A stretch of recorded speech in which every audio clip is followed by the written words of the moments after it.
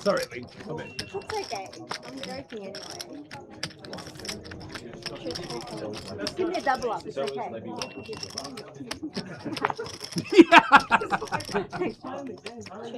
Bad bluff.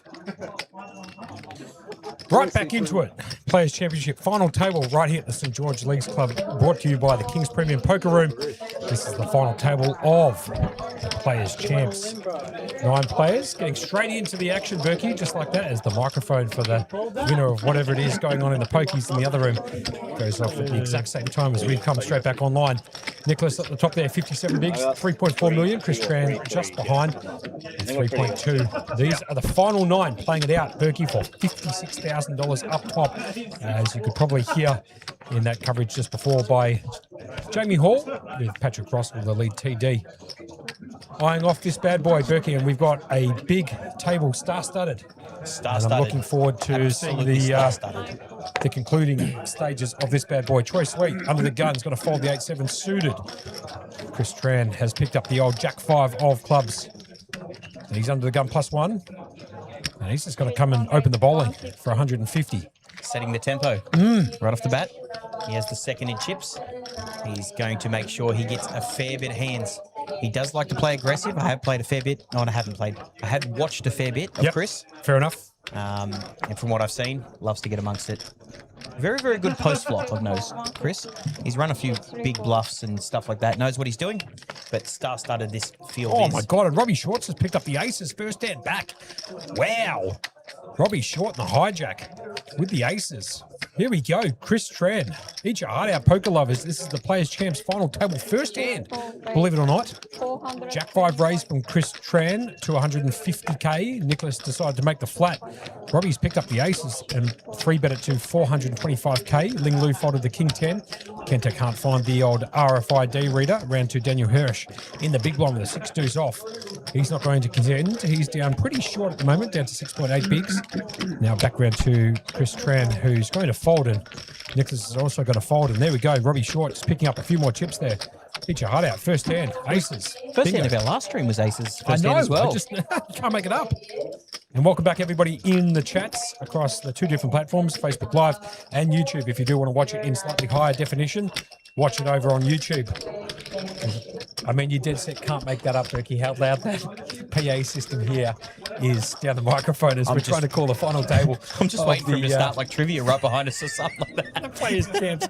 Again, you're joined by myself, Joshua Monk, a.k.a. Monkey, alongside his sparring partner in the ring, in that of Adam Burke, a.k.a. Berkey. And Berkey, mate, we are in for a fight tonight. Mate, I've seen some of these players play over the last couple of days, and wow, I'm super, super pumped. Bit pumped up? Big pumped up. Okay. Yep. Can't even get words out at the moment. Now, Kiwi Bird Special, we did collect your jumper at the break. And we also got another one for, it was Mr. Blades from yesterday. Benny Blades. Benny Blades, who won a hoodie. He's going to come in and pick that one up. He's going to come and pick it up. So, ready to go here. Nicholas has popped it up under the gun +1 with the ace-7 offsuit to 125k. Daniel's going to fold. Troy Sweet going to fold. And at the point, not the only Sweet playing tonight so far. Yeah, from what I was told, I believe that his brother, twin brother, Jackie.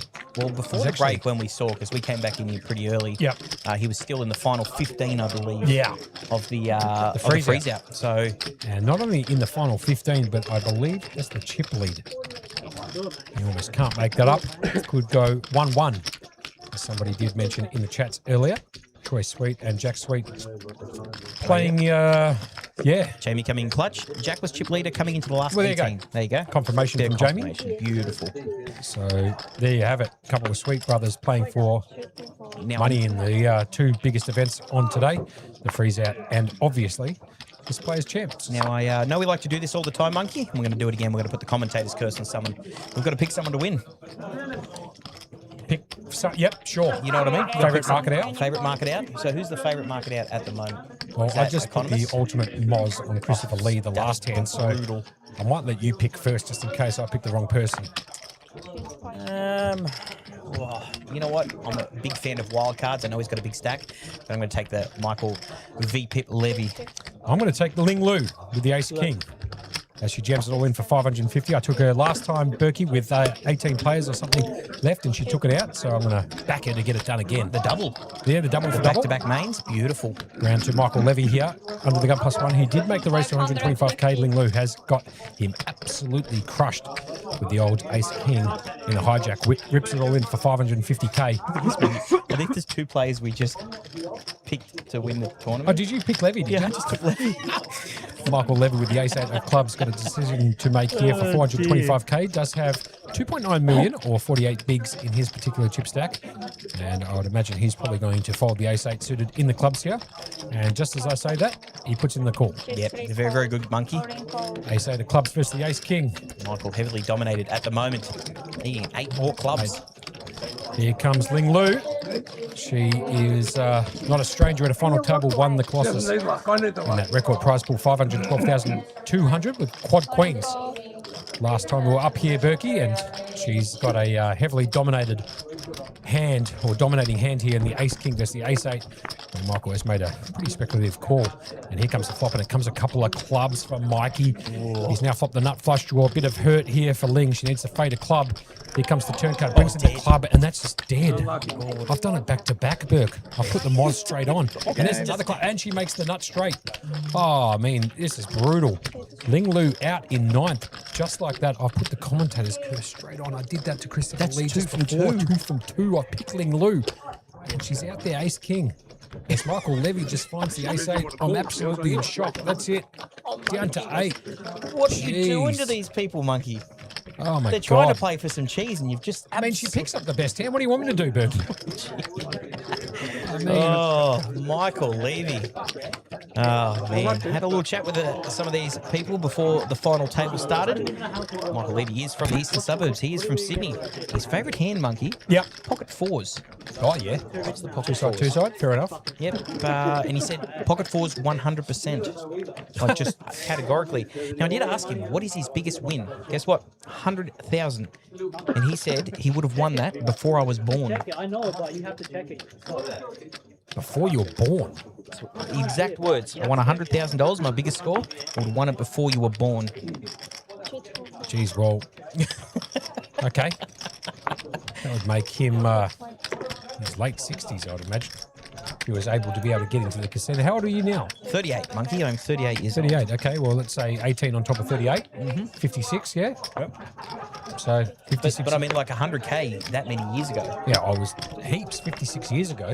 Piles. We're closer to a war than we were him winning an event back then, as Kenta Ito has raised it up on the hijack with the King 8 suited in the spades. Round 2, Nicholas Economist in the big blind. As we are closer to a war than me winning an event now. Yep, that's good point there, Berkey. Has elected to make the call from the big blind. The Jack 6, I should say, of spades off to the flop. Here we go. I welcome back Ali Mustafa into the chat and Jason Tilney. Let's go, Nate. Obviously going for Nate Warren. He prefers to go by Nate as opposed to Nathaniel. So we have updated his name to Nate Warren. Interesting flop. Both getting a pair of it. Both getting the backdoor flush draw. I see some fireworks first and second hand. Yeah, but Nicholas definitely in a world of hurt. He's got the worst spades and the second best pair to Kenta Ito with the King 8 of spades. Matty Glenn coming in saying, I think he prefers Nathaniel. Sorry, I know what you've done there. Yeah, well done, Matty Glenn. You caught me out there. Very good, but we're going to go on calling him Nate for the remainder of tonight. He's caught me off guard there. Well played there from Matty. Yeah. In the YouTube chat, we are on YouTube and on Facebook on a 20-minute delay, obviously to protect the integrity of the game and the players for that matter. If you do want to watch it in higher def, jump over to YouTube and chuck it up on the big screen at home. And hopefully we'll be calling the action all the way through until we can crown a winner. These players champs. I would anticipate the final table, Berkey, will go for 3, maybe 3.5 hours. So we're looking somewhere in the vicinity of sort of 1:30, give or take. Nicholas is going to check on the turn. Round to Kenta. There was a bit of 95k from Nick and a call from Kenta. And Nick is now shutting down essentially with this turn card of 3 of diamonds. And Kenta, who's putting the hoodie over his mouth to block out a few of those tells potentially. Yeah, it does make the bet of 250, so about a 1/3, just under a 1/3 pot size bet. Yep. Can't believe I put the Moz on back to back. Almost feel bad for both of them, Christopher Lee and Ling Lu, but I'm sure that they're not going to hold it against me. I can only... You call what you can see, monkey. Exactly, mate. And she had the best hand, and unfortunately for her, got done. Nick is going to fold to that 250k bet on the turn. And Kenta's going to take it down. It was really early, and I don't like doing this, but I'm going to be very forgiving on this one. Yep. I'm going to give you a second chance. I'm going to give you a second chance. Actually, this is the You're third killing me, chance. Burke. I need you to pick someone. 40-80, boys. I can't take the win second hand into the final table. Right. I can't do it. I can't accept it. Jeez. Right, I'm going to take... 40, 80. I'm like, got PTSD here. I'm going to take Kenta Ito. Okay, excellent. That was paying $1 for you to pick that at my head. Was it? Yep. There you go. And for those watching at home and on the chats, please show us the love. Who are you cheering for? Who are you watching? Yeah. Who are you enjoying? Good question there, Burke. So I'm looking one. forward to see. Pick one. Let's see who's going. Yep. Obviously, a bit of love coming in from Jason for Nate, and we'd like to see anybody else joining us in the chats, seeing who they're rooting for. Robbie Short here picking up the old Ace King. He's going to pop it up under the gun and make it 160k to go. Troy's going to fold from the cutoff at the 10-8. Chris Tran is going to fold the 7-6. 10-3 in the bin for Nicholas there. And round to Michael Levy, who sucked out on my pick to win the tournament. The Ace 8 of clubs has now picked up the Queen Deuce of clubs, so I'd imagine he's going to flick in the call. And there it is. Recall 160. The old Queen Deuce of clubs. Can Michael get lucky again against Ace King? Funnily enough, he finds the Queen in the window. Sure. There it is. No worries. Top pair. Robert Short with the 2 overs to the board. Michael All gonna check backdoor twin? diamonds as well for Robert Short. It was so funny, Berkey, because you picked Michael Levy, by the way. Who was the one? We've got a favourites out market, so you can't pick the chip leader. And that first hand back, he bust Ling to go straight into the chip leader. So you've done yourself a good deed there, Burke. As Robbie Short is going to bet out 130k, and Michael Levy can't go anywhere with top pair, so he's going to call, and here comes the turn. It brings in a king. Big card now for Robbie Short. Finds the king and the lead.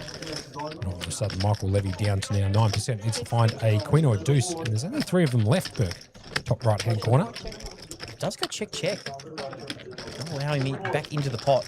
7 of diamonds on the river. The Ace King, Robert Short is best at the moment, but the diamonds do come in. So And a straight, potentially. Absolutely. 6-3, 6-8. Getting it done. So let's see how Michael navigates his way through this particular hand.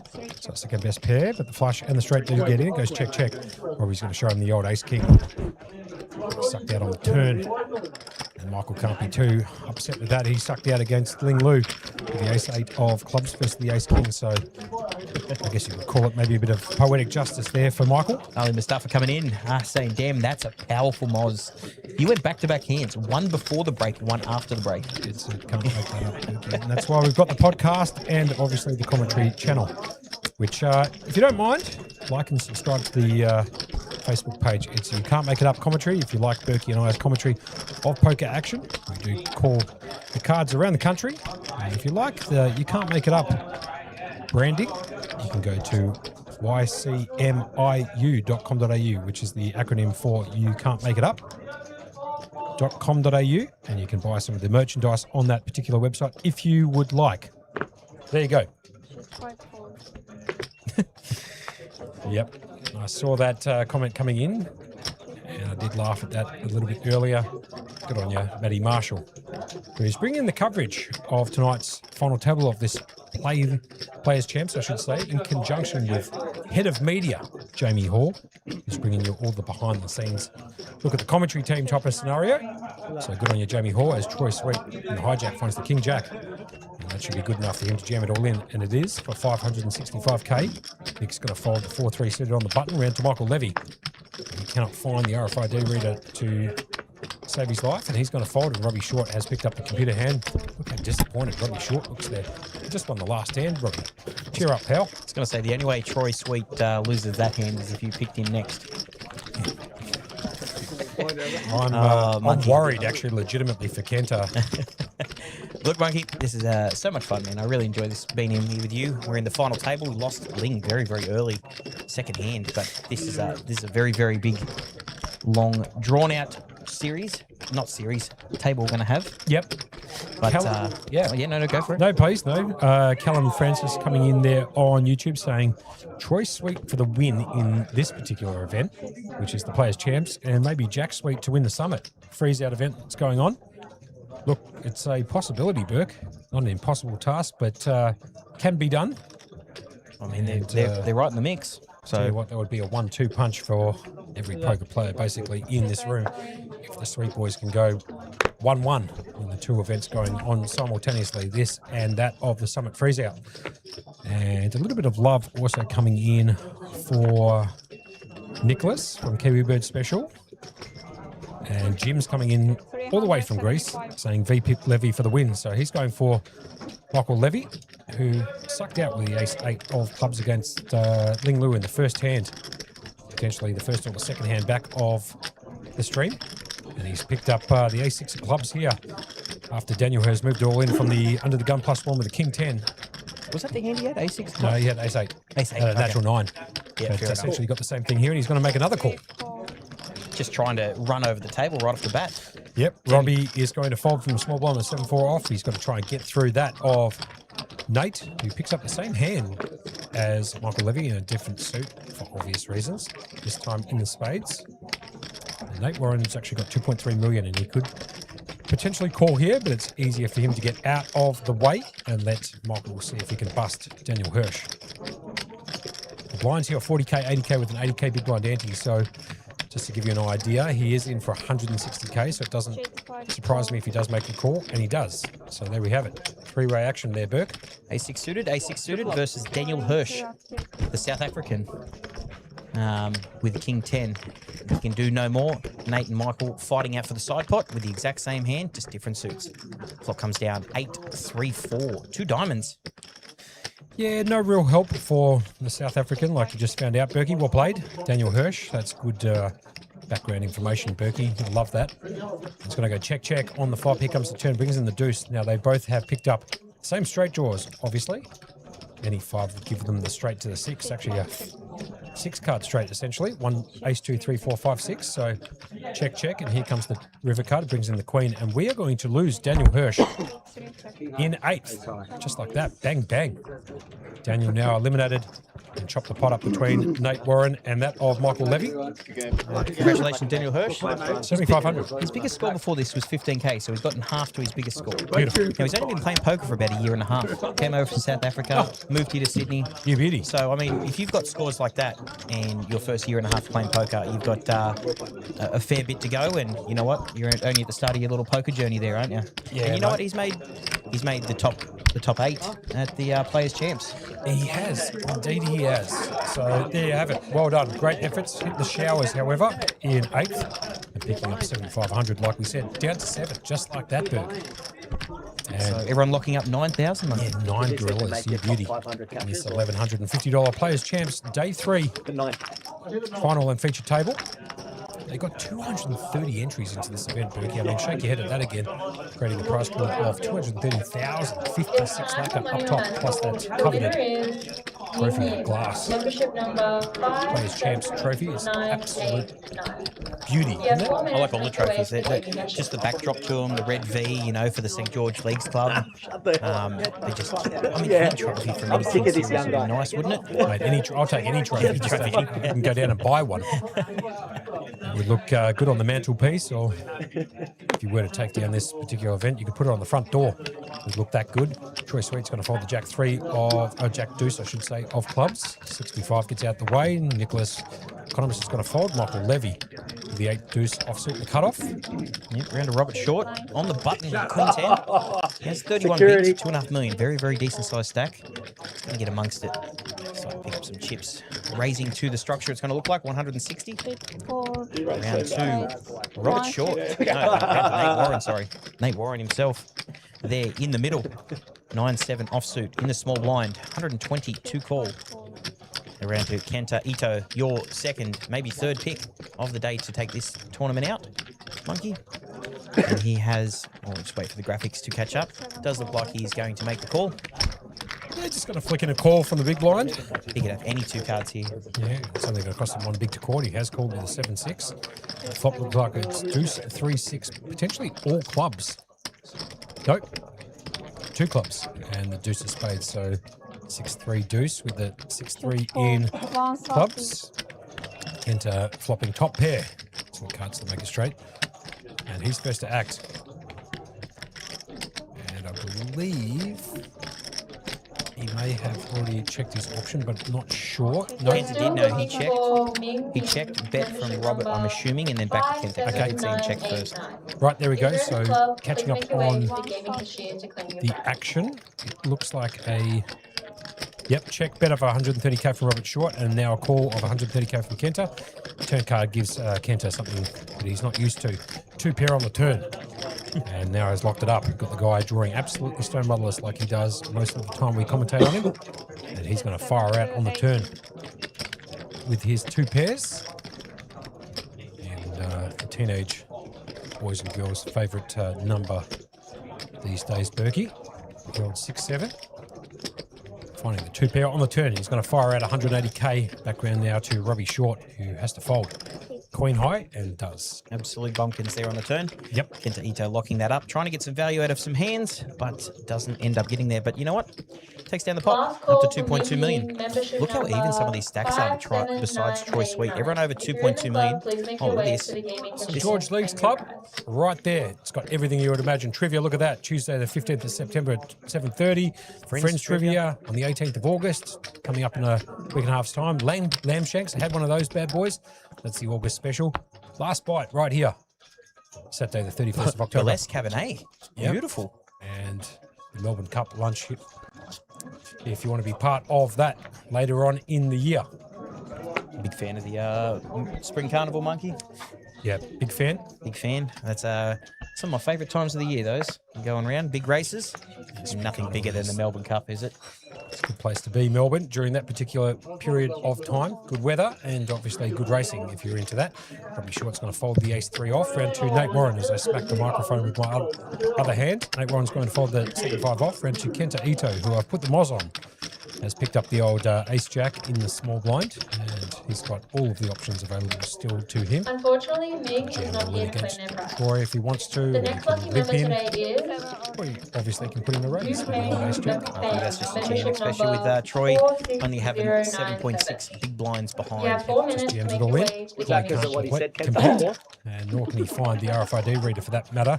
Berkey? You know what, sometimes players struggle with it a bit. There's plenty going on. You know, you're down there, you're in the heat of the moment, you're playing for a fair bit of cash. Sometimes you forget to scan the cards. Yep. We are not going to fault them for that at all. Hopefully they can find the readers. How's the chat going, Monkey? We got a fair bit of action in there, it looks like. Yeah, bit of action coming in. Nick Mentis coming in there saying, go Nate. Just watch out for those small sets. Ali Mustafa saying he had the same issue last night with the RFID reader in the seat 3. Is that a small brag saying he made the final table? It was a small brag, yeah, I like that.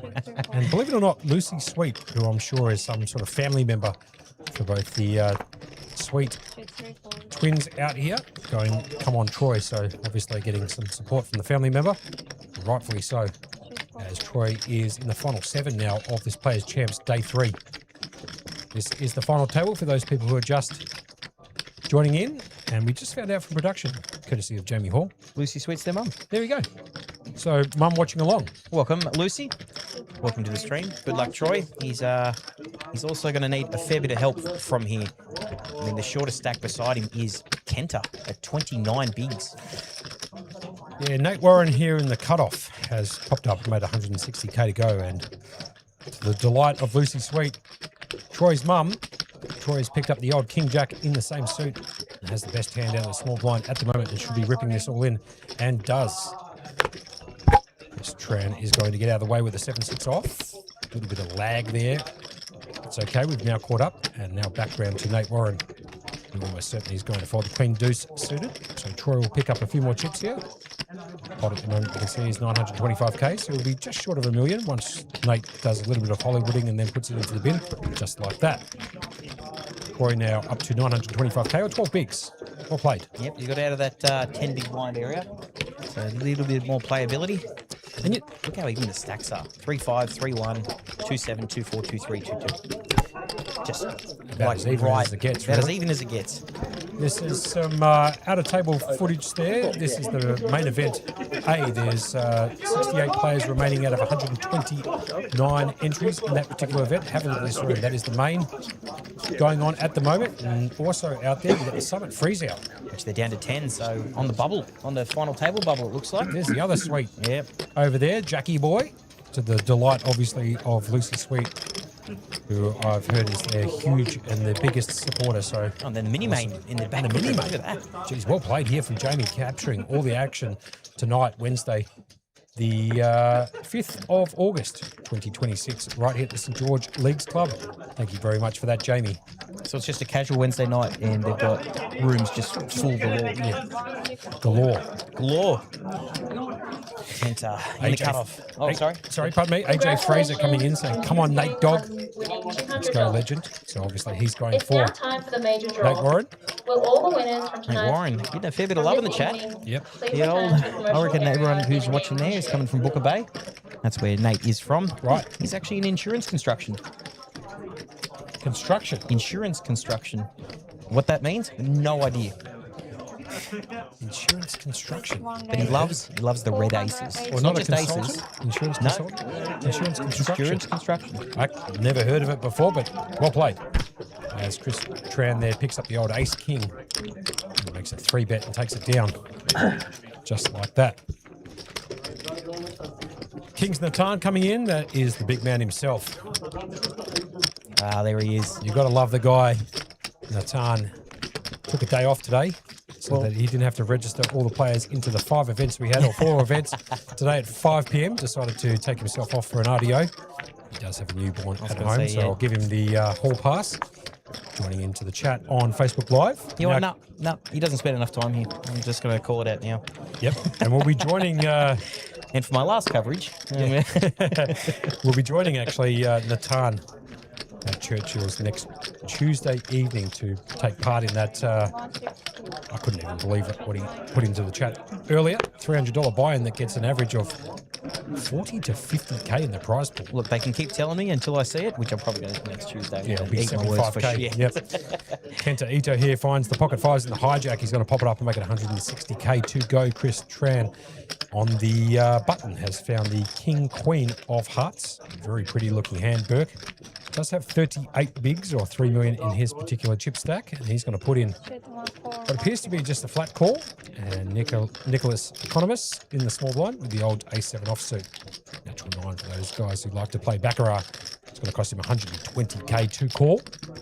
He does have Michael V. Pip Levy to act thereafter. And Kings Natan's comment was, "Coverage is fire." Couldn't agree with you more. Mate, the action on he is just relentless. It's so good. We started the stream, the final table stream not too long ago. We're already down to 7. I mean, it's just the action galore, which has been absolutely great. We're really enjoying bringing you the coverage all the way from the St. George Leagues Club here in Cogra, Yep. New South Wales. And the travel's been good. And this is day 2 of our streaming monkey. Yep, Link Tech Australia, the proud sponsor of this stream. That's Ahmed Latif, and a big shout out to the big man himself, who has provided us with what we need to be able to put this stream to you at home or on your device. As Kenta Ito has actually been outdrawn on this particular flop of a couple of 4s and a king. The board should show up in the bottom right-hand corner of your screen shortly. Chris Tran has got a very easy decision to make here after he's flopped top pair. The board is 4-4 king. Should appear shortly. This St. George Leagues Club is in Cogra, as Matty Marsh was baiting me a little bit in the comms chat. I did call it Kugara first time I got here. I'd never been here before, but such is life. You know what? Ahmed Latif himself has just jumped in the chat. Oh, there he is. He's getting a bit of FOMO, but he'll see us on Saturday. The big man himself, Ahmed Latif of Link Tech Australia, the sponsor of the stream. And he's going to see us all on Saturday. So shout out to the big man joining us in Facebook Live. Great to have you with us this evening. The turn card came the ace of clubs. The board is not quite showing at the moment on the graphics, but hopefully it will pop up shortly. So it was 4-4 king on the flop. Yeah, We did ace get of an clubs on the ace of clubs on the turn. So it looks like I didn't see what happened. I think what's happened here is that Kento's actually bet out the turn and put the action back on Chris Tran, but we're trying to figure out what's going on with this particular hand. There's the bet call, so that definitely did happen. Here comes the river card, brings in the 3 of spades. No help to Kenta. He's going to be first to act. And let's see what he does with pocket 5s. Pot here, 520k. The board's still not showing the bottom right-hand corner, but it's okay. The production team are all over it. Hopefully Money we'll on have Master that has result been shortly. There it is, Right bang. off the bat. Thank you to all our members who participated. Instantly. And Right as you said it, congratulations to monkey. the 5 lucky And winners. we've called this hand Money on as Master best will as run we every possibly Wednesday, can. He's now going to Thursday, shut down with pocket 5. He's going to go check, check. And Chris Tran will take that bad boy away from Kenta. To learn more about 2 upcoming pairs, promotions, kings and events, 4s, dining using the offers, ace on the speak to board team as the best reception, 5 visit card. the No limit, website Hold'em for hand, Berkey. I'll tell you what, two big weights going at it, heavyweights you call it. Yes, sir. Kenta Ito and Chris Tran. Chris Tran, absolutely no, what do you call it? No Not a stranger. foreigner. No stranger. There it Oh, is, League it's Tech okay. Australia, right there. Ahmed Latif. About us, there's all the solutions, industries they serve, all of them. Collaboration, communication, security. League Tech Australia. Ahmed Latif, the man, the myth, the legend, who's going to be in here on Saturday. And looking forward to having a chin wag with him when he comes in on Saturday. Simple as that, Burke, really. Yep, absolutely. I can't wait to run into him again. It was lovely last time I met him. Yep. Nate Warren here under the gun. Can he find the RFID reader? And for the time being, it does not look like it. He's going to fold. Back round now to Kenta Ito. He's going to fold the ace-3 off under the gun +1. Round to Troy Sweet, 10-7 suited in the hijack. He's going to fold. Chris Tran in the cutoff. Finds the old ace-9 off. And he's been pretty active here, Berkey. Got 45 bigs at 3.6 million in his chip stack. He is the chip leader at this feature and final table of the Players' Champs.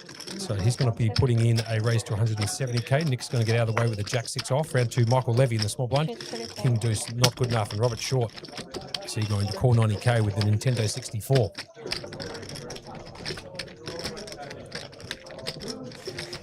And believe it or not, can't make this up. You don't see this very often.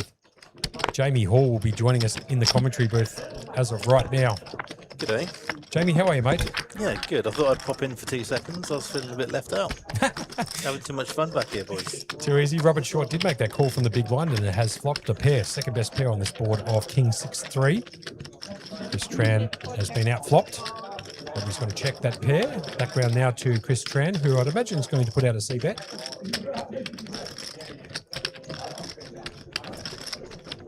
Sorry, Jamie. I'm a wide berth. You have to get around me to get your microphones up. Good, mate. It's good to have you in here, Jamie, and I have to give you full props for all of the behind-the-scenes stuff that you've been doing here at St. George Leagues Club, and on behalf of the King's Premium Poker Room. It has been top-notch, and you've got all the love in the chat on Facebook Live and on YouTube, so well done, mate. Top work. No worries, mate. I really appreciate your support, really helping me sort of bring this vision out to the world that I was been hoping to do for the last while. So really appreciate you working with me on this, guys. Thank you very much. Well, the thing is, it's always just a brainchild of little things that we come up, but it's only ideas in our head. You're the one that brings it all to, life on the camera. You working with Matty Marshall in the back, and the backdrop stuff that you guys do is just second to none. So we'll keep saying it. We'll say it again. You guys do top-notch work, and we love working with you guys. Yep, and we look forward to doing more and more work with you in the future. Jamie Hall, head of media, joining us in the commentary booth. He's the guy bringing all that behind-the-scenes stuff as the deuce of hearts spills off on the river. No help, obviously, for Chris Tran here, who's been essentially outdrawn by Robert Short, and Robbie now with the check mark next to his name. However, there's an option here for Chris to try and make a bluff at it and doesn't just checks it back. And Robbie's going to take down that pot worth 335k. Well, pot was 710, but 335k more into his particular chip stack. And now up there you know, with the big boys. Robbie Short, 32 bigs, 2.5 million. Chris Tran, no stranger to final tables, as we were talking about before. He actually picked up a win of 300,000. That's his biggest score. Okay. The Gold Coast and the Star. Right. 300 lacquer. Yep, Sydney local, so I dare say he's played a fair few final tables and events, so he's definitely a danger at this table with chips in his stack. Jamie, how many 300k scores have you had? Let me just have a look. There was the... definitely zero, yeah. Definitely zero. Yeah. So confirmation from Jamie, he has never had a 300k score. Neither has Berkey or myself for that matter. No, but the man on screen probably has, Troy Sweet. I've had 100 of it. A 3k score. 3K, yeah. You beauty. Nicholas, economist here, is going to follow the 7-5 suited in the diamonds in the cutoff. Funnily enough, that's Chris Tran's favourite hand. 5-7 of diamonds. Really? Yep. There you have it. I just saw it over there and I was like, oh, that's no, that's not him. That's economist himself. Kiwi Bird Special coming in saying, yay! Welcome to the booth, Jamie. Hello, Kiwi Bird. Very nice to hear from you. Hope you're going well. Did you get a jumper? Did I hear that earlier? Have a look at this. Sorry, what was Got a that? little jumper going her No, way. Did I we've hear got it that? right. Look, if we put the commentary cam on, we've actually got it in the booth, ready to go. Yeah. Yep, So ready to go. Matty Marshall can hear us. Put on the commentary Is it the white or the Cam? black? Black one. It's a black one, Black one. with their name written up the top. Right. I swear you can't make it up. So There it maybe is. if Matty Marshall can chuck on the old commentator's cam, we'll be able to show that to There it is. right there. There you go. There's Jamie Hall in the back, Berkey, Monkey, even though I'm not in the frame. Come over this way. Kiwi Bird Special right there. There is your King's embroidered piece of merchandise. I'm in the absolute nutlow spot. That's Jamie Hall behind. The guy with the... how long have you had those dreads now? Oh, decade probably. Decade. Something like that. Yep. About the last time you had a score for 3,000 in a poker tournament, right? Yeah, about that, mate. Yeah, something like that. Raised to 175k for Michael Levy. He called for Nate Warren in the big blind. Michael did make that raise from the button. The flop came down Jack 3-5, couple of spades, no help to either player. It's going to go check on the flop. Check from Nate now on the turn. Back round to Michael Levy with the Queen 9. And I'd like to see him make a bet on the turn and try and take this bad boy down. We do get a awesome comment coming in from Sand Shark on YouTube. Burke, Monk and Hall should be put on Mount Rushmore. Oh, that's You know what? I'll absolutely take that. Rather me than Trump, anyway. Oh, dearie me. He's actually caught me off guard. That's a great comment. Appreciate that, Sand Shark. And Michael did make that bet on the turn of, I believe it was 210k. And we'll take it down. There you go. How many are we down to? 7. And Jamie Hall joining us, Troy Sweet. Down to 12 bigs, 925k. His mum, and also the mum of Jack Sweet, who's also in the Summit Freeze Out. One of the biggest supporters of the Sweet Brothers, obviously. Yeah, she's always railing them. Sometimes she does come out and make an appearance, but otherwise she's generally there in the comments or on the streams. Lots of support for our boys there. There we go. So big shout out to, is it Lucy? Lucy Sweet? Yep, there you go. And speaking of right after that, Troy Sweet under the gun. Oh, on 12 cue. bigs, ace jack suited. How's he going to play this one? I think it's just going to be a min click because he's got 12 bigs. If he had a bit shorter, I'd recommend the jam, but the raise to 160 is definitely on point here for Troy himself. Folds around. Michael Levy 10-3 off. Robert Short, king 8 suited in the spades on the dealer button. Does look like an enticing hand sometimes, doesn't it? Just for you, Monkey, the natural 8. Yep, it's going to be folded. However, round to Nate Warren. And the small blind finds the 10-7 suited in the hearts, and Kenta Ito with the 10-5. He's not going to play. A little bit of a comment coming in from Jermaine. Ryan, Berkey looks like Slim Shady. No, that's not so Slim Shady. Looks like he ate Slim Shady. Yeah. I don't want to be Well, my plural. poking fun, but My plural, M&Ms. yeah, M&M's, you beauty. And Daniel Hobson coming in saying, dreads are overrated. Bowling ball shine is where it's at. Well, at least one of you are heading that way. Yeah, thanks very much for that, Berkey. All right, I poked a little bit of fun at your weight, but you've done a pretty good job there by methodically impaired like I am. Potentially going bored, but I'm trying to keep my hair. Jamie, you'll like this. Where we're staying down in Brighton, Brighton the Sands, we walk around the corner, and every time we walk around, there's this hair plug place that just sits there on the corner. We walk past everywhere we had to go, it just sits there, and it's just hair plugs. So Slowly needling him every day. Well, it's kind of funny. Earlier today, we went down there for breakfast, and 160. Berkey goes, I'm going to go get a massage, and you can go next door. So the hair plug joint and fixed up the boarding patch on the back of your head, and I said, "Oh, good on you, pal." I tell you what, You'll boys, keep. I do really like this event. I think in terms of its placement in the series, I think it's kind of beautiful.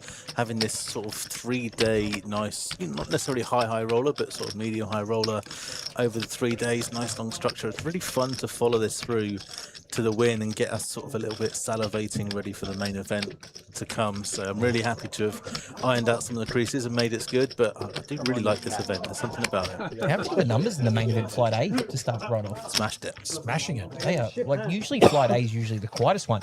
Now, if flight A is anything to go by being the quietest one, this main event has a chance of breaking its record, I reckon. Yeah, it could. just doing what you Just did giving last you a time. little bit of update on the numbers there. We've got 133 entries into that flight A of the main event. 133. Eat your heart out. That's $750 entry fee. A couple of players got pretty lucky, Berkey, and won some giveaways. So only $650 for those two people. But everybody else, $750. 133 entries already down to 65. Actually, I'll tell you a little funny story while we're out on our break. Sure. Monkey. As soon as I just bring this up really quick. Did Patrick so message you back about whether you'd played with him the other day earlier? No, he hasn't actually answered back, but He's a bit of a rag. He's won the mini main at Churchill not so long ago, and he's definitely plays a lot here. So I wouldn't be surprised if you battled with him when you were here last time. I'm glad we gave it away to someone who really needs it. I believe he's coming in tomorrow. Is that correct, Berkey? Yes, To play the main. Yes, Michael he is. Levy here under the gun +1. 160. Is it Levy or Levy? Just for argument's sake. Levy? Yep, Yeah. good. Got it. Right, first time. High five, Burke. Yep. 50-50 and actually got it. He's going to pop it up and make it 160k to go. Ken's just going to fold the 10-5. He had 10-5 last hand. Troy Stewart's going to get out of the way with Queen 4 off. Round 2, Chris Tran in the big line with a 6-5 offsuit. And I'd imagine he's going to flick in just the one big and call. He'll take this hand to the flop. Chris has played quite a few hands with Michael, so kind of knows how to play out of position, which he would be in this particular spot. I feel like I've not actually seen much of So flick in the call. Chris Tran before. I mean, I know that most of the players here pretty damn well, and it seems a bit of a crusher. It's very composed and it seems good at what he's doing. I've not seen his play specifically. that's So I'm good. surprised I've not seen him around before, Yeah, or that's at what- least to my memory. We're talking about he's got a 300 score under his belt. Yeah, I wonder if he's been going to the start quite a lot and started to come here more. I mean, he could just be a reg here. I've not noticed, or he's not run deep when I've been here, but definitely seems quite composed in the position, like he's not unfamiliar. Chris Tran does check the 6 high on this board of King Jack 3. Michael Levy's got the open ender. Snap He's fold. going to bet, and Chris is going to just put that 65 where it Now, belongs into the bin. Zubin was one of the guys we gave a jumper to. He Yep. was in the chat. He ended up winning a jumper, and he ended up coming in to play the main event today. Now, funny enough, I had a chat with him on break, and he goes, "Your jumper must have given me luck." He goes, "I massively overplayed a gut shot straight draw, And binked it. binked it, and then got paid 3 ways, triple up Oh, wow. in the main event." So, In the main. in the main. Oh, my God. Keep an eye on that bag for later then. So he's tripled up early in the main. You beauty. So he'd be up there with chip stacks wise because it is very early in the main. Remember? Tell you what, Berkey, we are running pretty pure with the giveaways. He's obviously hit that gut shot and got paid off 3 ways, and obviously got a bit of a chip stack going. But also MSP, who got one of the You Can't Make It Up hoodies, made a final table last night for the first time wearing it. She came 4th, and her husband got 2nd. You can't make these stories up. So obviously there's a bit of EV in the merchandise that we give away and sell on the You Can't Make It Up website. If you want to check out that merch, ycmiu.com.au. If you like it, buy it. If you don't, then don't worry about it. It's all good. We're just doing it in a bit of good spirit of the game in conjunction with our little brand that Berkey and I are working on. The You Can't Make It Up stuff. Having a bit of fun.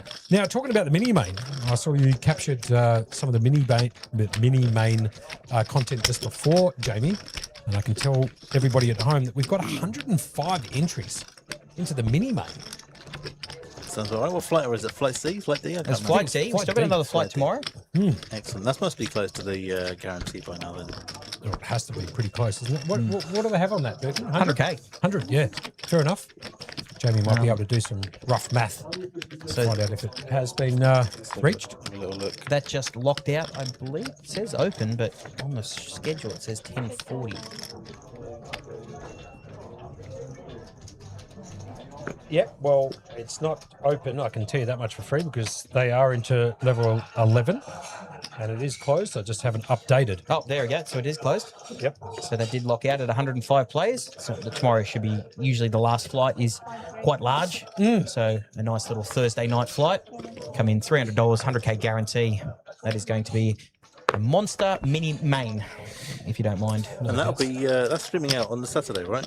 Yes, I believe so. Yeah, Yes. that's what we're doing on Saturday, the mini main. Excellent. Nate Warren here is going to pop it up and make it 160K to go. Under the gun +1 with the old ace-deuce suited Berkey.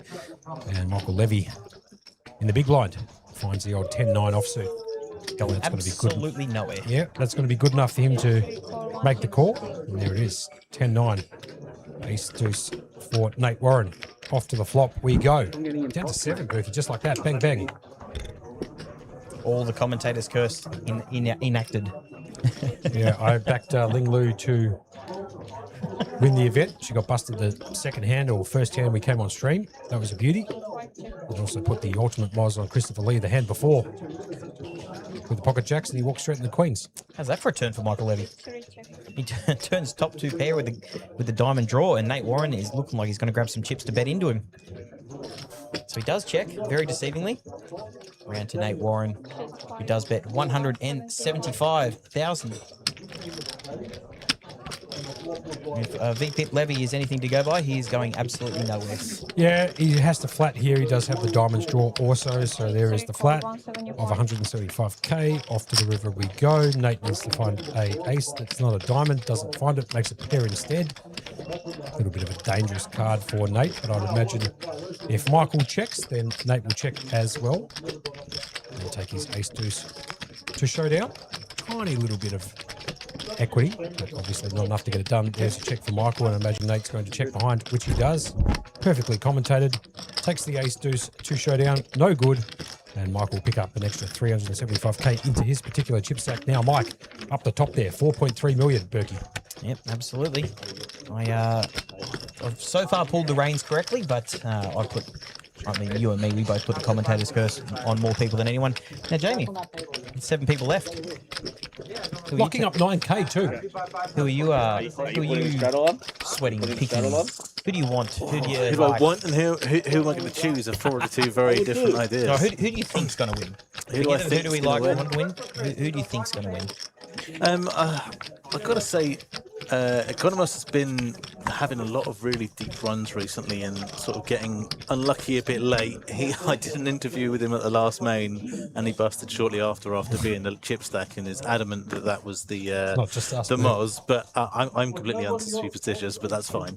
So Yeah, I'm a little bit sore that he doesn't want to ever do anything with me ever again, and I'm Jonah to him now. I'm just talking about. yeah. Now I get it. Yeah. I So get it. he won't ever talk to me ever again. But that's Right. fine. But he probably is G1. He's clearly solid. He's always there and running deep. So I would say it's probably a good time for him to take a big score. So he's probably going to be my bet.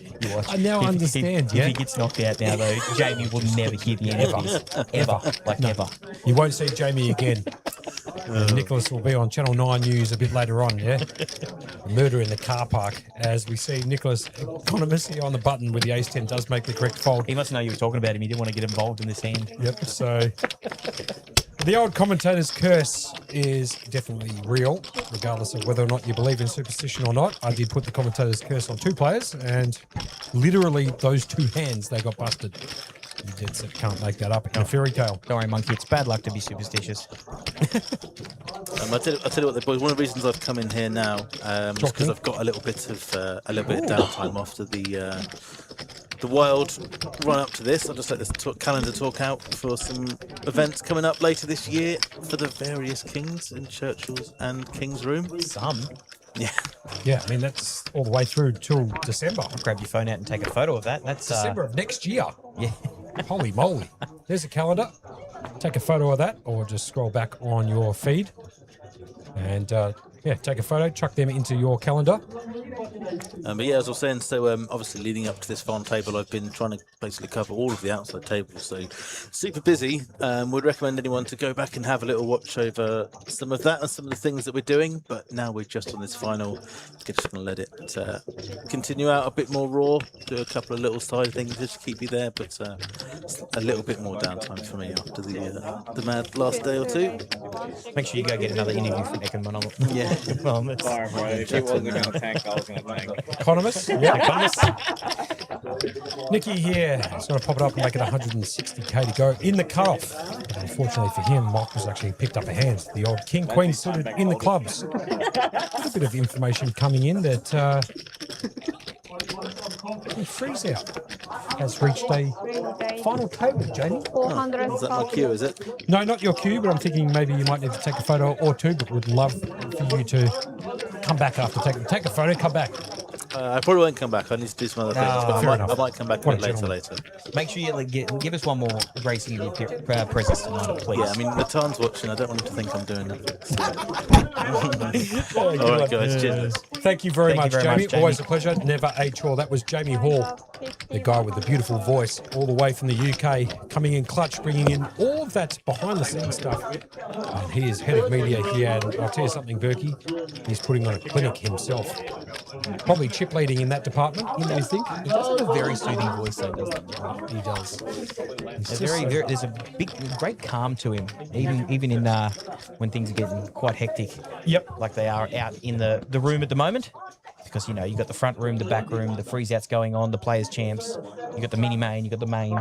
There's so much to cover. By the way, because we were having a conversation with Jamie, I didn't catch this from Kings Natan. Patrick So also came 6th in the opening event a few days ago. Yep, so definitely needs it. Definitely needs it. Yeah, definitely needs it. No, he didn't give us one of those double it and give it to the next person. And Zubin coming in there saying it's all got to do with the jumper. Yeah, it's all in the jumper.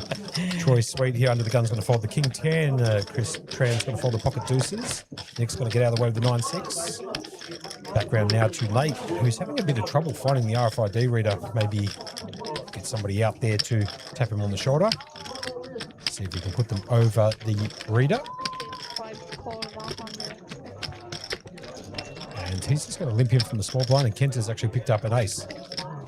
Ace 7, unsuited, or as some people like to call it, or a bit cheeky in the game, double suited. To make 2 flushes, essentially. And he's going to jam it all in for 1.6 million. Nate is going to fold his unknown hand. What else have we got going on in the chats over here? Rob Dog. Alex had a dream the other night that Troy was going to win, so there you have it. Rob Dog obviously going for Troy for the win in this Players Champs event. I'm just going to read a bit into that. He's having dreams about Troy, eh? Fair enough. What else we got here? Nothing much, really. If you want to communicate with myself or Berkey, jump into the chats. We've also got some questions for the chats whilst we're calling out the action here in the Players Champs. Some questions that Berkey had thought of during the break. Robert Short can't find the RFID reader either. But Nate has picked it up this time. Jack 6 offsuit, and he's going to throw that into the muck. Kenta Ito with the old King 8 in the small blind. He's got 21 bigs, 1.7 mil. He does have Troy Sweet to act thereafter. I'm expecting him to jam this all in and put the maximum pressure onto Troy and hope that Troy doesn't wake up with a hand. There's the all-in jam. And Troy doesn't pick up a hand that he can contend with the old 8-5 of clubs. So a few more chips going to Kenta. Did he do it? He did it. Now we did the entry music. Yes, we did. We did do that giveaway for... Who was it who won the Brock Lesnar? Yeah, Ace is here. Oh, it was a gentleman over in Perth. Oh, yes. Give me a second. His name was Mr. Sunich. Sunich 111, I believe, on YouTube. Did we collect his... I've got it. Sitting right there. She's there. She's there. You beauty. Yep, she's ready to go. And a big shout out, obviously, to Mark and Natan, who have generously given up, a few of those pieces of merchandise off their own back. And we appreciate the collaboration with them. They've done a very good job in helping us out with a few giveaways to the people who are watching the stream all the way through until the early morning. Last night, Berkey, we went pretty deep into the morning, and I think we had 140 odd people watching it 2 o'clock in the morning, give or take, Berkey. Yeah, that's huge numbers. But hey, you know what? Mark and Natan aren't even manning the ship at the moment. Do we just grab all the jumping? Ben's come in on Facebook Live saying, let's go Rob Short. So a bit of love for Robbie Short. He's got 29 bigs, so he's not short at all, 2.3 million. The shortest one at the table is Troy Sweet, one of the ambassadors for the King's Premium Poker Room, alongside his brother. And they're both battling it out for money in both the Summit Freeze Out, which is going on with Jack Sweet in it, and obviously Troy Sweet is battling it out here in the Players Champs for that $56,000 up top here and the trophy, which is an absolute beauty, isn't it, Berkey, that trophy? They've done well there. Yep. I think that might have been a Robbie DZ purchase, or something that Robbie DZ put together for Mark and Natan. So if it was, shout outs, and if not, whoever did make them for Mark and Natan, props to you. Robbie Short here under the gun, who did get some love in the chat just before from Ben, has picked up the Queen 10 of diamonds. He's going to pop it up. Make it 200k to go. Those grey chips are worth 25k, the whites are worth 100k, and the orange chips are worth 5k. The blinds here are 40k, pardon me, 80k with an 80k big blind ante. This is hand number 26 of this new stream of the feature and final table of the Players Champs. Gets it done, so a few more chips going for Robbie. Nobody could find a hand to contend with there. Berkey, you got any questions for the chats? Just trying to think of a... I've got a few. Just going to ponder a couple and see which ones I think will fire up the chat the most. Reason. Oh, different razor. You know what? This is actually a good one, Monkey. I got one for you. I'm not even going to ask you. I'm just going to let everyone know. Oh, you ready for this one? Sit back, enjoy. We'll get through this hand and then I'll ask. Yep, sure. The all-important question. Go ahead, Burke. Robbie Short here under the gun, King Jack off. Sorry, I got a bit of whatever caught my throat. Nate Warren's going to fold under the gun +1, so I do apologise if you heard me clearing my throat down the Berkey's microphone, I should say, or Berkey's phone. Chris Tran has got the 8-7 offsuit on the button. He's going to fold. Nicholas Economist has got the 4 deuce in diamonds in the small blind. And he does have the danger of Michael Levy to his left. He's also got the chip lead here with 4.58 million, or 57 bigs.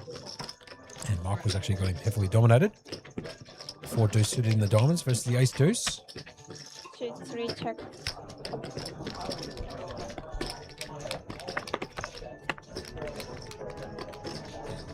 And the flop comes down King 6-5. 4 spades. Michael does pick up the nut low flush draw. The deuce of spades in his particular hand. Nicholas has picked up a gut shot to make a straight. Needs a 3-ball, essentially. And here comes the turn. Brings in the 10 of spades. So check mark next to Michael Levy's name for the time being. They can chop it up if any of them, kills off at the river, because the deuce of spades would not be considered. And Nick's actually going to come out and have a bet of 100k on the turn. Let's see what Michael Levy does here with the old deuce of spades. I think he needs a flick and a call. Yep, he does. And here comes the river down and dirty, and it brings in the 6 of clubs. So a repeater. A repeater, Peter. Nick should shut down on this particular card, I'd imagine. He's going to tank check. And Michael should just check behind with the deuce of spades. However, Nick could potentially try and bluff Michael off this hand, but I think he finds a check. Tough spot. Can go either way. Yeah, can go either way here. Don't mind him if he tries to bluff. Don't mind it if he does check, and he's going for the bluff option. Well played. Makes it extremely hard for Michael Levy to call with just the deuce of spades. It is a blind v blind battle, however, and Michael does like to compete in a ton of pots, so Michael could potentially find a call. But I have to give props to Nick for going for it. Absolutely. He's definitely going for it. Michael Levy does have the deuce of spades. He does have a flush, but it's effectively, at this point, Monkey, only a bluff catcher. Because the board does pair, he does have the bottom spades. He is going to let it go. That's a let it down, yeah. really good bet there from Nicholas. Takes down a decent-sized pot. So, Monkey, Yep. around about this way. Sorry, give me 2 seconds. I just lost it. How good am I at technology? How did I lose that? You're not great at technology. Nope. No, I'm not. Give me 2 seconds. I don't even qualify. It doesn't really qualify. You only beat non I can beat a bluff.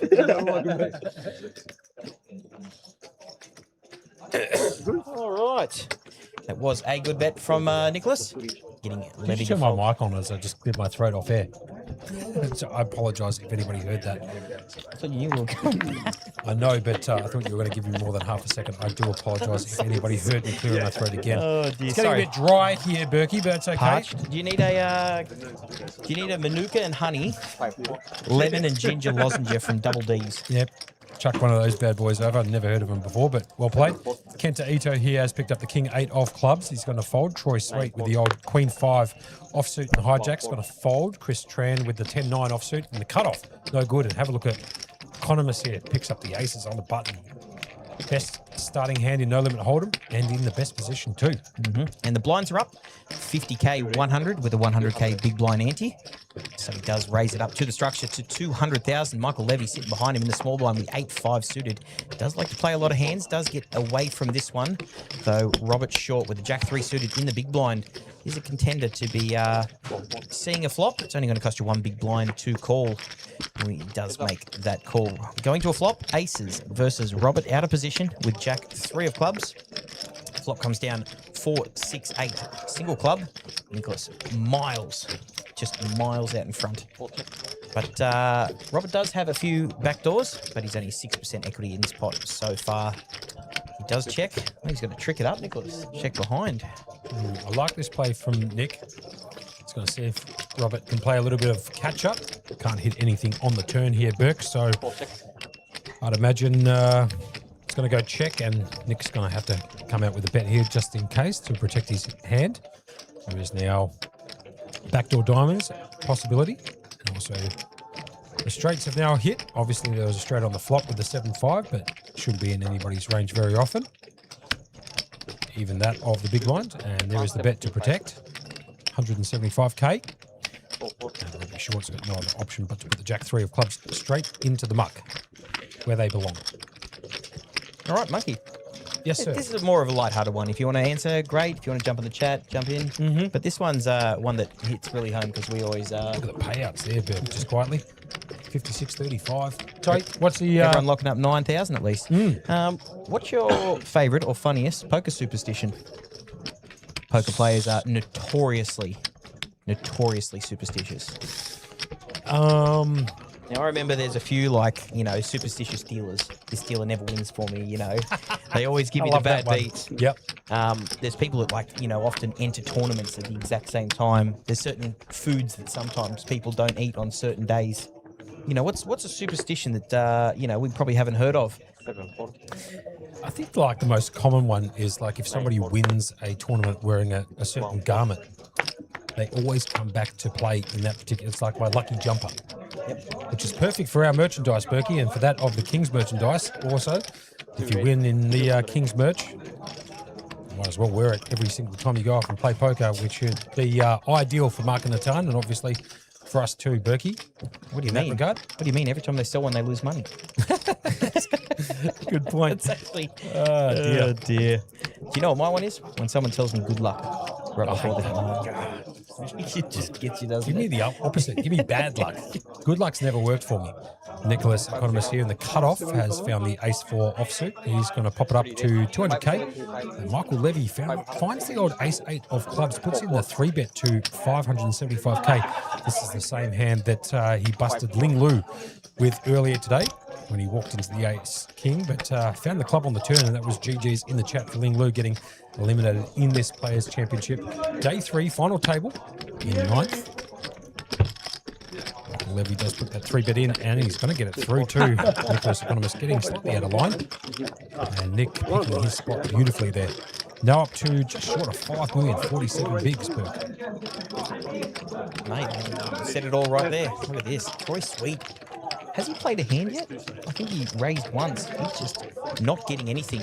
One of the Sweet brothers. Hopefully the other one's still running deep over on the freeze out. I think he was in. So we are down to our final 7. We lost a couple really quick, but it has kind of flattened itself out. You know, with all these ICM jumps, people being a bit more cautious, unless you're someone like, you know, Chris Tran, who likes to get involved in most hands, and Mr. Levy himself. Levy, was it? Levy? Levy. It was Levy? Yep. Got that double checked, and obviously the South African of Daniel Hirsch was out in 8th earlier today for 7,500. His half of his biggest score ever. Burke. Yep. 15K was his biggest score, and he picked up 7,500 in this $1,150 buy-in. The Players Champs right here at the St George Leagues Club in Cogra. This is the place to come and play cards. Now, they're playing cards right here all the way until Monday. Basically, jump on, look up King's Room, find out all the information right there, kingsroom.com.au, and you'll find out which tournaments are going on today, tomorrow. And Berkey, we might, in some dead time, talk about some tournaments that are going on tomorrow, just in case people can't get in tonight.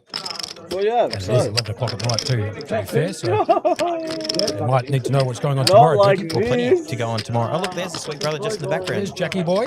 Jackie boy. Okay, so tomorrow, action starts at 1:30. I'm doing one tomorrow. With Juggernaut. Juggernaut. 20K guaranteed. $350 buy. Okay. 100K starting stack. Beauty. Half an hour blind levels. Hello. You buy in all the way up to 7:20 p.m. So that is tons of late. 7:20, like 6 hours worth of reg. Yeah, that's exactly what you're reading right here. Yeah, well played. And then we got a main event flight again. Hello. So if the main event flight tonight is anything to go by, it's going to just get bigger and bigger as the week goes on. Tell me about this main event. I want to know how much buy-in, everything. 300K guarantee. Don't worry about that. That is going to get absolutely clipped. 750 buy-in. Hello. 50K starting stack. 30-minute blind levels. You can buy in all the way up to day 2, which happens on Sunday. Yep. And then the final mini main event flight tomorrow. 100K guarantee. $300 buy-in. 40K starting stack. 30-minute blind levels. You can buy in all the way up to 11:10 p.m. Hello. And the mini main plays all the way down to a cash. So that's the mini main. Clap that So one when you in. come back into day 2, guess what? You've already got some cash in your back pocket. But I love tournaments like that. I know that the guys down here at Kings do a phenomenal job at making sure that, you know, when you're coming back on a day 2 or whatever, you're coming straight into the money, and I love that. That is what all the players want, and they put it on in spades right here at the Kings Room. oh, absolutely. I mean, wild. Just there's one tournament I did forget. How do I forget it? It's your favourite monkey, the Big O Special. Oh, yeah, that's the tournament. That is the tournament. Maybe, Berkey, I know we do have a day off tomorrow. Maybe I might be able to find a bullet in that particular event. Later on in the evening, that is the Big O, the 5-card high-low. There was a race here to 220. I'll say that again. Race to 220K from Chris Tran. Troy Sweet decided to defend from the big blind with a 10-7. And the flop came down Ace Jack 4 with a couple of clubs. There was a bet from Chris and a slap fold from Troy. So Chris picking up a few more chips there. Now up to 34 bigs. Now we talk about how big this weekend's going to be. Thursday, huge. Friday, monkey. Yeah. Friday starts at 1:30. Mystery bounty. Oh, that's the tournament. What are we going on there? 40K guarantee for a $600 buy-in. I'll tell you what, you know, listen, I'll tell you what I'll do. If you happen to be feeling just a little bit under the weather, good time to take Friday off. Come straight down here to You've got a St. bit of sick leave, not feeling well. Any chance for some annual leave, come down on Friday. That is going to be a killer of a day. The mystery bounty at 1:30, Berkeley, like you said, 40K guaranteed in that particular event, $600 buy-in, 50K starting stack, 30-minute levels, unlimited until 7:20. You've got plenty of time again to jump into the action there. They had a record prize pool there, Berkey, of $75,705. Yeah, that mystery bounty 40K should be in absolutely no danger at all. Get back to the action really quick and get back to the schedule. Nate Warren in the cutoff. The pocket fives 225. is raised up to 225,000. Kenta Ito right behind him on the dealer button with the Jack 4 off, or the Robbie. Folds around with Troy folding his King 4 as well. Chris Tran, big blind, Queen Jack of hearts. Pretty looking hand, Monkey. 5, 5. Thanks. Thank you. He has 32 bigs. He does have Nate covered.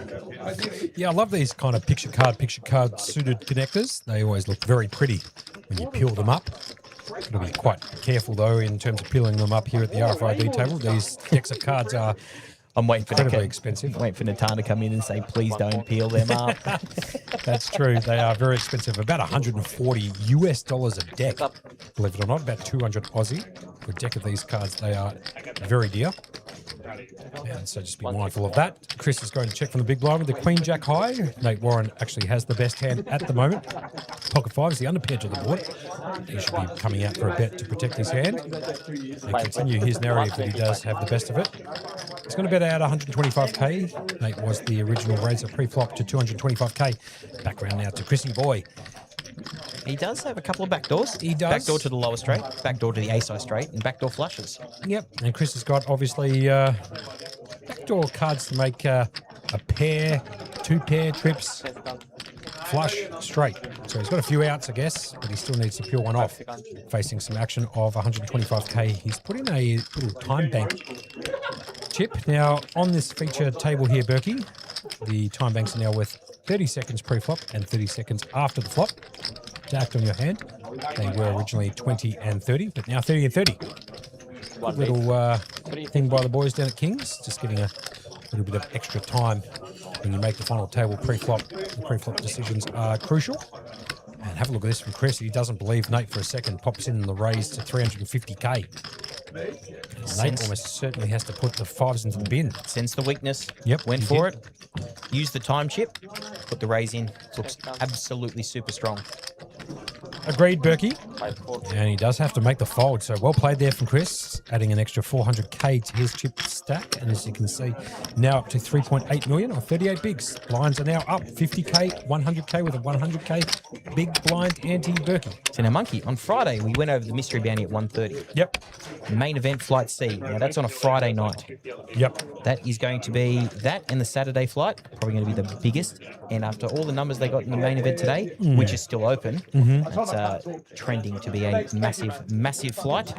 And then the PLO bounty. So they got a mystery bounty during the day and then a PLO bounty at night. PLO bounty. You beauty. $450 buy-in too, Berg. 40k starting stack, 25-minute blind levels, unlimited rebuys, all the way up to 9:45 p.m. So 4 hours and 15 minutes worth of late registration on that Friday for the PLO bounty. I love the old PLO bounty. I love the bounty events. They are always good fun. And Mark and Natana put 40k on that mystery bounty on that day, kicking off at 1:30. With late registration all the way until 7:20 p.m. Berkey. Yep, we'll get back to the action because we've just gotten Michael Levy with a big slick offsuit under the gun. It's going to raise it up to 225,000. It does look like. That is correct. Robert Short's going to fold in the +1 with the 9 deuce suited. Nate Warren 10-7. The Daniel Negreanu. Kenta Ito doesn't even worry about his cards. Straight in the bin. And Troy Sweet. Finally picks up a hand. The jacks for Troy. Yep. It's down to 3.6 bigs. I can guarantee you every dollar I've got in your bank account, mine's Mark and the ton. He's chucking all of this into the middle. So with pocket all jacks. $10 between our accounts. And there it is, all in. And thank God. Thank God he didn't leave. Did he leave a chip behind? And we put. Because I'll tell you what, if you left a chip behind, It would have been a cooler. That's an absolute It's okay. cooler. But he doesn't. He does what he should be doing and jams it all in for 355k. The ambassador down here at the King's Premium Poker Room with the jacks all in on the button. Lucy Sweet, most likely still watching on Facebook Live and YouTube. So good luck to you and to Troy in this particular hand. No favourites, obviously. Chris Tran, however, has picked up the Jack 10 of diamonds in the small blind. So there's potentially one of the outs gone for Troy. He is technically in front with the pair against the Ace King. And Chris is going to make the call. And have a look at Nick. He's picked up the Ace 8 of clubs. We could see a 4-way hand here. Because Nick can actually call from the big blind. He is in for 200k, so it's going to cost him 225k to call.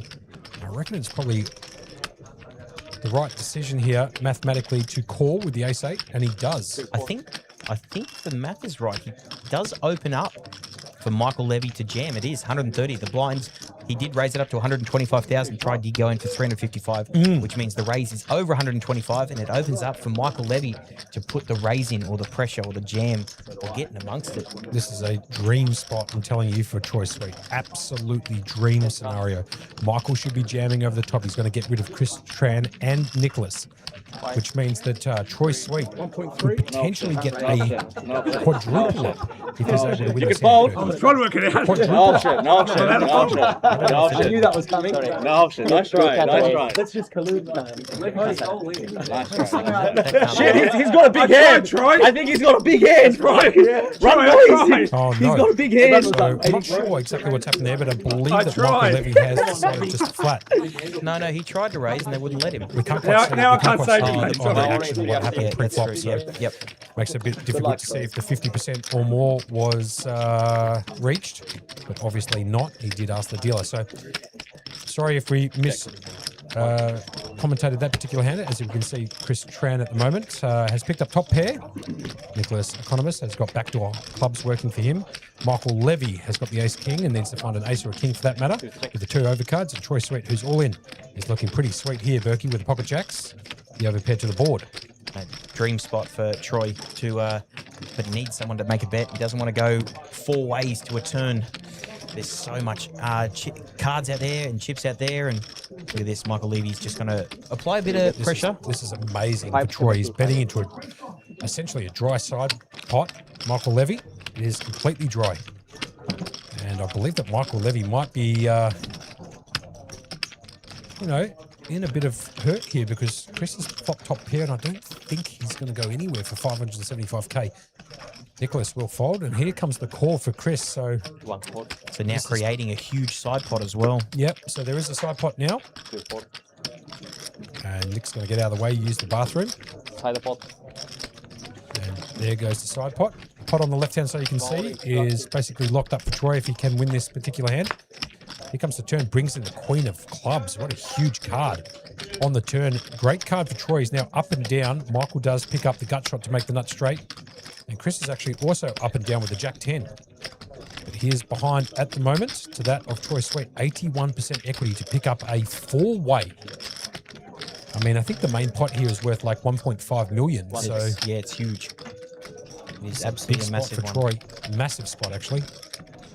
Are you firing again now that there's a big side pot if you're Michael Levy? No, you have to check back here. Have to. And he does. And here comes the river card. Can Troy whiff it all? And he can't. He's going to get a chop pot between Chris Tran, who does get the check mark next to his name up for... Yeah, so Chris is going to win the side pot because he beats Michael Levy's ace-king. And then Troy's going to chop up the main pot with Chris Tran, who both make the straight to the king. Yeah, I got there. This is out of footage, out of table footage, obviously, of the feature table, brought to you by Jamie Hall. Quite a difficult call, that one, actually, to be fair. That was an odd Berkey. one, wasn't it? Yeah. I wasn't expecting Michael Levy to bet into a dry side pot.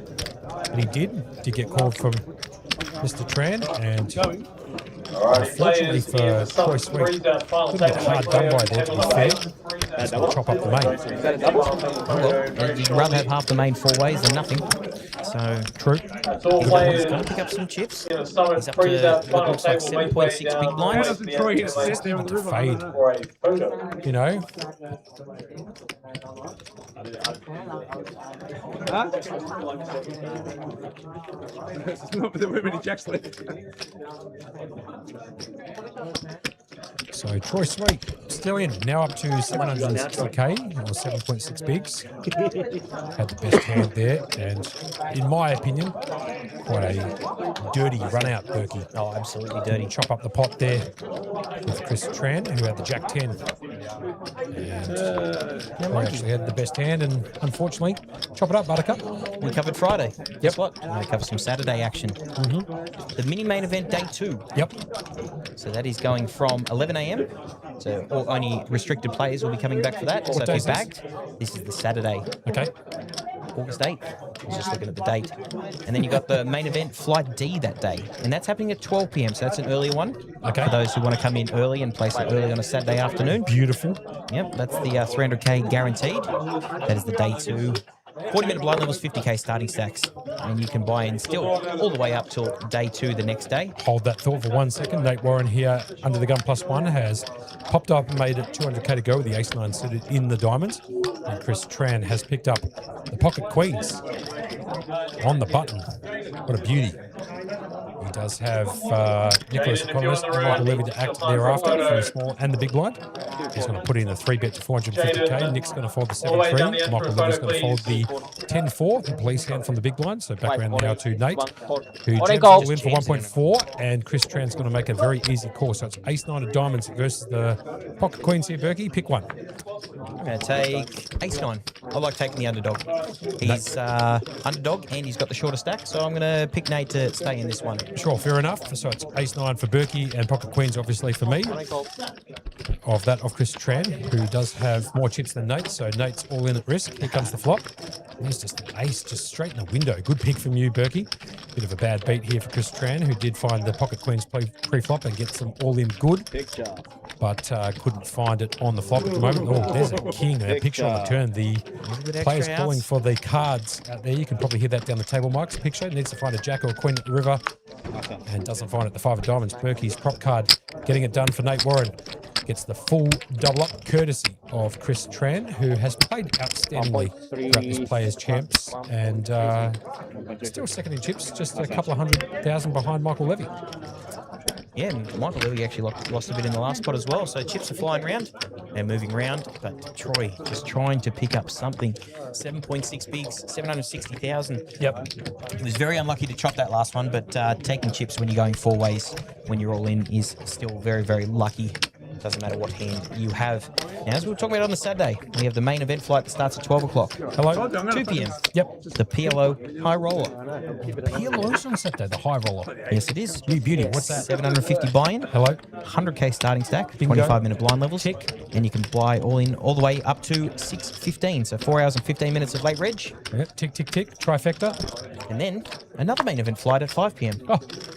So 2 main event flights. One is happening at 12, one happening at 5. So that's going to be the biggest one of the day. The early flight, the late flight. There's a flight tomorrow. Yep. There's a flight every day, it feels like. And all the way coming back till day 2, the main event day 2, starting Sunday. Yeah, it's like an airport here, Berkey. Flight every day.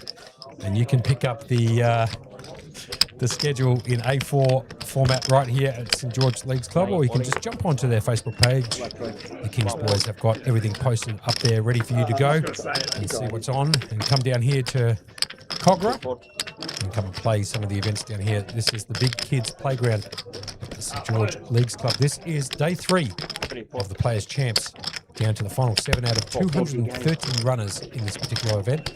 As Troy Sweet does make a raise in the hijack with the ace deuce, gets no action, and now Mr. Sweet himself up to 10 bigs, 1 million, flat. Sorry, Monkey, just having a look at the page really quick. Yep, fair enough. We're getting some big numbers at the moment watching us on YouTube and on Facebook, so we appreciate all of you joining us this evening from the St George Leagues Club on a 20-minute delay right here to protect the integrity of the game and the players. We are down to the final 7 out of 230 runners, I should say, in this Players Champs Day 3. The other players, the chips up the top there. And you can see the payouts scrolling across the bottom, with first picking up $56,000. Kenta Ito picking up Ace King, arguably the 4th best starting hand in the game. Aces, Kings, Queens, Ace King. And he's going to pop it up and make it 200k to go. Troy Sweet has picked up, like I said, a beautiful hand. I like it. The Queen Jack in the spades, but does elect out of position to put that into the muck. Chris Tran in the hijack here hasn't found the RFID reader, so he folds. Nicholas is going to fold the King 5 round to Michael Levy. On the button, 8-5 offsuit. And that's going to go in the muck too, as he smacks it straight into the dealer button. Robert Short with 6-3 in diamonds, going to get out of the way. And Nate Warren has the Doyle Brunson, the 10 deuce in the big blind. And he also folds too. Yep, absolutely. Folded round. Kenta picking up a few chips, but they'll be getting a bit of action there. But nonetheless, Michael Levy out in front with 3.5 million, but close on the trail. Chris Tran, 3.4 million. Now, Berkey, we posed a question to the chat before about poker Superstitions. Yep, fine. And what was the actual question? I can't remember. That was what's your favourite one? What's the favourite. funniest one? What do you got Funny? going on? Yep. I mean, there's always the one that the first one that ever got me when I first started watching poker, because when you started watching poker, like back in 2005 when Joe Hashem won the World Series main event, and it started a huge poker boom in Australia. So once again, just a quick shout out to Joe Hashem in that one. Good mate of mine too, Joey. Yep, played golf with him a lot, fair bit, we'd say. But I always laughed and enjoyed when people celebrated early before the river came out. 9 days. Yeah. The hands in the air, yes, I hit it. And then suddenly, the superstition comes and the bad beat happens. Yeah, there's actually a beautiful video online of, I think it was Samantha Abernathy, maybe? Oh, yeah, no, that's my favourite one, the Aussie Millions. Yeah, during the Aussie Millions, where the other guy Kings, he tanked with Kings. tanks with Kings after she jams it all in with, I believe it was pocket sixes, maybe? Yeah, it was pocket sixes. It was definitely pocket sixes. and And I remember the commentator going, "No, Sam Abernathy, no." Yep, as Troy Sweet takes down that pot too. Extra 250k in his particular chip stack. I don't know if you saw 13 this, bigs. Making it but he personal. got Chris Tran to fold sevens right behind him. That's the power of being a sweet twin. You've got the power of commanding respect at the table, and he got it done there with pocket deuces. Yeah, but I remember seeing that hand during the Aussie Millions. Yeah, sixes versus the Kings. He gets jammed all in, and he puts on some massive Hollywood show. Yep. And she found the six at the river to And bust then, him. and then even better, he kissed the fingers and put them in the air. Oh, that's correct. Yeah, He just goes, yeah, because he thought he was absolutely locked it up. And he copped it good too. But to be fair, if you're making the final table of the Aussie Millions, win, lose or draw, you've done well. Talking about that, Malcolm Trainer went on to win it this year, and then followed up with a 10th place finish in the WSOP main event for, what was it, just short of $1 million? 750,000 USD. Not much for you, Berkey. Look at this, bums can't even get to final tables. No, Malcolm Trainer's a lovely kid. He is. I've had the pleasure of TDing him a couple of times, and you know what? Credit to where credit's due. He's got the working on his height, the game. looks, and he's got the money now, so well played. And Malcolm Trainer taking down that Aussie Millions and coming 10th, representing the Australian crew that went over there to compete at the WSOP. But forget about the WSOP, all the action is right here. St George Leagues Room, the King's Premium Poker Room at the St George Leagues Club. And you're watching the final and concluding stages of the Players' Champs. Day 3, Troy Sweet with the 7-6 in the big blind in the off-street variety. And he's going to make the call for 120k, and off to the flop we go. Ace 2 suited versus 6-7. All right, Does make Troy's gonna get this. Yeah, look at It just feels like it, right? Yep, as soon as you said that, Monkey, great. Oh, look at this for a flop. Big flop here. Troy Sweet's flopped, I should say, the open ender. Can hit a 10 or a 5 to make the straight. And Chris has picked up top pair, no kicker, backdoor spades. Let's see how Troy navigates this bad boy here. 9.5, or 9.4 bigs, I should say. 940k in his particular chip stack with that open ender. 9 orange. And he's going to whack it. 1 call. Orange call. And Chris has made the call. Turn the cards over now.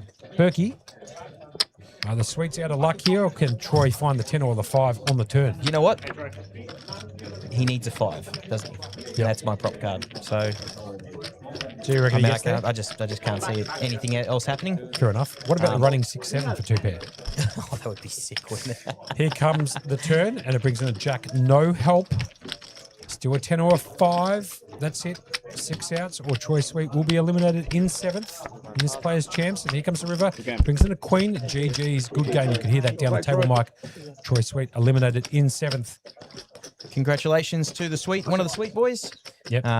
Lovely having them. I love having them in the booth as well. They've come in a few times to commentate. It's probably going to go over and rally his brother in the 100%. Look, in the freeze out. It's so good to see these two because they come in together. They support each other massively. Should be a very proud mum in there watching. Great effort. You've raised two very gentlemanly kids who are very, very respected in the poker community. Yeah, raised a couple of absolute gentlemen there, Lucy. So props to you, as we do lose Troy Sweet there, picking up 9 grand. And that takes Chris Tran up to 4.72 million or 47 bigs. And our new chip leader at the table, Michael Levy, coming in second, 3.5 million. There's a few crushes still out. Your third pick, Kenta Ito, after your bad beat. And guess who's actually coming in to join us? He just got busted. Obviously, we are on a 20-minute delay, but the big man himself, Troy Sweet, coming straight in. He just got eliminated the hand before. He was... He flopped the open ender as Berkey's trying to figure out what to do with blocking us out so that nobody else can sneak peek in what we're doing here. Troy Sweet joining us now. Troy, how are you, mate? Good to have you join us. Yep, I'm going well. How are you boys? Good. I didn't mind that. Have a look at this for a bit of a troll on the flop on that particular hand. 6-7. Both had 6-7. That's the hand that you got eliminated with. You flopped the open ender. Yep. And got snapped off by Chris Tran, who had top pair with a deuce kicker. And you couldn't find it with the running cards of Jack Queen, I believe it was. And that was all she wrote. But you pick up 9K there. Yep, good little result. Straight to your brother. Now, remember, we are on a 20-minute delay, but I'm assuming that you went straight to your brother, who I believe might still be in the summit. Yeah, he's still in. Okay. I think 9 people left there. I actually went straight to the payout desk.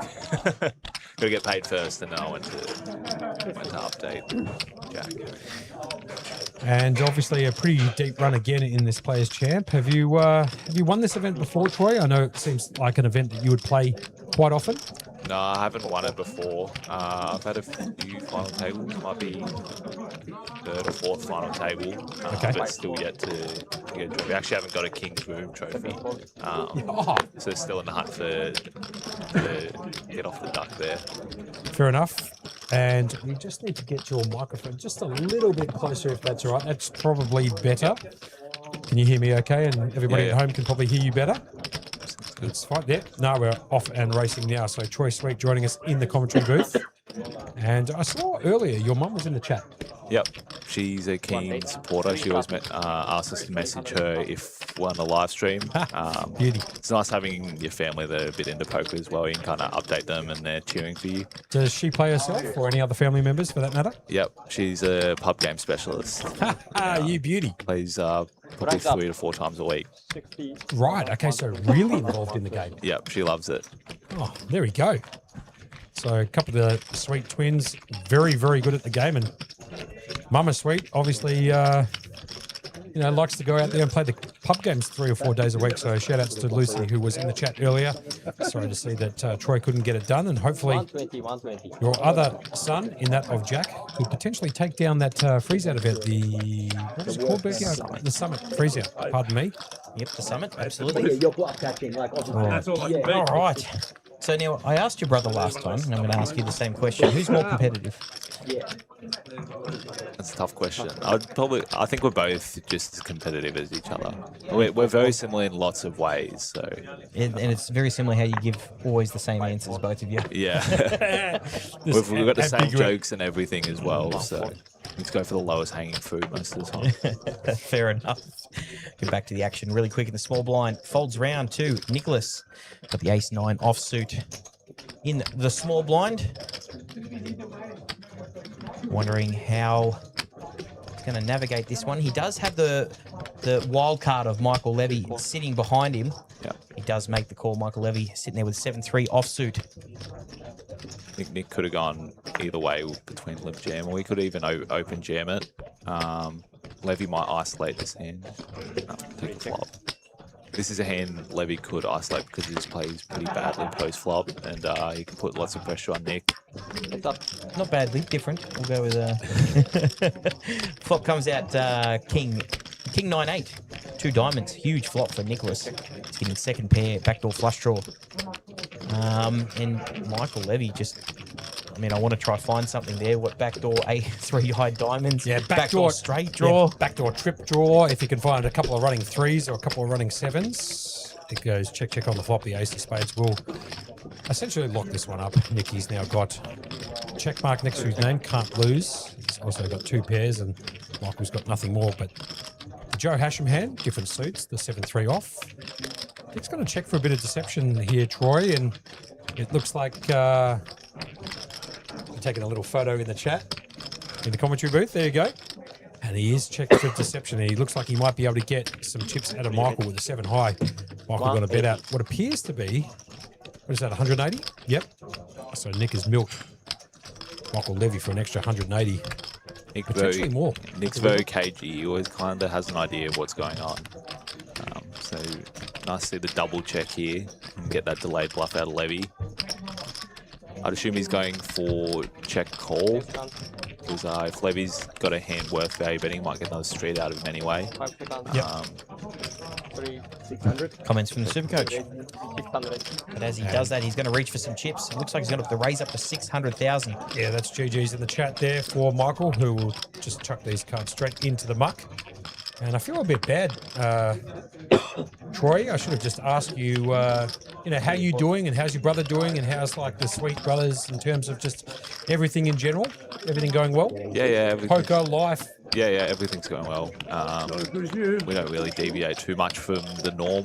Play poker. We go to the gym. We actually came back from the snow recently. There you go. That was good. No injuries. So that's always a win. Yep. And also, I mean, did you go out there and check on Jack and how he's doing in that Summit freeze out after busting in this particular event? Doing okay? Yeah, I think he had about 20 big blinds, which I didn't see what the average stack was, but I assume it is probably slightly below average. But regardless, there's still plenty of room to wiggle around and get it done. Throw his weight in the ring. Yep, good on him. I'd like to hear that. That is the dulcet tones of Troy Sweet joining us in the commentary booth after getting eliminated in 7th, picking up $9,000 in this Players Championship. Players Champs, I should say. Final table. Deep run again for one of the Sweet Brothers, and obviously the other Sweet Brother out there in that of Jack competing in that Summit freeze-out, as well as we see Chris Tran in the cutoff, finding the Queen 8 of Hearts. He's going to pop it up and make it $250,000. A cool $250,000 to go. The blinds here are 60K, 120K with a 120K big blinds ante. And we might even be able to get Troy Sweet in the old commentator's cam at some point, Berkey. Yeah, I need to move you over. I think everybody wants to see the handsome man himself. I'll make sure to move back a little bit. No, you're right. Front and center, you.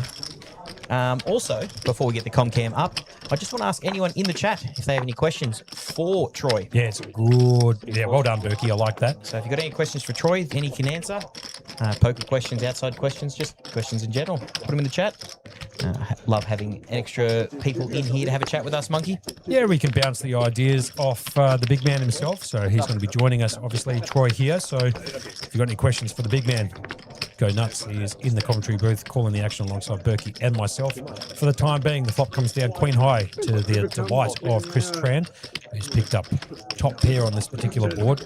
Robert Short, nothing more than backdoor wheel outs with a 3-5, or he can find an ace ball on the turn or the river to take this one away from Chris. He's going to check from the big blind. Back around to Chris. He's going to bet out what appears to be their 240K or two bigs. Those people who like to play the game in bigs, and does get Robert Short to fold. Now the blinds are up, 60, 120 with a 120 big blind ante. So Chris Tran out in front. Kiwi Bird Special also coming in saying, welcome, Troy. She's a big supporter of yours too, Troy. So Kiwi Bird Special welcoming you into the commentary booth.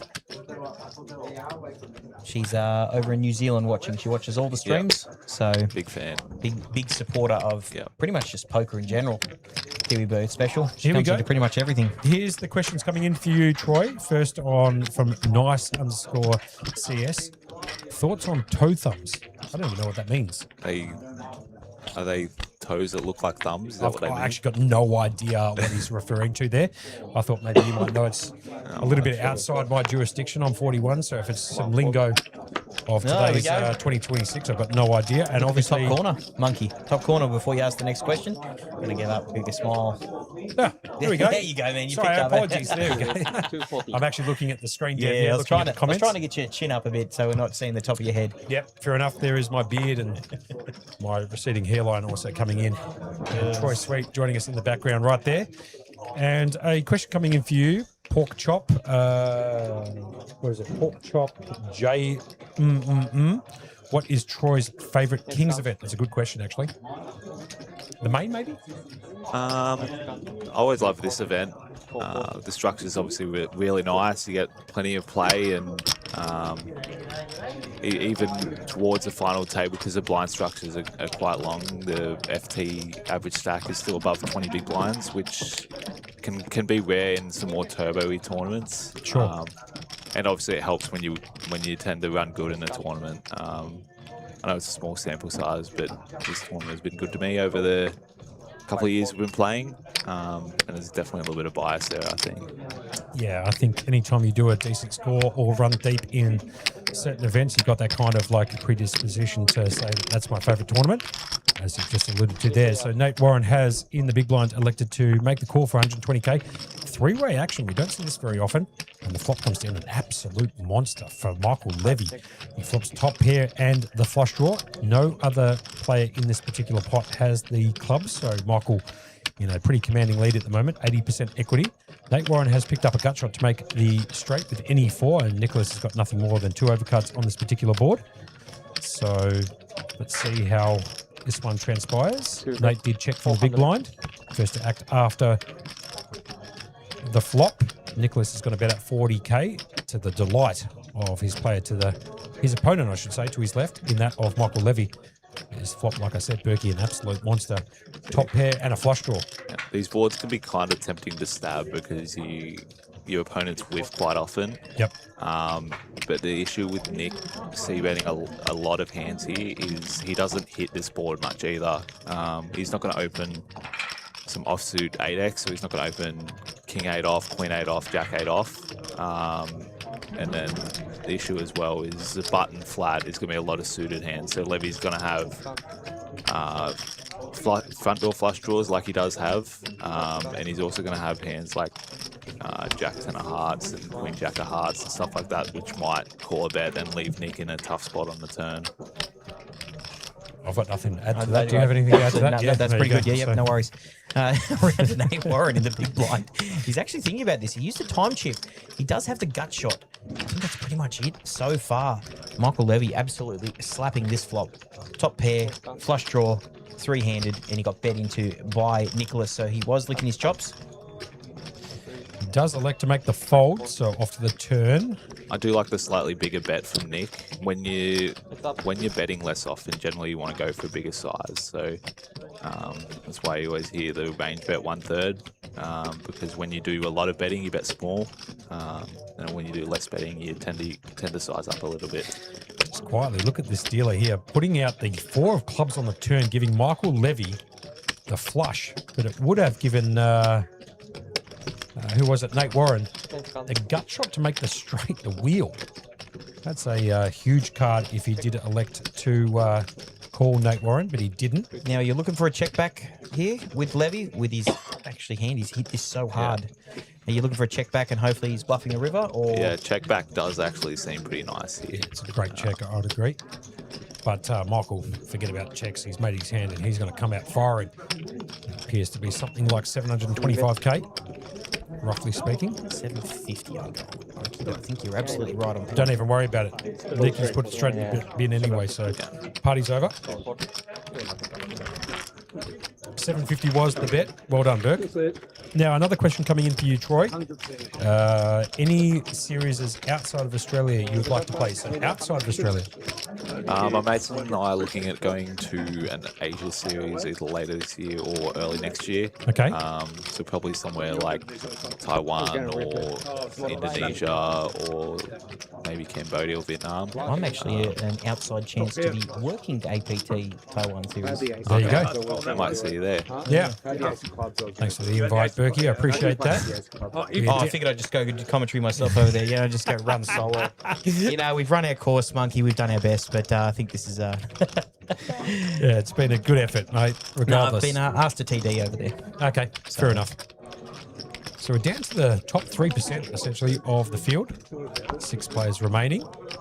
And one of them was Troy Sweet, who's joining us in the commentary booth at the moment. Did get eliminated in 7th, picking up $9,000. He flopped the open ender, couldn't find the 10 or the 5. Board ran out Jack Queen.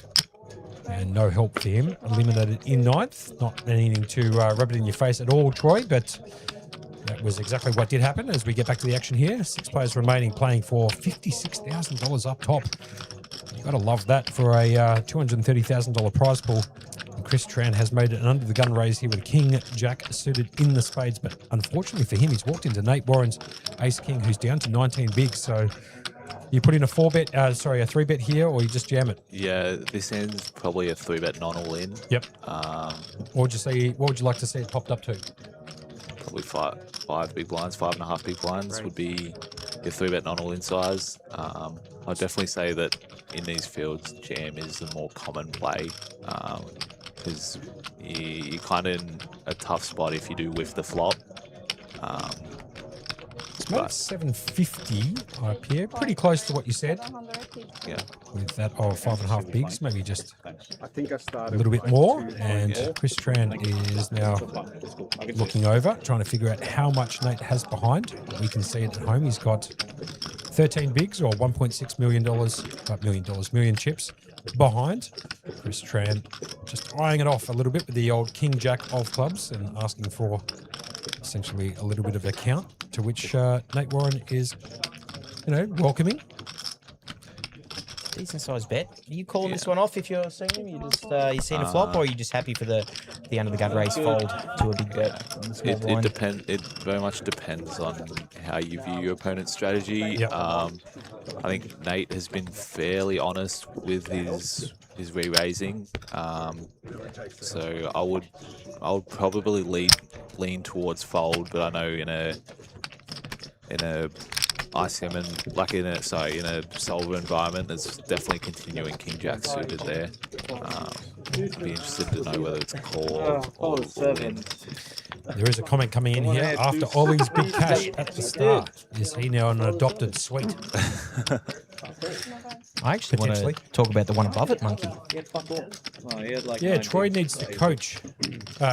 Troy needs a coach. Do you I think do he needs any a coach. coaching? Do you do any coaching? Yeah, No, I don't do any coaching, but I do need a coach. You do need it, yeah. So yes and no to that question. I think Jim is actually, if you put in the grammar, it should be Troy, comma, Need a coach. need a coach. Do you do, Do you do any coaching? So obviously Jim wants to get some coaching from you, Troy. Not at this stage, no.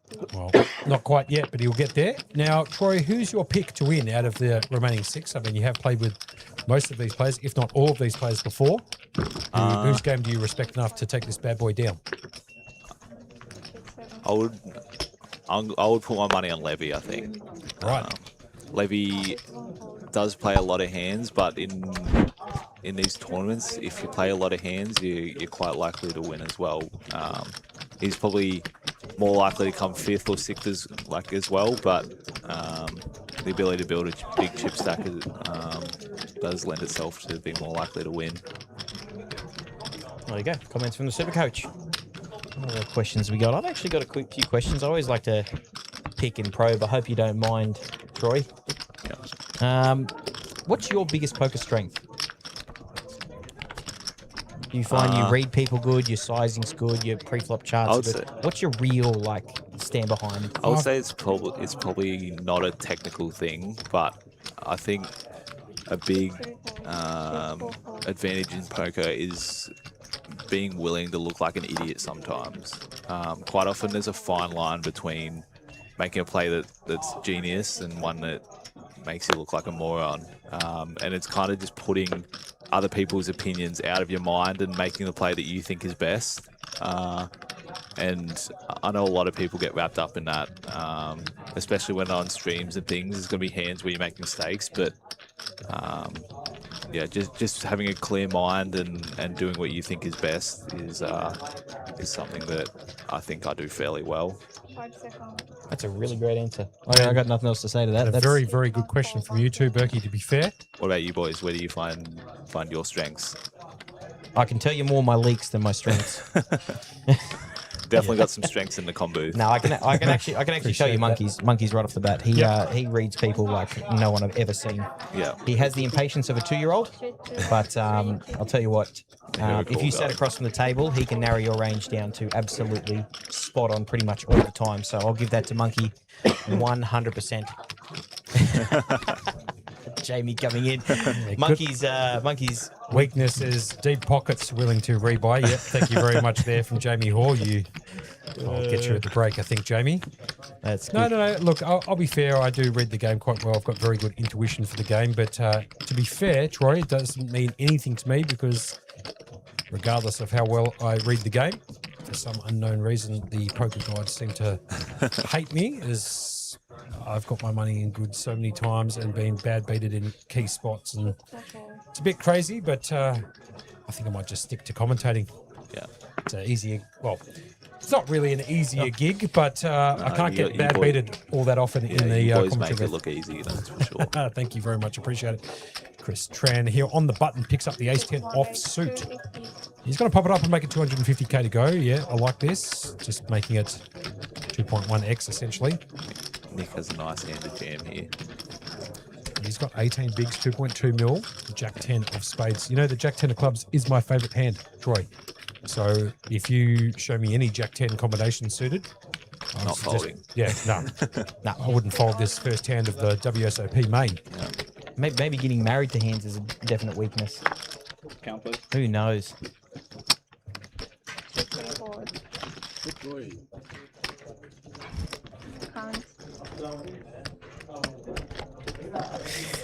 Troy Sweet having to duck shit, you out. turned the mic- Just, oh, my- sorry, Berkey. Troy Sweet having to duck out of the Is commentary that booth. revenge? Was that revenge from before? Yeah, maybe, potentially. And Nicholas has made that jam all in with the Jack 10 of spades, which I like, and which Troy himself says was a candidate to jam, and he has. And he's popped it all in for 2.2 million, putting maximum pressure back on Chris Tran. Troy now back into the commentary booth. Needed to duck out there and have a quick conversation with Paddy Russell. And so now we're going to chuck the headset back on and welcome Troy back into the comms. Apologies for that interruption there in the commentary. And But right we're on just cue. gonna- Look at this. He Right has on jammed cue. it. He's just jammed it. That's fine from Nick. I'm going to do this again. Yep. There we go. 2,200,000. No, we're right. We'll get you sorted in here. Nice find from Nick. I think Chris probably has to call his hand. He's going to be opening very wide on the button, and he does dominate quite a few does hands make that the he call. jams. Chris Tran does make the call. Ace 10 versus the Jack 10. Can Nick get lucky with the Jack 10 suited in the spades variety? He is up against it a little bit at the moment with the Ace 10 of that of Chris. It's a 60-40 flip essentially. And Nick all in at risk. Here comes the flop. You're taking your hand here, monkey. Always Jack 10. I'll take Jack 10 against aces even if I know the guy's got aces. I didn't even ask. And the flop comes down 10-7. No help at all, really, to Nick. He does have opportunities, however. Needs to find a jack. The queen of diamonds on the turn, no help. It's the jack or a 7 or a 10. The river card comes to jack. And my God, he finds it. Wow, the jack of clubs at the river. And like I said, the jack, look at, he had the bag on. He Oh, left. the extra equity, the stand-up equity. He finds the jack at the river. That is a dirty, dirty card for that of Chris Tran, who loses half of his stack essentially in that particular hand. And all of a sudden, just like that, bang, Nick is up the top now, chip leading this particular event with 4.66 million, finding the jack of clubs at the river. What a huge card. Yeah, it's Wow. absolutely monstrous. He was standing up, walking away. He's gone from cheerleader to chip leader. Yeah, he's gone beautiful. I love that. From cheerleader to chip leader. You beauty. That's one of your all-time greats there, Burke. Well played. Yeah, that's definitely quickly a tournament can change. Sometimes it's a brutal game. Sometimes it's your favourite game when you're next seat. Now, monkey, what am I going to say? Oh, okay. Now You know listen. exactly what I'm Now, going to say. Troy, here. we're going to tell you something, all right? You ready? Every single time that a TD has come over to do a colour up, and obviously you know that we've been sitting in the commentary booth, we can't see anything. We're behind steel and concrete, and the room's in the other room about, I don't know, 20 metres away, whatever. Every single time a TD comes to do the colour up, there is always fireworks within the first 3 hands. Okay. On cue. It's crazy. We'll make sure we keep count. I'm being dead serious. I'm expecting like some sickening cooler now, like aces, kings, or something stupid like that. But It's wild. We've watched poker so long. It's one of the things that I just, you randomly off the cusp notice a few things. That is one that I swear 90% of the time hits. So it's an interesting one. We're actually talking about superstitions. We were actually talking about superstitions before. Do you have any superstitions in poker? Or you play it straight up? One, King Jack always beats Ace Queen. That is yeah, fair enough. There you go. that's one that I have for sure. You actually had a King Jack earlier suited, probably about 3 or 4 hands before you busted with the 7-6 in spades. You were Yep. under the gun +1. That wasn't a candidate considering how short you were to move all in. There was There was one. another go raised from Kenta Oh, Ito. Queen. Yeah, Queen Jack of Spades. Queen Jack of spades, was Yeah, it? yeah, Pardon yeah. me. Yeah, Kenta would have been opening pretty tight. Still had the 3 chip leaders to act, and obviously I was sitting there pretty short. And 240. versus the hands he's opening, I don't really have that much fold equity with 10 big blinds. Sure. So I don't get any dominating hands to fold, and he doesn't really open any many hands that I dominate. So it was kind of just a spot where you have to pass up, even though it looks like a very pretty hand. I'll tell you what hand dominates. Jack 10 of clubs. Your favourite hand. That is the best Just hand talking in about No it. Limit Hold'em, in my opinion, as the flop comes down 7-7-4. A little bit of help for Nicky, who did have the lead pre-flop. The King 4 of clubs does flop a pair to go along. Maybe short's going to check. Nicholas is probably going to bet this flop, I'd imagine. Yeah, he's got 2 pairs, 7s and 4s, but if he decides to check it back, that's fine too. It does go for the bet. This is a perfect spot, in my opinion, for Robbie Short just to jam it all in. Because he does have the Jack 10 of clubs that doesn't lose. And to be fair, Nicky Economist is a believer in that, as he found the Jack at the river just before Berkey against the Ace 10 down to 1 card, and he found it. I know he could have chopped it up with a 10, he could have chopped it up with a 7, but the Jack ball was the clean out. And he found it at the river just before against Chris Tran, who lost half of his stack against Nick, who's now up over 5 million in chips and the chip leader. Smart from Nick there as well to bet the flop and deny the 100% equity from the Jack 10 suited. Yeah, the 100% equity. Yeah, I like that. Just caught on there, Troy. Well played. Very good. So, obviously, potentially going over to Asia and playing some of those events. Is that coming up later on in the year or next year or in the future? Have you got any ideas of thinking about maybe potentially going over to Vegas and taking part in the WSOP schedule, or that just doesn't suit you? I think Not sure. at the moment, Vegas kind of seems more like an experience than a trip you go on to hopefully make some money. So it's definitely, of course, it's on every poker player's bucket list. But with the tax and the cost and everything, it's probably still a few years off. Fair enough. Might be time to go over to the UK, get a passport from Jamie Hall over there, so you can go over there and don't have to pay any tax when you inevitably take down the main event at some point, I'd imagine, Troy. There you have it. Anyway, Cool with myself. It's fine. so there was an under the gun raised by Kenta Ito with the unknown cards to 240k. Nicholas Economist in the cutoff did make the call with the King Jack of hearts. Michael Levy on the button did make the call for 240k too with the King Queen off. And Nate Warren here in the big line. It's going to cost him 120 to call. One big. Do you just put this one into the muck, or do you just fight? This one's definitely in the bin. Yeah, I fold here too. But he's going to make us look foolish. Troy, and click in the call.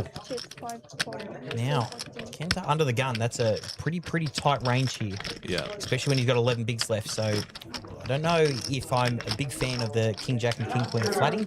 Yeah, I But- think the standard play would definitely be to 3-bet if you're playing those. So if you had Jack 10 here, you would have flopped the joint. Nate Warren's got the open-ended by flatting the big blind just to make you guys look a bit foolish. Check from Nate from the big blind. Check from Kenta Ito under the gun, who was the original raiser in this particular hand. He's down to 11 bigs. Nicky's going to check. He's got a gut shot to make the straight to the Jack. And Michael Levy's just got nothing more than a couple of overcuts with the King Queen. Kind of blocking each other a little bit here, to be fair. Checked all the way around. Here comes the turn. Brings in the 6, and Nate Warren actually makes the straight. Yeah, why would you fold 10-3? Why would you fold 10-3? That's He silly. makes it on the turn. And the perfect turn cut. Complete Badoogie on the ball. On the board, I should say. Stand pat on that one, Monkey? Yeah, you'd stand pat with the 98. He's going to check Nate after spiking the straight on the turn. Kenta Ito is also going to check round to Nicky, who still has that gut shot to make the straight. Needs to find a 10 ball. And he's going to come out firing for 350k. Michael Levy's going to get out of the way. It's going to peel him up twice and put him straight in the muck. Nate should be flatting here, I'd imagine. Troy? Yeah, I would say so. Guess the flat here is the right play, and he does. There it is. second. I must add a good hand quick. Based on his reaction. Oh, yeah, ace king, ace queen. Yeah. 3, 6, 7, 4. I'd even say might have been an overpair, even though they're blocked heavily on the board. But go to the river, 4 of spades. Nate Warren absolutely locking this up with the 10-3 offsuit in the big blind. The 10 of diamonds playing for the straight on the board. Nicholas out in no man's land. You going to check and wait for a bet, or are you going to try to go for some value on this river, Troy? I think Nate definitely checks. I love this. Yeah. See if he can extract a little value or a few more chips out of Nicholas, who could potentially try and bluff this river card, try and represent the 10 or the jack 10. Any combination that can make a straight. For Nick, it's pretty tough because most people won't fold a straight in Nate's spot. So if they only continue a straight on the turn with the 10 or 5x, then you're not really bluffing out anything if you do bluff. So the one and done was nice, I think, from Nick. And he does check behind. Nate's got to show him the 10-3 from the big blind. It gets the job done, making the 4-liner on the board and the straight, obviously, to the 10. Just like that. Nate's up to second in chips, 4 million. If your opponent peels some 2 pairs and stuff there, you can possibly try and bluff the river. But most people probably just continue a 10 or a 5 there. So you're kind of just lighting chips on fire if you go for another bluff there. And that's one of your specialties, Berkey. Light money on fire. Or chips on fire, or cash for that chips, matter. Light, no, it doesn't matter. I like to light it on fire. Now, we do like to have a bit of fun. We do like to have guests in the booth, but I'm going to ask you one pretty hard-hitting question. You know, we got a lot of people watching, a lot of new players, a lot of people, you know, in the chat. If you were to give a piece of brand new advice to a new player, what would it be? Yeah. I mean, you've played the game for a couple of years now, Troy, and it's a very good question, actually, from Berkey. Brand new player coming into the game. What's step 1, I guess you could call it? I'll give you time to think about it if you want. You can have a little bit of a ponder.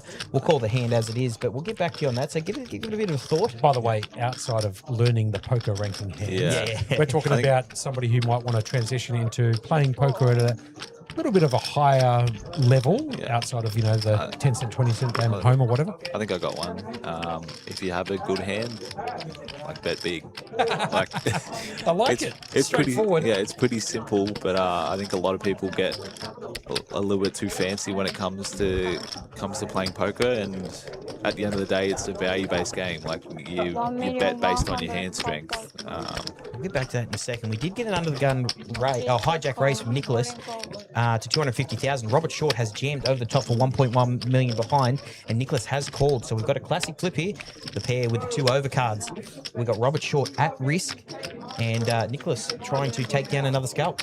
Another classic scenario where we ask our guest a question and straight into an all-in call. And there's a jack for Robert Short. He's out with the lead at the moment, 91% equity. And Nicholas is down to 1 out, just the 10 of clubs. Can he find it at the river? He did get lucky last time when he found the jack, and he doesn't find it this time. Robbie's going to get a full double up there, courtesy of the chip leader. That was Nick, and now he's down to 3.4 million. Taking a little hit there, and Robbie Short now up to 20 bigs. Sorry, Troy, didn't mean to cut you off then. No stress. I think the answer was bet big when you've got it. Yep. It's a game of value. Trapping is definitely overrated. Put that off the table mentally. How do you prepare? Because I see you boys, you come in, whether you take a bad beat or a cooler or something like that, you're so calm, cool, and collected. Now, that's not easy to do at someone of your guys' age. That's usually something that develops over time to much more, senior players. But I've seen you guys around the traps. That's why you get all the respect. That's why you get the, endorsements and that from everyone. So how do you guys keep yourself mentally prepared, especially for playing so much poker that you guys do? I think it just, it sounds super corny, but I think it's just being grateful for getting to play the game. Most people, if you think back to where you were a few years ago, and then you compare it to what games you're playing now, the difference is so insane. If you told me 3 years ago I'd be playing the games that I'm playing now, I think you were crazy. But see, even when you do bust at the top of your buying range, you just kind of have to look at it and be grateful that you have the opportunity to play, and that because most people don't have that. That's a great answer. That's not corny at all, man. That's It's really getting a bit deep, in which, you know what, I'm assuming the chat is going to very much like some really good, sound advice. It's tough playing poker. We've mentally been beaten down over the years, Monkey. Yeah. And Very insightful answer there from you, Troy.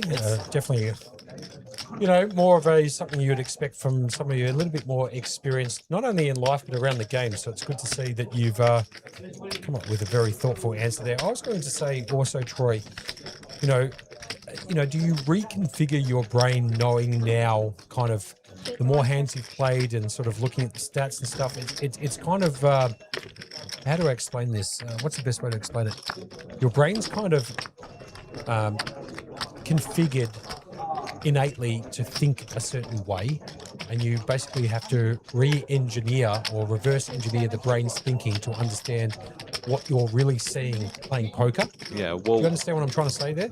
I think so. Like everyone has their natural tendencies, and I think as a human, everyone responds to a bad beat. I was very much the same as probably most people that you get upset when you get bad beaten and you whinge about it to your friends, but at the end of the day, everyone's been through it, and you're lucky enough you can come out the other side. And it definitely is a habit you have to build. You do kind of have to drill it into your mind that you're lucky. But yeah, even the people that run poorly on the poker table, like again, it sounds super corny, but you're lucky in life. Like you have for this event $1,150 to play. If you get 3 outed, I love that. Like it's just putting How it into humbling perspective. is that coming from Troy? It's like it's an amazing way to look at life in general, not only the game, but thinking about how blessed you are to have the opportunity to find a venue, play play somewhere so nice like here in Australia, in Sydney, St George Leagues Club, have the money to be able to do it, sit down, don't have to worry about, bombs going off around you, and so on and so forth. And it looks like your brother might be all in at risk here in the Summit freeze out. He has got the Queen 8 of hearts. The flop came down King Jack 65. So Queen on the turn needs to find an 8 at the river. Doesn't do it. And it looks like your brother has now been eliminated in that Summit freeze out event. I'll make sure to needle him. It looked like there he had no other option but just to flick it in. I think the people at the table might have been needling him anyway. Josh Barber loves a good needle. Just another does sweet, love sweet final table. Yeah, no Yeah, we worries. run good. Now, look, man, I really appreciate the insight you're giving to people. I mean, it's really, you guys are mentally in that above the years that you guys show. So it's really, really nice to talk to you guys. We love having you in the booth, and I hope the people listening got a bit of insight out of that. Well, if it makes you feel any better, Troy, Jack was eliminated there in 8th. So you've been in a bigger tournament and came 7th. Yeah. So you've got the one up on him at the moment. He's got the 2 final tables so far this series, though. So Does he? Did we ask him before? Does he have any King's trophies or? I don't think so. Oh, So we're both on the Wow. duck. How do you guys both not have trophies? Yeah. It's just- I'll tell you why, because It's- you can't find a 10 or a 5 on the turn when you've got 7-6, and you can't find running queens on that last board there, or Queen 8 for that matter. Good thing you guys are running out of time to play and not many series to go to. How old are you now, Troy? 22? 22. There you go. Spot on, Monkey. It's, Yeah, nice read. yeah, thank you. Pocket 2s for Troy Sweet joining us in the combo. And I might have to ask at the break, Benny Marshall, we're getting a little bit of the TV playing up here in the comms. It's kind of turning off and on. Might make it a little bit difficult for us to call the action. So I have checked the configuration at the back of the TV. It might also be coming from the router. So hopefully, whenever the break is coming up soon, I'd imagine, we have been calling the action for near 2 hours. So I'd imagine it's pretty close, yeah. Be I pretty might close. Try and figure out if I can steal you away, or somebody else for that matter, to come in to help me with whatever's going on with the TV. It's flickering on and off. Anyway, getting back to the action, Nate Warren here in the hijack finds the Jack 9, I should say, offsuit. He's going to put it into the muck. Kenta Ito has been pretty card dead, to be fair, just folding like origami non-stop for at least an hour and a half, Burke. I haven't seen him enter a pot since we basically came back from the last break. Chris Tran in and on the button at the moment with the King 3 offsuit. He's got 19 bigs. What do you reckon? Candidate to just jam it all in, try and pick up the blinds here? I think this Not one quite. might actually be a fold. Okay. Probably open king 8 or king 9 offsuit. Sure. Fold all the ones worse, I'd say. Just a little bit too weak. Yeah. Nicholas Economist here in the small blind with the 10-3. Found the jack of clubs, I believe, before against Chris Tran's ace-10 at the river to make 2 pairs jacks and 10s, and took down a huge pot. It catapulted him all the way up into the chip lead. He has since lost a few more chips, but still up there with 29 bigs. I was looking for a friend. I was looking for a We could friend. have definitely answered this one as well. Went for the check, which is probably okay. Strat. Nick's going to get to try and realise his 45% equity. And the flop comes down 4, 5, 6, made very, very well known about 21 years ago. When you were 1, Troy, when Joe Hashem won the World Series of Poker with 3-7, he flopped Just it. really do that to us? Yeah, and he flopped the joint. Yeah, I know, but 4, 5, 6. aging us that much. Yeah, Troy was 1, and I was dealing cards back then. Oh, dear. Now Troy's winning events, and I'm calling poker. You almost can't make that up. As Nick has got the open ender, needs to find a deuce or a 7 on the turn. Doesn't find it, the 8 of diamonds peels off. Michael Levy did have second best pair on this flop of 6-5-4. The diamond peels off on the turn, the 8 of diamonds. This is best check. Nick is probably going to have to bluff the river. I've got a funny feeling Michael might actually come out for a bet here. He does check it behind. Fair enough too. And the river card comes in the Queen of Hearts. Nicholas doesn't get there. But that might not stop him from making a bet here. And I think if he does, he might be able to get it through Michael. Yeah. This is a spot where you're probably going to bet big if you bet. Your value threshold is probably a straight or better. The 4-liner is in and the flush. The 4-liner to the straight. And the flush is in. It's going to go check, check. We brought Jamie in here to try and help us out. Check from Nick. I imagine Michael's going to check back, and he does. He's going to show him a 5, and that's good enough. It's kind of funny because we call Jamie in here to check out the TV flickering. And sure as tomorrow there's going to be sunlight, there's no problems with the TV. And another can't make it up story. Jamie just putting his Jamie Gold finger all over the TV and sprinkling a bit of good juju, getting it done. I think, Jamie, to be fair, it's coming out of not the back of the TV's port, but I think it might be coming from that little router to the left. I don't know if it's that one, but it might be the other one. The one in the TV is fine. I've double checked it 8 times yet. Apparently. Potentially, we could look at maybe getting another HDMI cable. Jamie, I'm sorry, we're just talking on chat. Now, talking about this, we are actually on a break at the moment. The break is 20 minutes.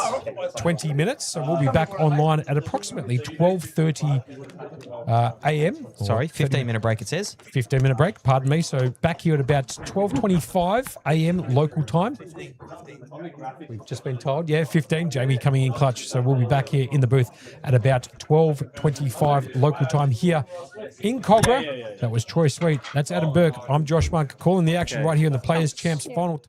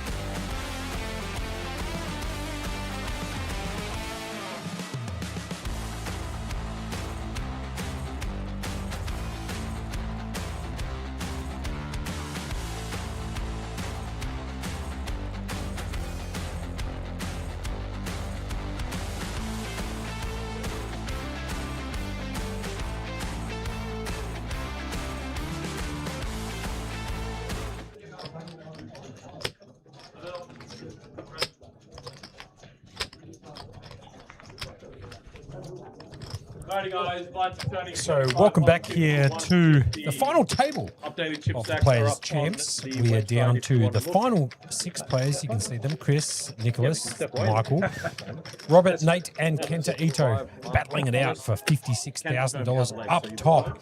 And I'm joined once again by Adam Burke. Unfortunately, Troy had to leave after his brother was eliminated from the freeze-out. So they've gone home for the evening, and we're going to call it all the way until the end. Berkey, how are you? Magnificent, Monkey. Yeah, Good to be sorry, back. Threw you off, did I? No, you got me. You know what actually got me is I looked straight down at Nate Warren under the gun, picks up the hand straight off the back, action right off the bat. So under the gun, ace queen off for Nate Warren. The blinds are now 75, 150, 150, Monkey. So the blinds are going up. A little bit of a apology to Steve Pappas, who put in a question earlier, about 20 minutes ago. Troy, would you and your brothers consider moving overseas to expand on your poker? I'll tell you what, I might take a photo of that, Steve, and I might see if I can get an answer from them the next time they're in. Is that And if Bradley you're watching- Goodman in? Yeah, Brady Goody's in. It is too. Holy moly. So Brad Goodman also joining us in the chat from earlier. Hope you're doing well, Brad. We very much miss you, to be fair, as Kenta Ito is actually all in straight away after coming back from that break. And he's moved it all in for 1.4 million. Nate Warren has got the ace queen under the gun. Did originally, I should say, raise it up and make it 300k to go. Kenta moved it all in for 1.4. So Nate Warren's got a decision to make here with the ace queen. Does he try and run his equity of ace queen versus this pocket pair of Kenta Ito? Good to have Brad joining us. Unbelievable. He's over in the States somewhere too, Brady. Yeah, he is, He's yeah. logged in and he has made the call. So it's pocket nines versus the ace queen. Nate Warren in a position here to essentially bust Kenta Ito out of this particular event in 6th position. And I believe he might be picking up, can't remember the exact payouts, Bertie. I might be able to bring it up here on the screen. Well, you know what? I'm backing Kento to not take the next payout, so we'll worry about that when it comes around. Fair enough. How about that one? Well played. So the flop comes down 10 deuce deuce. 2 hearts. Backdoor hearts for ace queen and the 2 overs. So needing an ace and a queen. Nate Warren has all his outs in the top corner. Jack on the turn. Now he has even more. An ace, a king, or a queen. He's 10 got to outs get this cold. done. Kenta Ito needs to fade any big card. And he does. There you go. He goes, And don't even worry about Don't it even worry then. about it. Gets the double up. No worries. And look at that. Straight up to 3rd place in chips. 21 bigs. 3.2 million. And Michael Levy out in front with 4.1 million. Chris Tran is now the short stack at the table, Monkey. When did that happen? It felt like... Don't even know what has I don't happened know what there. to think. We watched every hand, but it still feels like it's just wild to see him not in the chip lead. He's done so well over the last couple of days of just building, and, you know, playing absolutely great. He's run a few really good bluffs on stream. Yeah, he has. Chris Tran. So well pickup. played to all of them. And look at this. We are down to the final 6 of the Players' Champs. Is that Here Masaki back in the dealer's chair there, Berkey? it might be, actually. He doesn't mind a deck straight out of the cooler to this bloke, Masaki, stemming from Japan. And like I said before, Brad Goodman joining us in the chat on Facebook Live over in the States. Big shout out to him. He's a close friend of both me and yours, Berkey. So good to have him join us. We are down to 6 right here in the Players' Championship. You can see next place finisher will lock up 10,900, Berkey. Not much for you. Yeah, a 5-figure score for all these players. So they must be absolutely loving that at this point. But I'll tell you what, the bigger 5-figure score is right up top with the $56,000 up top. Blinds are now 75k, 150k with a 150k big blind ante. You're watching hand number 55 of the final table. We obviously played a whole bunch of hands to be able to get there tonight. This is hand number 55 of this feature and final table in the Players Champs event. Right here at the St. George Leagues Club, King's Premium Poker Room. And putting on the show here. And they've done a phenomenal job. These players are all chomping at the bit to try and get that $56,000 up top and the trophy. And they've been playing quite well all the way through. Not many real bad beats, to be fair.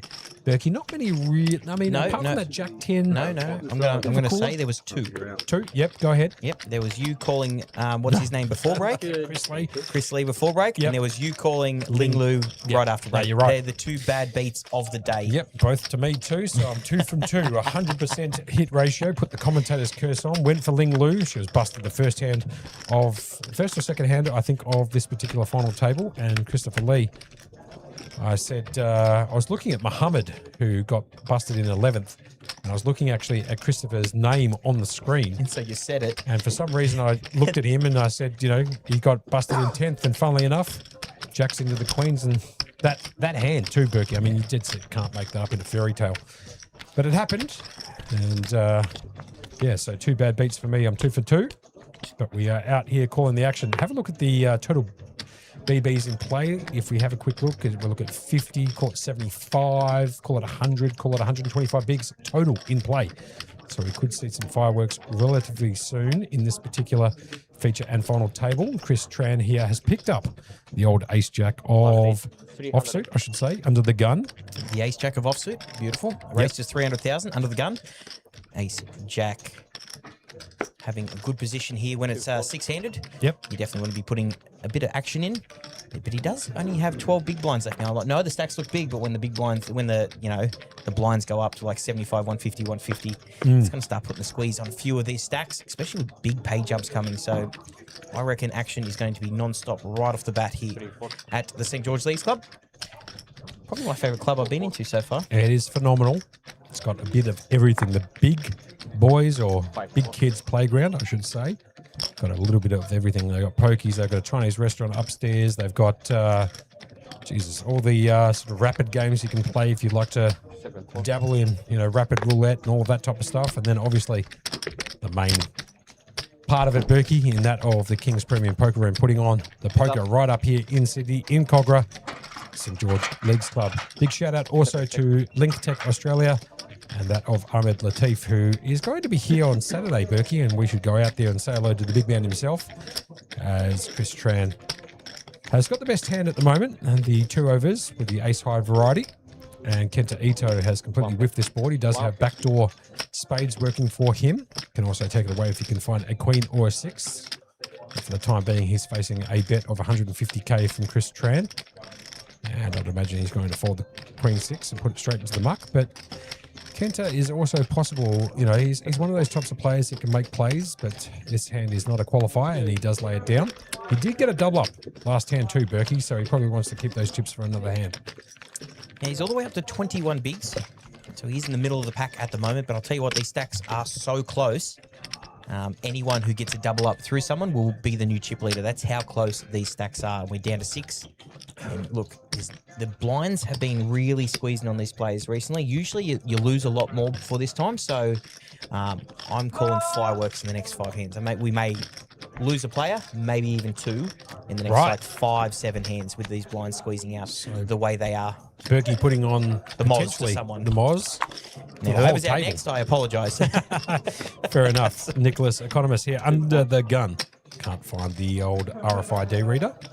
So he's going to fold the unknown 2 cards round to Michael Levy in the hijack with a jack-9. He's also going to fold round to Robert Short, who's a bit short, to be fair, down to 14 bigs.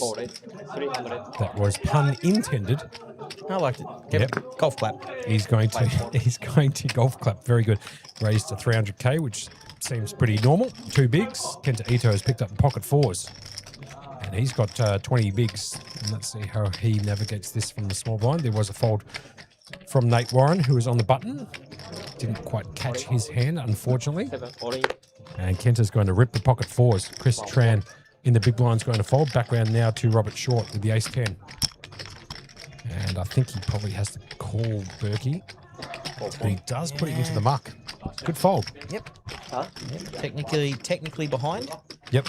But you probably don't want to be flipping. If you think you're flipping it best for your tournament life with this much, you can find better spots. And he still does have 12 big blinds, so he's got plenty of time. Half an hour blind levels. You know, you've got plenty of time to. You're going to see a fair few hands. So we are 6-handed. The blinds do come around quite quick, as you do or are well aware of. Yep. But once again, if you are joining us in the chat on Facebook or on YouTube, the better viewing is definitely over on YouTube itself. Jump right over there, sign in, and watch this on the highest definition possible. Brought to you by Matty Marshall and Jamie Hall in the background. All the views in the background. These guys have been working absolutely tirelessly to bring you this stream, along with Link Tech Australia, Ahmed Latif, and the St. George Leagues Club put together this absolutely magnificent venue. And we can't talk about it enough. Get yourself down here. Come play some tournaments. No more so than the tournaments happening tomorrow. we do have the Juggernaut, the main event, the mini main event, and the Big O. Yep. Some absolute pearlers on tomorrow, Berkey, as Michael Levy under the gun finds the King Jack offsuit variety. He's going to pop it up and make it 300k to go. Robert Short has elected to make the call from the hijack with the Queen Jack of clubs. Nicholas Economist in the big blind. He is contemplating what to do with the King 5. It's going to cost him one big to flick it in. It does make the correct decision and folding. So Michael and Robert to a flop. Queen Jack suited versus King Jack off from Michael Levy. See a flop. 7-6-6. 2 hearts. Mr. Sweet would be hating seeing that now. If he is listening, he did lose with the 6-7. Michael Levy out the front with the King High. The pair on the board with the King High. He also does have backdoor hearts as well. So he does have a huge equity lead in this hand. 84%, if you don't mind. He is out of position though. He's going to come out firing. Looks like 375,000. 375. Yep, 375,000. He's also got that Jack of Hearts as a little bit of backup to the backdoor hearts, but don't worry about it. The bet of 375k gets it done. Robert Short will fold. The Queen Jack suited in the clubs. We are still 6-handed here, Berkey, at 12:37 a.m. local time here in Cogra in New South Wales, right here at the St George Leagues Club. Calling the action and the concluding stages of this Players Champs final table. Now, Monkey, I want you to do a favour for me. Can you look up how many the main has in it? I can do that. Because I'll tell you what, I think I saw what I saw out there, but I want to double check it, how big this first flight is on a Wednesday night. 148. Jesus, 148. I had to refresh the page one more time just to make sure that that's correct. How big is 148 that for a entries first flight? into the main event, Flight A. Holy moly. $750 buy-in, with the exception of a couple of people who won a couple of giveaways that we did, Berkey, yesterday. Made it $100 cheaper for them. But they got 148 entries. They are down to 40 players, and I believe that they've probably bagged and tagged now in that particular event as it is approaching, 20 to 1 in the morning. So there's a very likely scenario where they are bagged and tagged, and they'll be coming back for day 2, which does kick off on Sunday. Yeah, Berkey, what time? Sunday at 5 p.m. Oh, no, sorry. Sunday at Midday. Sunday at 12 p.m. Now, the reason I was looking at that is they actually have 5 flights for this. And we'll get back to the action really quick. We'll talk about the main event a bit more. Kenta Ito in the cutoff raise with his ace-jack, and Michael Levy is defending his big blind with 7-8 suited, which is a very pretty hand. But this flop comes out King-Jack 4, 2 diamonds. Huge flop for Kenta Ito. Second pair, backdoor straight and flush draw. Michael Levy being absolutely out there in no man's land. It does check from Michael. Kenta has this very, very much locked up so far. He's going to throw a bet into it. And I dare say Michael Levy is going to let it go and find a better spot. Snap fold. And we'll talk about the main event, Monkey. Yeah, mate. Go ahead, please. 300k guarantee. Yep. Monstrous. Yep. But with the numbers they're getting in the first flight, because that's usually the quietest flight. Correct. Yep. 146. They have 5 flights. They've got a flight tomorrow. Yep. 5 p.m. I believe it is 5 p.m. Yes. A flight the day after on Friday, 5 p.m. They have a 12 p.m. flight on Saturday, following with another flight at 5 p.m. on Saturday night. Gee whiz.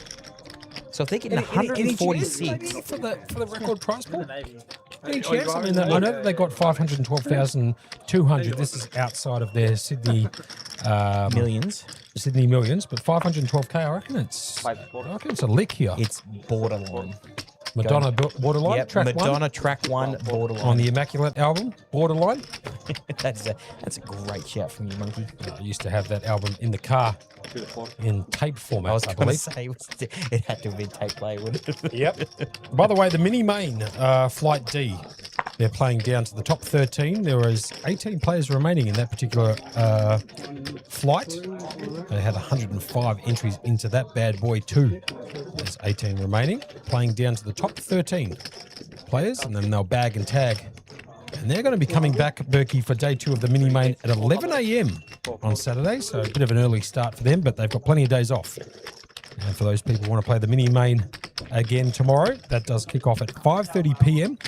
It is a $300 buy-in, and get this, Berkey, with a 100k guaranteed prize pool. $40,000 Starting stack 30-minute levels and unlimited until 11:10 p.m. So you can register very late for that one, which is good. Plenty of registration time into the mini main. Now for a $300 tournament, how good a value is that? Jesus, wild, ridiculous. Now, what about the people who like to play more than 2 cards, Berkey? What have they got on? Well, tomorrow, the Big O. Yeah, You love the Big O. I'm That a is huge fan. Love a big O. PLO 5 5-card PLO and in the PLO high-low. In the high-low format. So you've got to make an 8 or better qualifying low hand for half the pot. And then find the best high hand. And that's PLO or big PLO, 5-card high-low. So it's a absolute carnival game, but it is definitely one of my all-time favourites. And that does kick off tomorrow. What time, Berkey, for the PLO guys? 6:30 p.m. Monkey. So 350 buy-in, 40,000 in starting stack, 20-minute blind levels, and unlimited re-entry up until 9:40. Oh, plenty of time. Chris Tran here has picked up the Ace King in the offsuit variety in the hijack. He's going to pop it up and make it 300k to go. Nate Warren in the big blind can't continue, so he just gets the walk here. Essentially, Chris Tran just makes the raise and picks up the small blind, big blind, plus the ante. Down to 6 players at the moment. Robert Short is the shortest of those particular chips stacks, down to 1.2 million.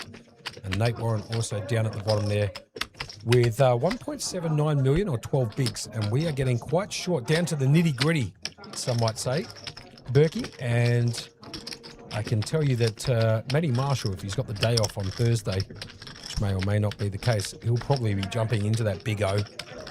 He loves that game. And so do I.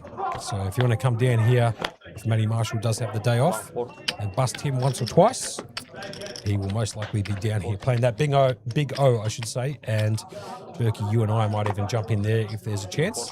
There's, Monkey, if we got a day off, there's always a chance. So you're saying there's a chance? Robert Short here on the button finds the A7 offset. Very good, Berkey, and he's got to jam it all in like he should for 1.2 million. Nate Warren here finds the Jack 5 of spades. He's going to fold from the small blind. Kenta Ito finds the King 3. That's not good enough to call an all in, so he's going to tank fold and chuck it straight into the muck. I'll tell you what, after that Madonna reference, I do like a bit of, song references, song title references, movie references. You like that, bad boy? Yep. There's a lot of people here just holding on. There's a 10 big blind, 11 big blind, a 17 big blind just holding on from Steve Aoki and Lewis Tomlinson. It was released in 2016. Very good. And I think you should have used the music reference to when you said from cheerleader to chip leader. Yep. There's actually a song that was kind of famous, probably about something cheerleader. Oh, yeah. It has to be called Cheerleader, doesn't it? Yeah. What's the name of the artist who... Something cheerleader. What was the name of that? Maybe you can look that up. Geez, that's got me stuck. I'm trying to reference it, and I don't even know who it was. Well, I'm going to help unstuck you here, Monkey. Well played, sir. That was the worst English sentence I've said yet. Michael Levy in the hijack finds the A6 offsuit. Probably a contender to enter the pot with. It's actually called Cheerleader by Omi or OMI. Yeah, okay. Yeah, there you go. He does pop it up and make it 300k to go. The blind's 75k, 150, 150k big blind ante. This is hand number 63 of this King's Premium Poker Room Players Champs final table down to the final 6. What was that, Burke? You said a couple of years ago that was the #1 hit, correct? I said 5+ years ago. 2015. 11 years ago that came out. Jeez. Okay. Jeez, I'm getting old quickly, aren't I, really? Oh, dear. Oh, dear. Now let's get to that time of night. We are at 12:45 local time, and we are seeing this bad boy all the way out. Final 6, 230 starting, 230k in the prize pool, 56k up top. And every single person locking up here a 5-figure score, which is always nice. Any tournament getting a 5-figure score, Monkey. Now, yeah, couldn't agree with you more. Now, Berkey, it's 12:45 a.m. You know what that means? I'm assuming every time you say something like that, we're going to do a giveaway. Yeah, I could pick any day or any time and just do a giveaway. And I reckon we might do that as we're just going to call the action first. Robert Short here finds the pocket 10s. Pretty easy decision just to jam it all in, which he does. And Nate Warren's actually picked up pocket 6s in the cutoff. Interesting spot for Nate Warren. Finds a pocket pair. Down to 11 bigs. He's got 1.7 million in chips. Does make a good fold Great here from Nate. Kenta's going to flick in the fold. And there's one of the sixes that would have been burnt for Nate. Nicholas is also going to fold. And Robert Short's just going to pick up the blinds plus the antes there. So the giveaway, Berkey. Yep. We did one the other day with a very similar question for the people in the chat. We've been in here now, Berkey. How long? Quite some time? Yeah, well, 1 a.m. would get us 8 hours. All right. Fair enough.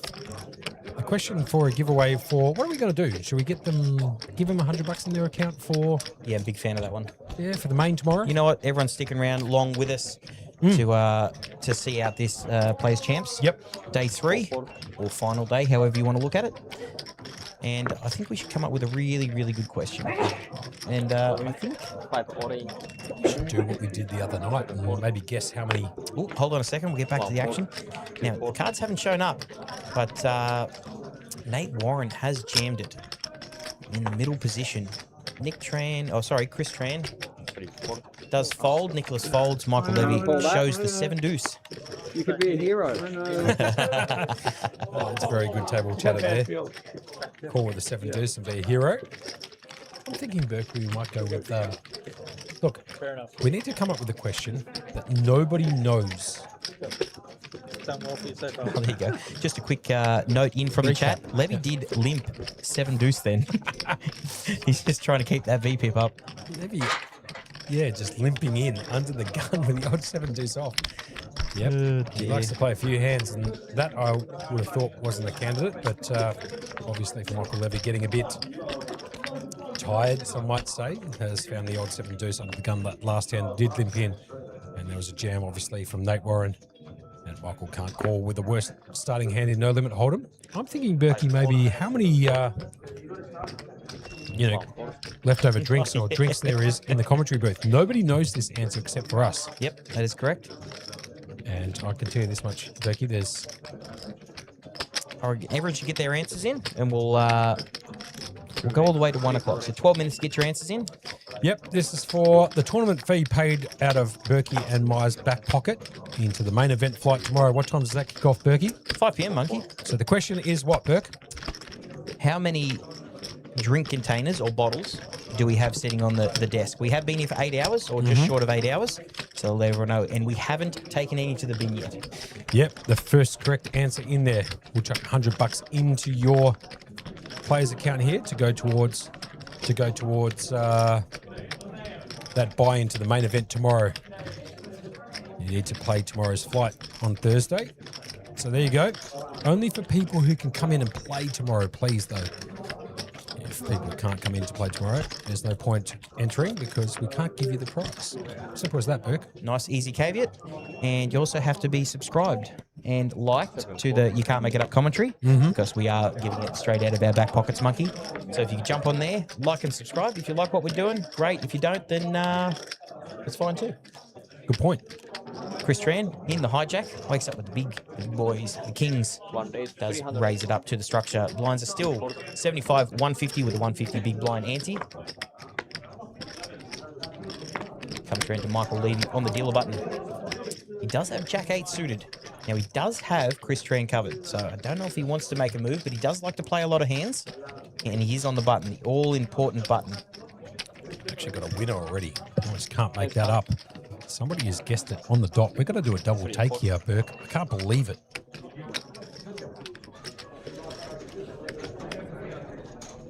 Sorry, we're just doing some counting at the moment. Yeah, that's spot on. Yep, bingo. We've got a winner. Bingo, but we'll get back to that. Yep. Robert Short is going to go all in. Oh, look at this monkey. This is some big time action. Let's get to this before we give away that $100 tournament fee going into that main tomorrow. Nate Warren has got another decision to make, but to jam the pocket 10s all in. Unfortunately for him, he's got Robert Short's all in from the small one with the ace-10. Hold on a second. Let's just recap for a second. So I've got this. Yeah. Yep. So Chris Tran in the hijack raises to 300,000. Okay. Michael Levy flats on the button. Okay. Robert Short Robert jams. Short in the small blind jams for 1.6. Nate Warren has 10s in the big blind, jams all in as well. Chris Tran in the hijack, jams all in. Michael Levy folds. We are three-way all in. Holy moly, big time action. Robert Short is the shortest out of all of these players, so he needs to find an ace board and find it very quickly. Nate Warren's also all in. Chris Tran has the opportunity to do a double bust out and take down a huge pot, 5.9 mil. And he will be boosted straight up into the chip lead if he's able to hold with the pocket kings. And Nate Warren's needing to try and find a lot of help here, to be fair.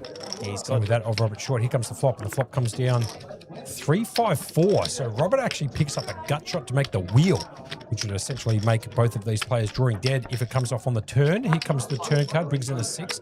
Now there's opportunities for all players if a 7 or a deuce peels off, because they all have the straight. So off to the river, here we go. And the river card brings in the queen, and the kings will get a double elimination. Wow, whoa. You don't see that very often. The dam just broke, Monkey. That is wild. Yep. How's that for a hand? Kings, limp with Jack 6, Ace 10 jams, and then falls with the 10s behind it. That is an incredible hand. We just lose 2 players. Yeah, Robert Short obviously was the shortest in chips there, so he's going to pick up 10,900 in that particular bust out in 6th, and Nate Warren will be out in 5th. He picked up the pocket 10s, and he's going to be picking up 13,500 for his efforts. A double elimination, basically straight after we got that from the break there, Burke, and the man, the myth, legend himself, Chris Tran, doing the damage there, and all of a sudden now up over 6 million in chips, Burke. I don't even know what to say to that, Monkey. That was an incredible hand. Where did that turn out? That was, yeah, finds the kings in a green spot. Ace 10 10s. That is one of the best spots you can find the kings. And gets it done now all of a sudden into the chip lead. 41 bigs, 6.125 million. That is a key hand for his particular tournament here, Chris Tran, and now he's in a commanding position essentially to potentially take it down. But have a look at the other 2 players, or the other 3 players I should say, in that of Nicholas, Michael and Kenta. Kind of hovering around anywhere between sort of, 21 to 30 bigs. So still anybody's game despite that huge pot going over to Chris Tran with the pocket kings as he picks up the queen 10 now under the gun. Yeah, absolutely wild, that one. But we'll get to the next one. And look, Chris is now not going to slow down at all. I've noticed every time he gets a big stack, he likes to stay super active. We are 4-handed, so under the gun, he has queen 10 off. He's going to raise it up to 325,000. Fold from Nick. Fold from Michael. It's come around to Kenta Ito. King 10, so both players picking up a bit of it. Kenta flopping top pair with Chris Tran, who has got the chip lead, and he does flick in the call. Off to the turn we go, Burke. And he's absolutely Kenta. Even though he's out in front, he is definitely under pressure. He does get an ace on the turn. How good is that? That is a monstrous card. That is a beauty, to be fair, for Kenta, who checks it now. Is Chris going to shut down? Is he going to continue his story and bet out again on the turn? He did just collect these chips in a 3-way all-in where he busted out 2 players in that of Robert Short and Nathaniel Warren. So I'd like to see him check back and see if he can spike a jack at the river. He's only got 4 outs remaining, but he's going to come out and firing again. He's going to go for another barrel on the turn. 750 is the bet. Background now to Kenta Ito, who's found trips on the turn with the ace of spades. And I imagine Kenta is in a position here to be honest, he's got a couple of options. He can flat. He can also raise. I would actually prefer him raise on this particular board texture with the ace deuce. He shouldn't be behind very often, and he needs to protect his hand against any potential draws that can come out. Well, he does elect to make the flat. Yes That's and fine. no. I don't ask the pot and 2 people out with kings. He gets in there with the queen 10, gets routine on the river. And just, ugh. Assuming, of course, that he thought his bottom pair on that particular board was no good. But lucky for him, the jack of diamonds peels off, bringing in not only the Broadway to which Chris hit, but also bringing in the flush draw. So an unbelievable card being dealt out by Masaki at the river, 4-handed. Chris now up to 7.6 million in chips, or 51 bigs. Nicholas Economist down to 20 bigs at just short of 3 million. Michael Levy's got 30, and now Kenta is on the short stack with 2.365 million. You know, Monkey, I'm going to give you some props, man. That's some great calling. Thank you very much, mate. Appreciate that. So the blinds are 75, 150 with a 150 big blind ante. Nicholas under the gun has 9-8 off. Now, Michael Levy has folded a couple of hands, but does come around to him ace-3 suited. What a pretty looking hand these ones are. These suited low hands, aces. Yep. Now, just really quickly, going back to that giveaway, we did call 2 hands back about that. The total amount of drinks that we have in here is 13. So the winner is Talia. I think that's how you pronounce it, on Facebook Live. So Talia, if you are watching us still on Facebook Live, please message us on the Berkey and Monkey, pardon me, the You Can't Make It Up commentary Facebook page. So jump over onto Facebook, look up You Can't Make It Up commentary and DM us, and we'll take care of the rest from there. So Talia, I believe is how you pronounce the first name there. You are the winner. 13 is correct. The first correct answer in, and the only correct answer, to be fair, in the chats. So well done. Hit us up, though.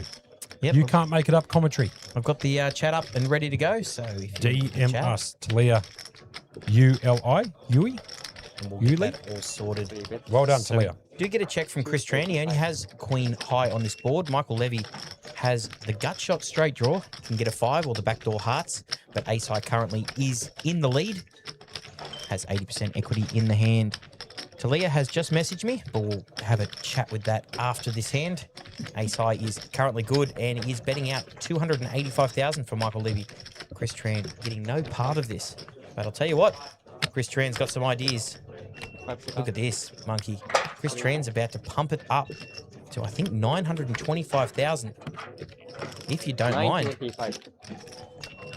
putting the max pressure right back on Michael Levy, using that chip lead massively to his advantage. Thank you very much for those comments in the chat. We were having some internet issues here with the club. Got nothing to do with what we're doing. It's just the club's internet has temporarily gone down, but what we have found out from the production downstairs is that it has now been fixed. So we do apologise if there was a short break in transmission for you guys at home. We didn't lose any players during that particular period of time, so nothing ventured, nothing gained. And thank you very much to who's the comment coming in here? Darlad. It's working again, by the way, so I appreciate you letting us know that there was internet issues. Also, BazzaTube93 listening, following the action on YouTube, saying he's having a few issues as well. But I believe we are back up and firing now, so apologies for them. Nothing we can do. The club's internet went down. Simple as that. It seems like we're back up and firing again, Berkey, for something a bit different. And here we go. Just having a chat with Talia. Talia, well done. Oh, he's not playing the main. Give me a second. Let me double check this, monkey. If you don't mind taking over. No problems. Kenta Ito finds the jacks on the button. Candidate here to jam all in or raise, which he does. He's going to pop it up and make it 300k to go. Chris Tran's going to fold the 4 deuce off. Round to Nicholas, economist in the big blind. He's also going to fold. And I think because of this internet issue that we had with the building here at St George Leagues Club, some of the tournament clocks have actually dropped out. So we might be in a holding pattern here, Burke, as we're trying to rectify the issues. But it appears maybe it's now back up and going as the players have now sat back down. So we might not miss anything, Berkey, to be fair. Well, there you go. Shout out to Matty Marshall. Coming in clutch again. And Talia's actually reached out to you? Yep, he says he's playing the big O. Oh. Wanted to know if it was okay, and I was like, sorry. The giveaway was specifically for the main. That's a tough one for us there, Burke. It is a tough one. Big O. He did guess it straight off the bat. I won 4-way all in. I straddled. Straddled what? You went all in blind? No, I only straddled because the guy on my left said he's going to go in blind if I straddle. So I straddled and it goes all in blind. I think for Talia, what we might do, Berkey, is I'll let you communicate with him whilst I call the action, and then maybe we might be able to find a sweet medium between the two. And then the two Obviously, big you're still stacks. communicating with him. Yep, still communicating. Okay, well, once we get like a result out of that communication, we'll figure out what to do, but stick by us. We might do a redraw, we might not. We might give Talia maybe some merchandise as a, backup giveaway for him if he's unable to play the main. Again, remember, you must be able to play the main tomorrow How night you win more. in order for you to be eligible to straddle, how you win. gonna We win did more? make that very clear. And Talia can't play the main from Well, I my mean, understanding, but might make provisions to I play. kind of feel bad about why he can't play the main now. Right, okay, makes sense. He can't play. It's his son's birthday on day 2. Yeah. Jeez, I mean, you can't make that story up, can you? Another Absolutely. bad beat just coming in cold as ice. Raised to 325k out of the gun with the Queen 10 of Chris Tran. And It's the same one he had a few hands ago, now wasn't it? back to Michael Levy. If there is some buffering issues, we do apologise. It's the St George Leagues Club internet issue. And obviously it's got nothing to do with them either. It just happens to be occasionally we do drop out. At the moment, it's just having a little difficulty, but hopefully we'll catch up soon. It looks like it's back to normal now. Michael Levy did call from the small blind for that 250k. The original raise came in from Chris Tran under the gun with the Queen 10 off. Michael in the small blind did call quarter mil. And Kenta Ito in the big blind is going to come along with the 10-4 of diamonds. Off to the flop. Here we go.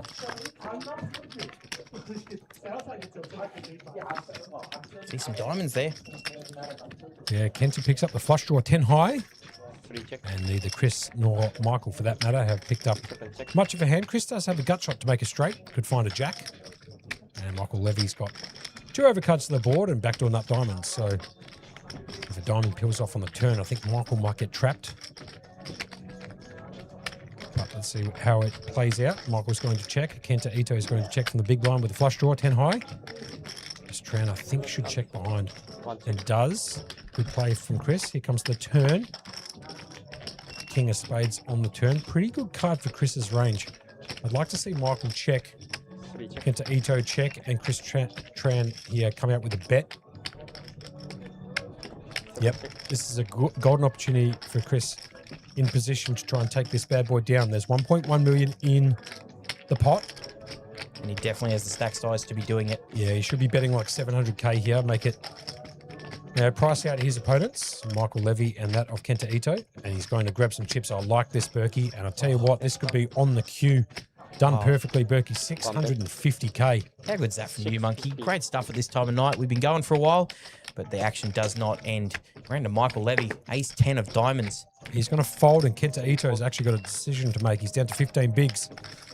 Can he call and try and spike the diamond at the river, assuming, of course, that he thinks his opponent is betting with the best hand? And technically he is. So this is really a bit of a tough spot for Kenta. I'd imagine he's probably going to put this in the muck, though. It's going to cost him about 20% of his stack. He does lay it down. 30% of his stack. He does lay it down, and Chris is going to get that one through, extending his lead even further, now up to 9.4 million or 62 bigs, Berkey. This one could be done and dusted pretty soon if he follows this trend. He's got more chips than all of the opponents put together. He's putting the maximum squeeze on, using his position there absolutely perfectly. Right as you called it, Monkey. Yep. Now, what are we doing with Talia? I'm going to get Talia a jumper or something. Yeah, I reckon that's fair enough. Look, as far as excuses go, I can't play the main only because it's day 2 is my son's birthday. Yeah, fair enough too. You know what, Talia, if you're listening, I'm going to make sure you get some merchandise. Yep, Talia, if you're coming in, does he's that coming. sound? You know what? He's coming in tomorrow to play the Big O. Yep. We'll have it rock and roll ready for him. Rock and roll ready. Sounds good.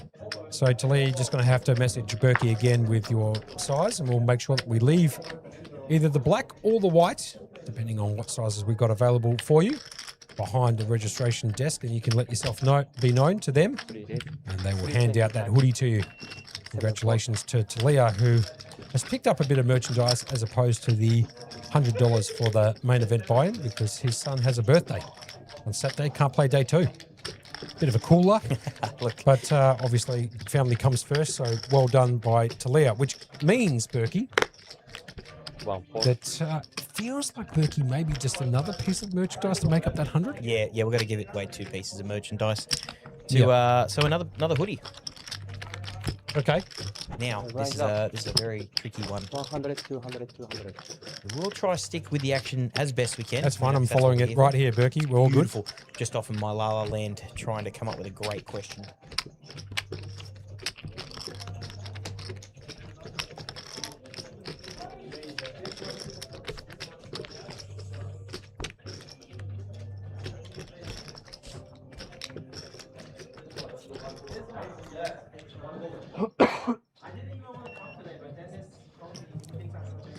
All right.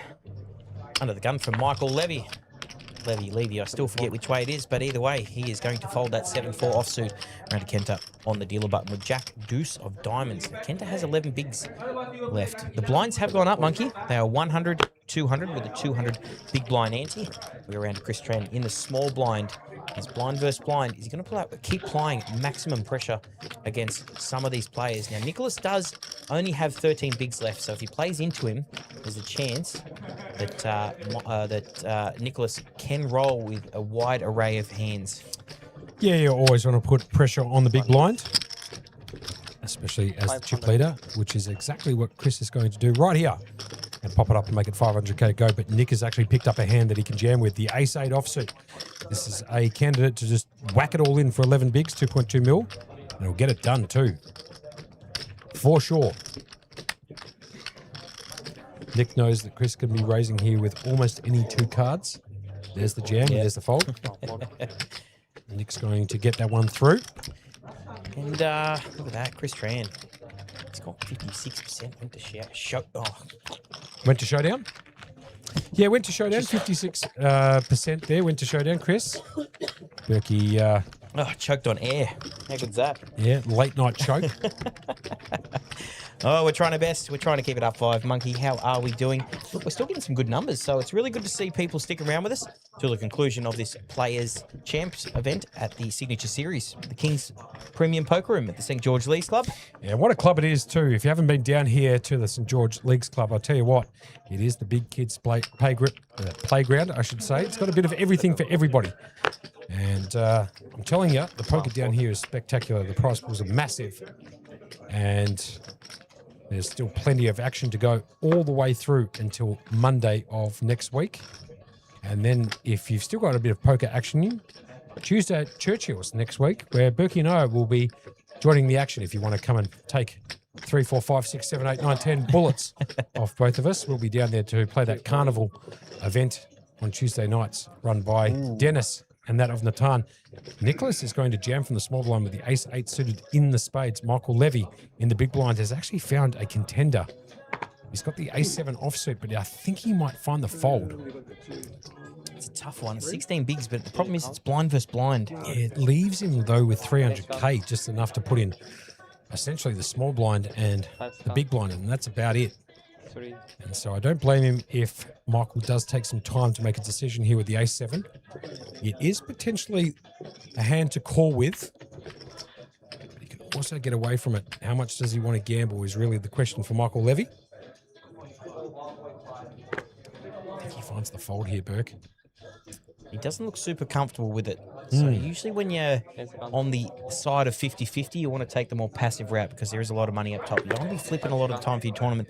And in this case, he's absolutely, utterly dominated. And I think he finds a really good fold there. Good fold. Remember the difference between fourth and first. It's 17,600 for fourth and 56,000 up top. So we're talking, you know, what are we talking there? 3x essentially in terms of the money between fourth and first. And he does make a very good fold there with the ace-7. It was definitely a candidate for somebody who's jamming in from the small blind into the big blind for you to call. He does find a very good fold in my opinion, especially in a 4-handed game, Berkey. Look at this, guys. They've just left Kenta Ito out here by himself. He's got the whole half of the table. Yeah, it's like a little boys club going on in the left-hand side of the table. They're all having a bit of a chin wag amongst each other, and Kenta's just sitting Han Solo by himself on the right-hand side of the table. Good boot reference there, Monkey, again. Thank you very much, Yes, mate. Try my best. Yeah. Well, we do our best work after midnight, and it is almost 1:15 local time. So how good is that? We're down to our final 4. Plenty of cheese. Under the gun, Chris Tran is going to raise it up to 420,000. Nicholas right behind him. 7-4 offsuit on the deal button, getting out of it. Michael Levy sitting behind him. Queen 8 suited in the small blind. 320,000 to call. He has 16 big blinds left. He's going to allow to let it go. Kenta Ito sitting right behind with the 8-9 offsuit. It's going to cost him just over 1 big to call, but it does only have 8.6 left. So super crucial, some of these blinds that are left. Looking forward to seeing how Kenta plays this. Yeah, I mean, I think you just have to call the 9-8. He's down to 7.5 bigs. You're Needs to 100% find some calling. hands in front of him quickly. Otherwise, he might be blinded out of this particular event. Here comes the flop. He's got the 9-8 versus the King 7. And how about that for a flop for Kenta Ito? Flops top 2 pair. Doesn't have a heart in his hand, obviously. But neither does Chris Tran for that matter. Kenta is going to check from the big blind. And Chris Tran is almost certainly going to have a bet. He does have 8.1 million or 41 bigs. He needs to apply a bit of pressure onto Kenta. Kenta Ito, yep, I Kenta gotcha. Ito, you know what I mean? Yep, 225,000. Yep, and I can tell you this much for free. This is going to be jammed all in right here. 100%, Berkey. Calling it early. Yep. He's going to take his equity right now and move this all in. He's going to tank and then just jam it all in. He shouldn't flat here ever. So I'd like to see him just jam it all in and try and protect his hand against potentially Chris having a heart in his hand. He does make the jam 100% of the time, and Chris Tran is going to get out of the way with the King 7 offsuit. So there you have it. Now, a little bit of out-of-table information. Out-of-table information. What do we got, Monkey? Yeah. Let's just have a quick look. I can tell you that the Summit Freeze-Out Day 2, pardon me, I wasn't close enough to the mic, is down to the final 3 players. There you go. So final 4 here, final 3 in the summit. Hey, what's that? Yeah, Steven or Stephen Nikolovsky is sitting out there on that particular table. Ricardo Bono. Ricky Ricardo's out there, and Jaden Zalek battling it out in the Summit Freeze-Out. Down to 3 players. What are they playing for? Has it got the payouts there? Yeah, it does. They're playing for $18,960 up top, or $11,700 for second. And the next person to bust in that particular event will pick up $8,200. That Summit Freeze-Out was a $1,000 buy-in. So what do they get in that? 71 entries. Wow. There you go. No problem with a guarantee there of $50K at all. So the winner in that particular event, taking down 18,960, Kenta Ito in the small blind here, picks up the ace-10, down to 14 bigs. The blinds are 100K, 200K with a 200K big blind ante, hand number 76. You should be jamming this all the time. And there it is. There's the jam, putting maximum pressure on Chris Tran, who is the chip leader at this feature and final table. He's going to look down at the King Deuce and put it straight into the muck. I don't know if you heard that down the mics, but he picked them up dual-handed there, Berkey. It was just a pick up, almost either snap call or snap fold. He did. What else is going on outside in the outer tables? I'm so sorry. No problem. Getting a little bit raspy. Either. What happened? You coughed and you said sorry about that, and at the same time, Chris Tran at the table goes, no problem. What if it gets to 4 a.m. and we're not done? That's too funny. You really need to go back and listen to that. That was actually that's hilarious. perfect timing. Yeah, no, dead serious. You need to go back and listen to that. You're like, sorry about that. And all you hear from the table is, no problem. Oh, that's fantastic. Oh, you almost can't make that one up. It's, you know what? It's that time of night. A lot of things there are quite entertaining. None so much than the poker that is being played. Chris Tran still out in front. His lead has slimmed down a bit. He did have the whole table covered, but he no longer does. It has thinned back a bit around Kenta Ito on the button. Does fold it. Chris Tran, 10-6. Half price on 6 if you don't mind the baccarat in the small blind. It is suited to the diamonds. And he's got Nicholas behind him, who's sitting on 18 bigs. He just limps this one. There you go, Monkey. A little bit different. Maybe did it get in his mind a bit, that jam that he got back-end jam before, maybe? Yeah, I think he needs to be slightly wary that Nicholas can play quite a good game against Chris Tran. So just being a little bit more protective of his stack than he was before. And he's flopped a pretty decent hand here. The open-ender. Flop comes down Queen, Jack 9. A couple of hearts, and believe it or not, talk about the biggest heart of all time. Jamie Hall will be joining us again in the commentary booth at now 1:15 in the morning, local time. The big man himself, Jamie Hall. How are you, pal? Yeah, good, mate. Everything else is pretty close to finishing up, so my job is largely done. So I thought I'd chill with you boys. Oh, what a gentleman.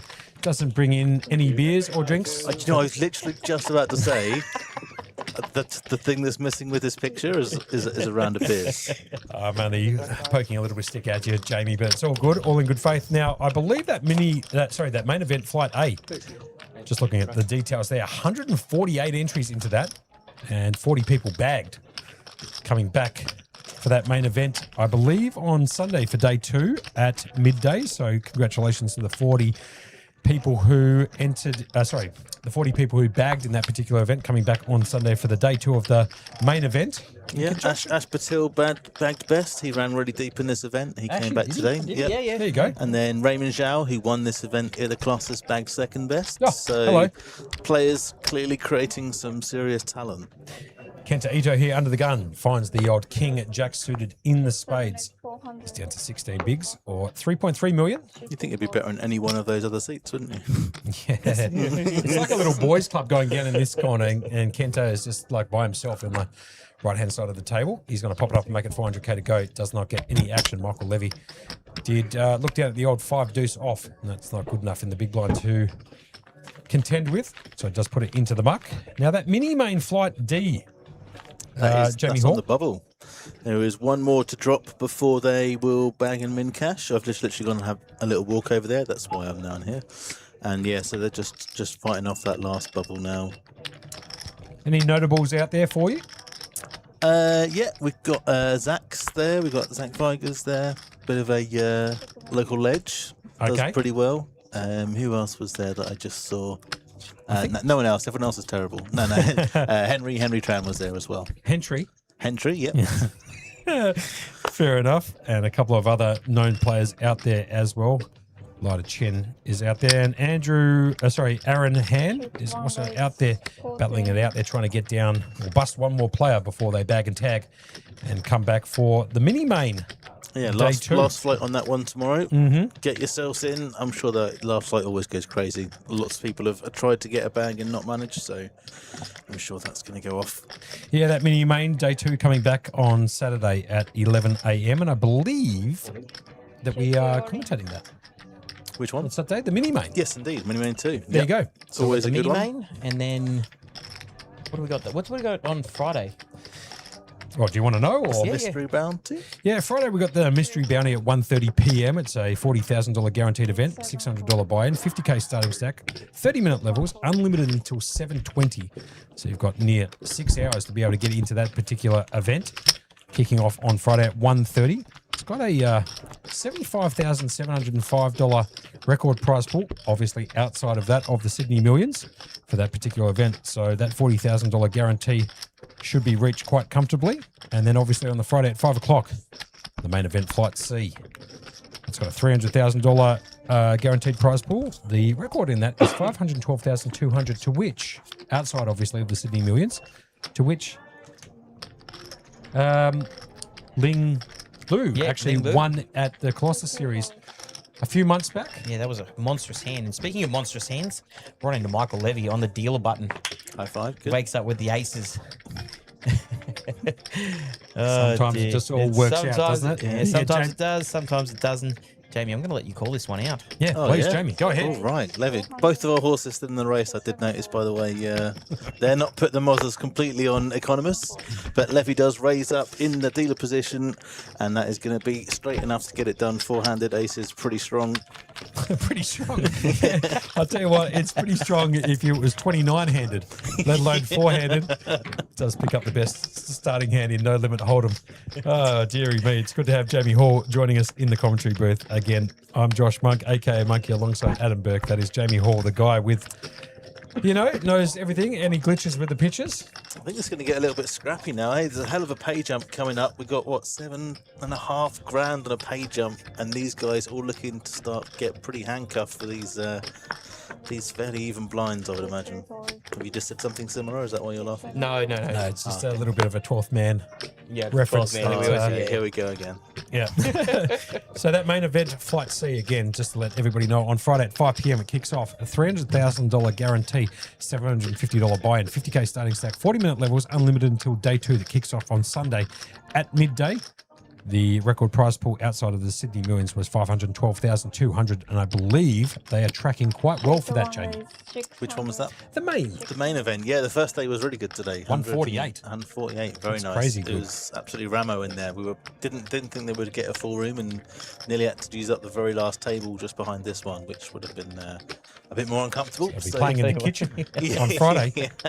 Well, I mean, there is a dining room behind us. You know, you can throw a bit of a sheet over that, and we'll throw some extra I'll tables. tell you what, if they're using all the tables here at the St George Leagues Club, I think time for a bit of a time extension, Daytona styles, and just extend the building out a little bit further to make room for all of these poker players coming down here to the St George League Club, as Nicholas, economist in the big blind, does find the pocket sevens and gets Chris Tran to fold. It's pretty crazy, actually. Not only, obviously, all the poker rooms are full in regards to Kings, but even the restaurant behind us is full daily. Like, that, you cannot get a seat around lunch and dinner time every single day. Like, this whole venue just seems to operate on max all the time. All the time, isn't it? Yeah, yeah. It's kind of funny. You walk in here any time of the day, and I mean any day of the week too, Berkey, and it's basically just full to the brim, as Jamie Hall was alluding to. It's actually kind of funny. You actually mentioned this last night without realising. You said this place is either jam-packed, but once it clears out, Yeah, it's just it's just... it's like a concert. Yeah. Once it's finished, everybody leaves.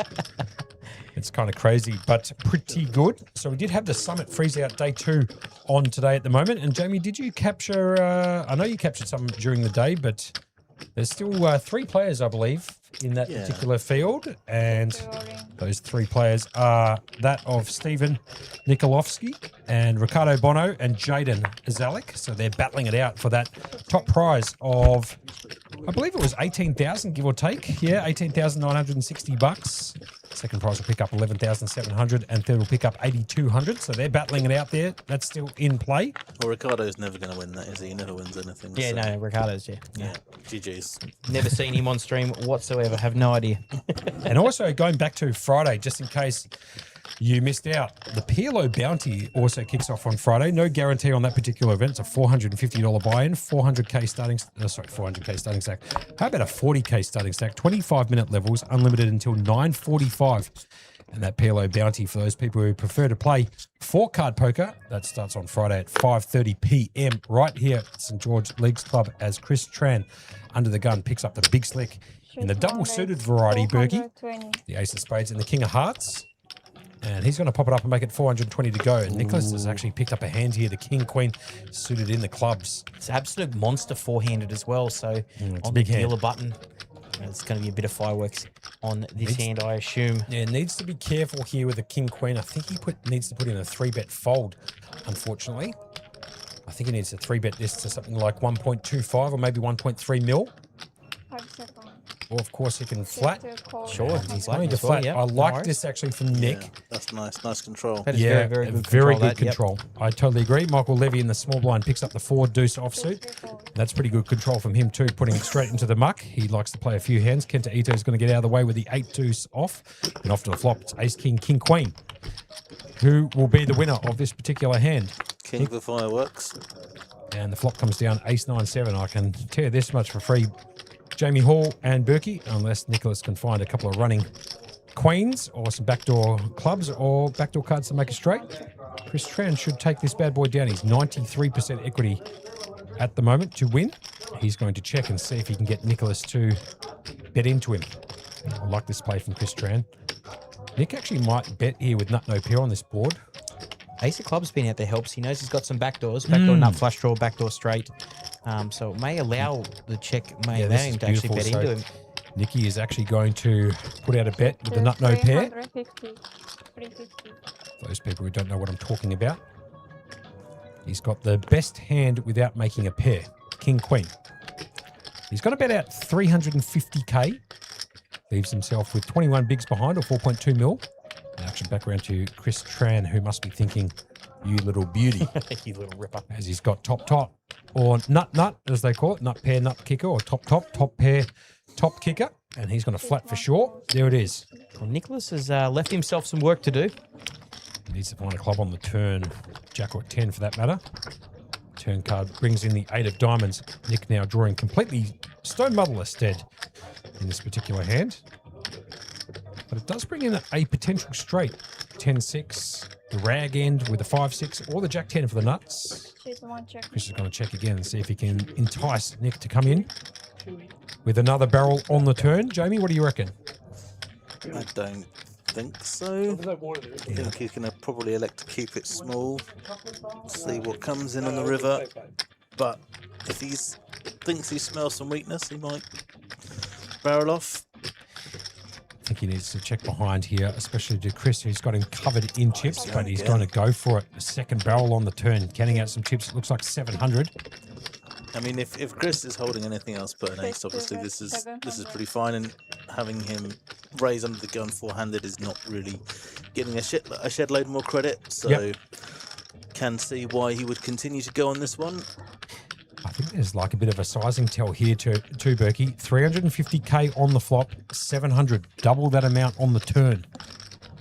And if you're paying attention, sometimes you can pick up on things like this. There's a lot of river cards he could He put a does big make bluff call. in though. If he is even deciding now that he has an ace, if the flush or the liner comes in, he might decide to put some pressure on.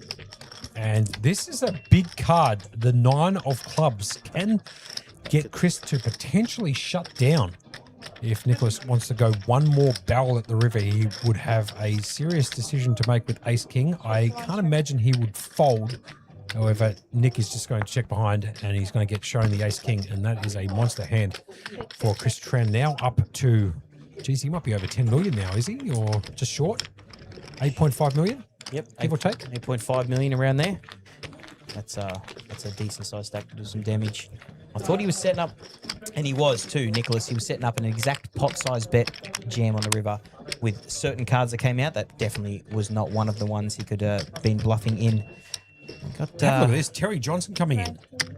BVIP or VPIP Levy still in the mix. Good to see. I'm barreling.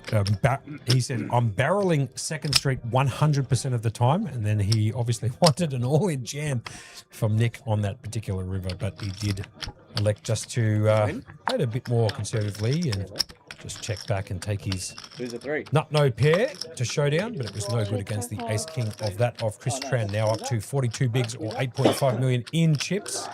I'd like to do a big shout out to all the people joining us across the 2 different platforms tonight, Facebook Live and YouTube. Kiwi Bird Special has been in there basically since the start, Berkey. And it's 3:10 a.m. over there in Wellington, New Zealand. So she's holding on strong, wanting to see the conclusion of this particular event, as we are too, Berkey. Yep, and the pressure is building nicely on some of these shorter stacks. We're in for some fireworks very soon. One would assume 3 stacks, 13 bigs, 14 bigs, 17 bigs, and you've got a very aggressive, ballsy player in Chris Tran out there with the chip lead, who's going to do his best, regardless of whether he's chip lead or not, to push some of these stacks around and put all these guys in a spot of bother, because now with the pay jumps the way they are, especially if you're someone with like 14 or 17 bigs, those middling stacks, someone shorter than you, the last thing you want to be doing is going up against the chip leader and giving up some of your equity in payouts. Yeah, fair enough, Berkey. Good shout there. Darlad coming in saying, I've got to wake up for work in 5 hours, but he has to stay up to watch Chris take it down. Fair enough too. It's one of those payouts. I don't know if I'm just like having a bit of a moment with my brain, but the 2 more positions, so fourth to second is double. So they're guaranteed 17-6 now, and just for 2 more positions, they get twice that much. Yeah. A lot of incentive to really sit and lock up when you have 3 even stacks. So I think you definitely need But you've got to find the balance. And 3 and a bit more in terms of the multiplier between 4th and 1st. Yeah, it's absolutely massive, really. Like, going now from 17.6, which is, decent for anyone at the table, no doubt, but to 56,000, I mean, that's... And it's not necessarily the biggest cash of them, but that's going to sort you out for the month, that one, isn't it? Absolutely. Terry Johnson coming in saying, how soft is this field? Put him to the test, man. I'll tell you what, Terry, if you got down here, it'd be even softer. And Terry Johnson also coming in saying, I only fold to 400. Kenta. And fair enough, he's a gun. He is, as he pops it up here to 400k under the gun with the Queen 10 offsuit variety. Were you going to pop down here, Terry, and show these lot how to play poker, or are you just, Well, I just offered him. keyboard worrying, Yeah, talking a just- good game, or what's going on? something. keyboard warrior over there, Terry Johnson. Yeah. Letting us know how soft this field is, and I take it down, and no worry, Terry. I hear you loud and clear, buddy.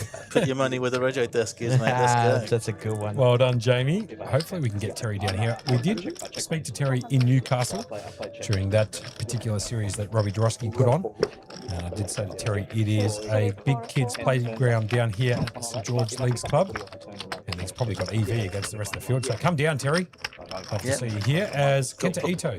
Got player of the series again for God knows how many times. Yeah, got the self-dealt player of the series. Always walks away with a couple of trophies. He's an absolute mensch down there, honestly. He is, and he put into the chat there, keyboard warrior, laugh my ass off. So he's enjoying a bit of the back and front, or back and forth, I should say, between us and the commentary booth. And Terry up there in Newcastle. Michael did fold on that particular flop as Kenta Ito adds an extra 700k to his stack, up to 20 bigs now. And second in chips, just like that. It's not going to take much with the blinds. 2, 3, 4, 8.5. I mean, there's it's kind of wild. With 100 and 200,000, I mean, it's not going to take much to get these stacks to swing. Dare say there's a cooler coming soon. These blinds are really getting squeezed. I'm going to go and have a little look around the room and check the Summit and the Mini. Did you boys want a refreshment? Your shout? My shout too, is it? You No, beauty. I'll get it, Joe. Yeah, if you don't mind. No worries. It feels like at 1:33 we've earned ourselves a light beverage. Yeah, Sprite, 3 already. lemon lime bitters, something like that. Yep, sounds great. Orange juice. Yep, sounds perfect. Cool. I'll line them up. Thank you very much. Appreciate it.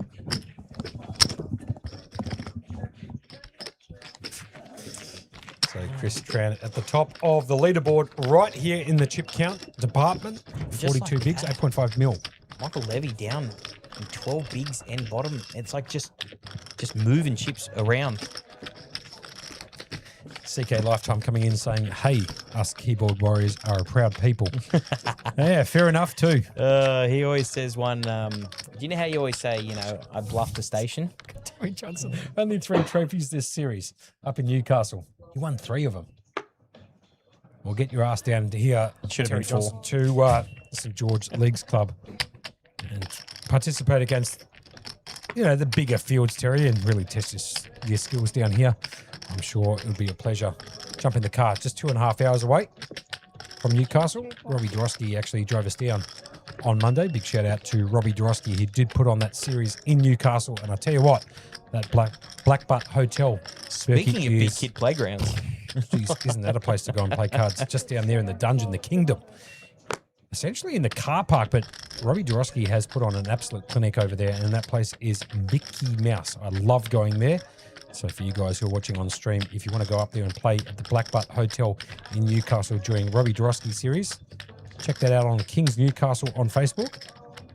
And you can follow all of the action there for the next series, which I believe is in October, Berkey. Yes, I'm going to take your word for that one because I'm terrible at remembering dates. We're going to get to Chris Tran now. Kenta Ito limped around to Chris Tran, who's woken up with queens. Now, the funny thing is, this 5-6 of diamonds, it's a rather juicy hand at this time of morning, isn't it? It is. It's going to cost him 375k to call, which is about a tenth of his stack, and he does flick it in. He needs to find some diamonds or some cards to complete a straight at the moment because he is miles behind an 80-20 dog to that of the pocket queens of Chris Tran, and the flop comes down 7 deuce king, a couple of diamonds. Kenta does pick up the flush draw. All 8 outs are still clean. Berkey. That's wild. Don't often see that, even if it is 4-handed. 8 clean outs in the top corner. Kenta is going to check. Chris, he does have the queen of diamonds though, so FSA will be seeing a bet out from him. There you go, right on cue. 300,000 or 1.5 bigs. Kenta could actually just jam it. Yeah, could jam this here, put maximum about. pressure back on Chris, who might have to fold the queens here. There is one overcard. Kenta deep in the tank as to how to navigate the 6-5 of diamonds. It does flick in a call, okay. Interesting play, but still like it. Down to 13 bigs now. The turn card comes a repeat 7. Danger card for Kenta Ito, as looks like he might have to check. Chris will almost certainly bet this turn. Or can he open jam it and try and get the queens to fold? Kenta Ito in a little bit of a pickle here, Berkey. Yeah, because there's 2 million in the pot. He's got 2.7 million behind. So he's got a bet that can get it done, but he doesn't. I don't know. Look, at this point, it's that time of morning. I've got no idea what he's going to do. Yeah, or what he should do. This is actually one of those interesting spots. But look at this. He does actually open rip it. Yeah, looks like he's going to bet 900k. Didn't open rip it, so he's but just going to close bet enough, 900k. He's only got an SPR there of about 1.4 stack to pot ratio. He's got, yeah, something like 2.7 million. And the pot was at that particular time 2 million, so 1.4, give or take, maybe a fraction less. He's ripped 900k straight into Chris Tran, who needs to find a decision, and he does. He makes the call for 900k. Can Kenta Ito find a diamond at the river? He's down to 7 outs, and that's about it. He's going to need to hit that diamond because I don't think, doesn't matter what bet he puts on the river, Chris is going to be calling. It doesn't matter what the river card is, unless the diamond hits, I reckon. The reason for why one of those outs is burnt is because it would have been the 7 of diamonds. It does not come off for Kenta, and he is in a world of hurt now. Does he try and jam it and get it through? Or does he completely shut it down now that he's missed the entire world with that flush draw? I think he needs to shut down and just check. Chris will check behind, and that will be all she wrote in this particular hand. If he does go for the jam, and Chris will have to call. Just as simple as that. It's 1.8 million to call. He's got 6.5 million. The pot is 5.5 million now after that bet. He's getting the right odds to call with the pocket queens. He essentially needs to dodge a king or a 7. Obviously, there's possibilities for full house outs, but it is a 4-handed game, and you do have queens, so I'd imagine Chris is probably going to tank and flick in a call with the pocket queens. If he's calling the Turnberg. Yeah, the reluctant call. It's the side call, and then say you're good. But I'll tell you what, Kenta Ito is putting maximum pressure here on Chris Tran. He's going to throw out those time chips. Take maximum a lot of time, 30 seconds per chip, to think about this one. I think he probably has to make a call here, and here comes the chips. He's going to count them out a little bit and figure out how much he's got left behind. But I imagine Chris is going to be in the tank, and then will make a decision to call. But I'll tell you what, if he does fold the pocket queens here, well played from Kenta. There's another time bank. Kenta must be sweating bullets here a little bit, Berkey. He's making a big bluff. I reckon he's as stoic as ever over there, Kenta. You'd never see him move. He does make the call, and Chris will eliminate Kenta from this particular event. The 6-5 of diamonds, no good. And the 4th place finisher in this Players Championship event will be Kenta Ito. Congratulations to Kenta. The chips are alive, Monkey. The chips are very much alive. Not sure about the players. Everyone's falling asleep a little bit. But the chips are flowing, and we are round to our final 3. Kenta Ito will be picking up 17,600 for his efforts in this Players Champs, and all of a sudden we're down to 3. And believe it or not, Berkey, all 3 sitting right next to each other in 1, 2, 3. You don't see that very often. It's a very lopsided table, isn't it? Yep. No more so than the left of the deal there, with Chris Tran stack up to 12 million, Monkey, holding 60 bigs. Might have to reinforce the table down that left-hand side. All the chips are down there. Well, between the other two, they got about just over 5.4 million, and Chris Tran's got 12 million in chips. So that gives you the lopsided event. We are 3-handed, and he's got 60 big blinds in play. So that is huge for Chris. Every chance to go on, and I can tell you, I've met players like Chris before. He is not going on to do any sort of deal whatsoever. Absolutely my guess. Good call. GG's in the chat for Kenta Ito, whose name was inadvertently spelt wrong by Jamie Hall yesterday as Kenya. Probably just autocorrect. We'll call him Kenta Ito, and was eliminated in 4th for 17,600. Terry Johnson saying, love the commentary. Thank you very much. Appreciate that, Terry. Good to have you join us late in the evening. Feels like Terry might be on the turpentine at this particular time of the night, and always good to have him join us in the chat, as is the case with everybody else joining us late at night. And Berkey, I'll tell you something, we've still got over 150 people watching us on YouTube and on Facebook Live, so we're doing a very good job keeping these late hours or these night hours awake, calling out the action here in the Players Champs final table 230,000 as you can see in the prize pool. The payout scrolling across the bottom. We are down now to the final 3 in that of Chris Tran, Nicholas Economos, and Michael Levy. Yep, I'll tell you what, Chris Tran looks like all bar absolutely running over the table, but the only thing certain in poker is nothing certain. So he does have a huge lead, but I'll tell you what, these guys can do anything. And look, he's just open jamming every hand now. He should be. He I should be actually putting like this. It's great. Maximum pressure, obviously, on the blinds. Unfortunately, we can't quite see Michael's hand, but he is contemplating a decision, so it'd be good if we could see his hand. Oh my God, did you see what happened there? He hesitated for a second, does end up flicking it into the muck. And there's one of the jerseys you can see in the back right-hand corner from that player, wearing one of those Kings. The embroidered ones. Embroidered. The ones we've been giving away for the last couple of days. I'll tell you what, if Mark and Natan don't get in here and stop us, man, we're going to be giving away their whole supply. If not, I'll be taking them back to Melbourne when we fly back later next week, Berkey, because they are unbelievable. They really are. They're unbelievable. I'm actually going to pick up a couple more myself. These are actually just really comfy jumpies. They're good. They're really nice. I needed a white one so I can spill stuff on, so I just can't have the black. Terry coming in a bit violently in the chat, but that's okay, Terry. You'll keep. Nicholas Economos on the button finds the old King 5 of hearts. Straight to fold. He is going to fold. I would have liked him to make a raise with that particular hand, but didn't. Michael Levy in the small blind, 9-3 of hearts. I think he's just going to fold. Yeah, Shocker. because he knows what's going to happen. Yep. He does fold against the chip if he leader. flats, he's probably getting jammed on. If he raises, he's probably getting jammed on. Chris Tran just not caring what his 2 cards are at the moment. He's up to 13 mil. Michael Levy, 1.9 mil. Just got to sub 10 bigs. Trying to hold on. Yep.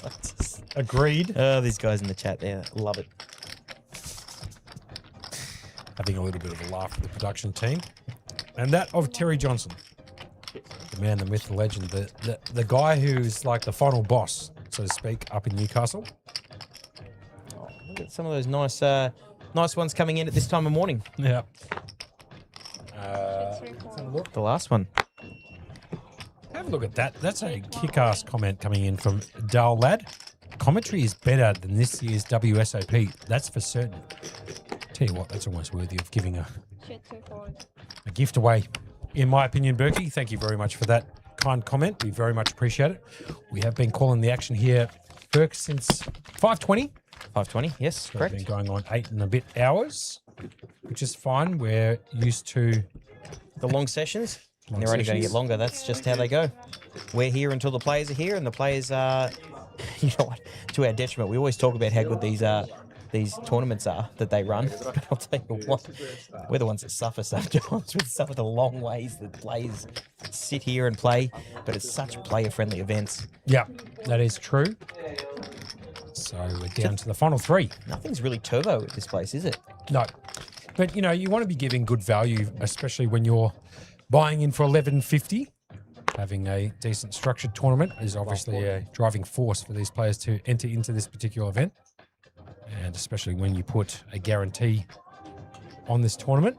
So fair enough that it goes a little bit deep into the morning. But that's what we're here to do, Burke. Yep. All out the action until the concluding stages, and we can crown somebody the winner of the Players' Champs and give them $56,000 plus. Look at that trophy. Look at that stack there from Chris. This has gone from less poker to more survival against Chris Tran. Yeah. He's just sitting over there with a great wall of just pretty much all the chips. And it's very hard when you're sitting there between Nick and Michael, who have got pretty much the same stack. You don't want to be the next one out. There's a huge pay jump next. And look, the 2 shorter stacks, Chris Tran out of it, are going to battle small blind versus big blind. King 4 versus Queen Deuce off. Nicholas out in front with his King high. Chris Tran up to 13.4 million or 67 bigs, and both for his opponents, Nick and Michael. Sub 10 bigs. Wow. These 2 guys, they're holding each other's straight outs, but the King high is in front of Nicholas. economist. It's that time of morning I'm trying to mispronounce people's names, Monkey. It is silly o'clock in the morning. Check on the flop. Check from Nicholas on the turn. Nicky has a gut shot to make the wheel, and so does Michael Levy for that matter. But Nicky out with the lead at the moment with the king 4. River card brings in the 6 of spades. No pair to either player. The king in that of Nicholas's hand is going to be good enough to take it down. Ace, king, 10, 6, 5. Best 5-card hand. Versus the ace, queen, 10, 6, 5 of that of Michael Levy. He's going to fold the queen 4. And Nicky's going to pick up extra 400k into his particular chip stack. And have a look at Michael Levy all of a sudden down now to sub 8 bigs. So you know, all in one corner and then chip race off the 5Ks and get them out of play. Cool. Okay. All right. 5Ks, please. So I think that what we heard from Patrick Russell there was they're going to move the players around to balance up the table. Fair enough. They're going to get rid of the 5Ks, which means the color-up curse is in play, Monkey. Oh, guaranteed. Yep. So look forward to seeing what is going to happen. 300 and 50. Just going to try keep everything going on. Double check this one. So it looks like we might be going potentially to a small break, Berkey. Not quite sure. I'll see what Matty Marshall says in the background. Are we in a small break or are we just talking through this? Matty, what's going on over there? Yep. No, I think there's a break in a bit. There's a break in a bit. Yep. Okay, fair enough. But for the time being, we'll just do the colour up. Which means inevitably, Berkey, once there is a colour up, I should say, what happens? There'll be a bust out. The bust out for sure. Guaranteed. Guaranteed. I'll bet any amount of money on it every single time that a TD comes in and does a colour up. It's like the cash out curse from the old days when you used to play online poker. The moment you cash out a win, you're on a 6-month downswing. There is actually a break. Is a break now? Yeah. Please. Rightio, Okay, there you going go. to break, We're going there we for a go. break for 10 minutes, so we'll be back joining the action at approximately 2 a.m. local time here in Cogra, calling out the final stages of this Players Champs. And it's down to the final 3 players. Thank you very much, Berkey. And Jamie, hopefully we'll join you back after the break. Sure, why not? Excellent. See you guys in 10 minutes. Ciao, ciao. We're both hanging on to the skin in the face. Like that one just then, like we like when I was playing fucking team. Just give me just want to Make it easy 4 mil. 4 mil? Okay, cool.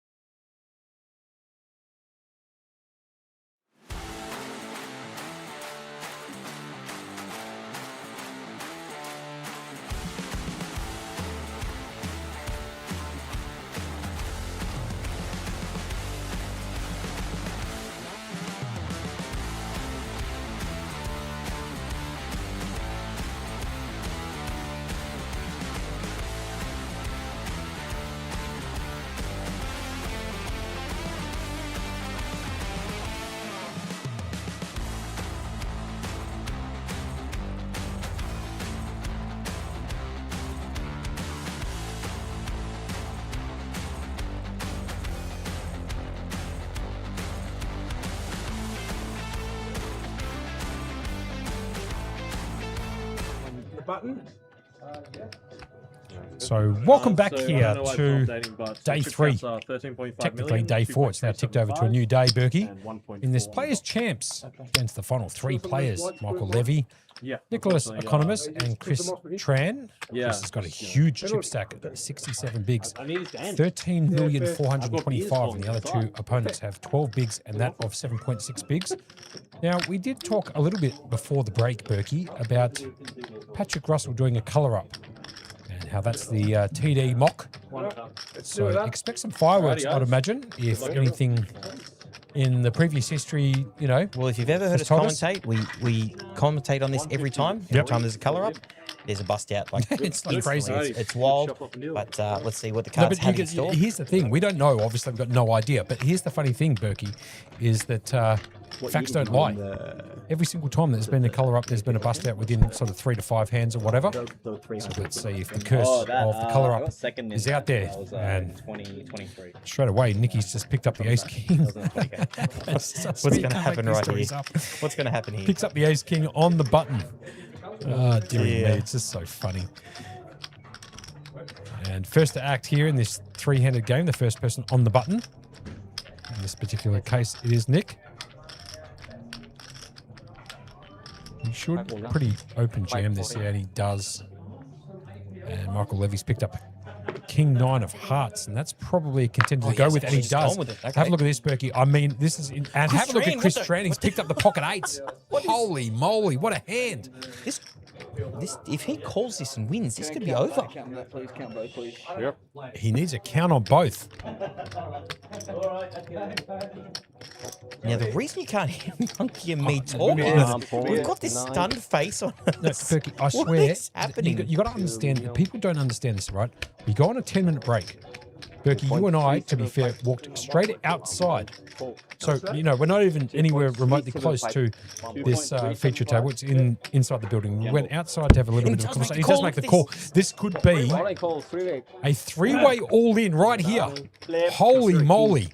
Okay. And Chris Tran has got the opportunity to be able to bust 2 players in this particular hand and take down this Players Champs final table and the trophy and $56,000. You dead set cannot make this up. This is a first hand back, Monkey. But Berkey, we went outside, we had a Ace vape. King 9 versus 8. 8's has got everyone covered. This is insane. You cannot make this hand up straight back after the break. And can Chris find an 8 and bust both of these players out? The flop comes down ace, deuce, jack. Wow, that's huge for Nicholas. Yeah. He's got top pair with the nut flush draw as well. Man, Michael in a Levy's world of hurt for of Mikey, hurt. down to 0% now on the turn as the Jack of Diamonds peels off. Chris Tran needs to have an 8 at the river for the double elimination. Otherwise, we will lose Michael Levy in third. And the 7 of clubs peels off, and Nicholas, who basically had it locked up on the turn, makes the nut flush at the river, and all of a sudden Michael Levy is eliminated for $24,055, coming third in this Players Champs. GG's all-round handshakes, and just like that, I swear you can't make that up, that hand. 8s, ace, king, king 9, all qualifiers to get in there. And Chris Tran had an opportunity there to get a double bust out and win this event. Unfortunately, it went down. He went down, I should say, to the ace-king that flopped the top pair and made the nut flush. Holy moly, how's that for a bit of carnage straight off the bat? Colour up carnage. Thank God we weren't back late, Berkey, otherwise we would have missed that hand. That's wild. Okay, the colour up carnage is well and truly into play, Monkey. It's just wild. Okay, so Economist, 22 bigs, and Chris Tran's got 36, so he's much closer. So this is going to be a really good heads-up battle now. The blinds are 150, 300 with a 300 big blind ante. So there is only 58 blinds left in play. I mean, you dead set can't make up that hand, Burke. We did actually put the commentator's curse or the colour-up curse on there, Burke. No, that's the TD that does that. Yeah, I'm not taking any credit for that one. We can commentator's curse all we want, but that is a TD colour-up curse. That is the colour-up carnage at its best. Chris Tran. Yep. If you don't mind me. Yep. On the button, has limped in. First to act when it's heads up. The guy on the button. Going to Nicholas Economist in the big blind. He's got all of his options available to him.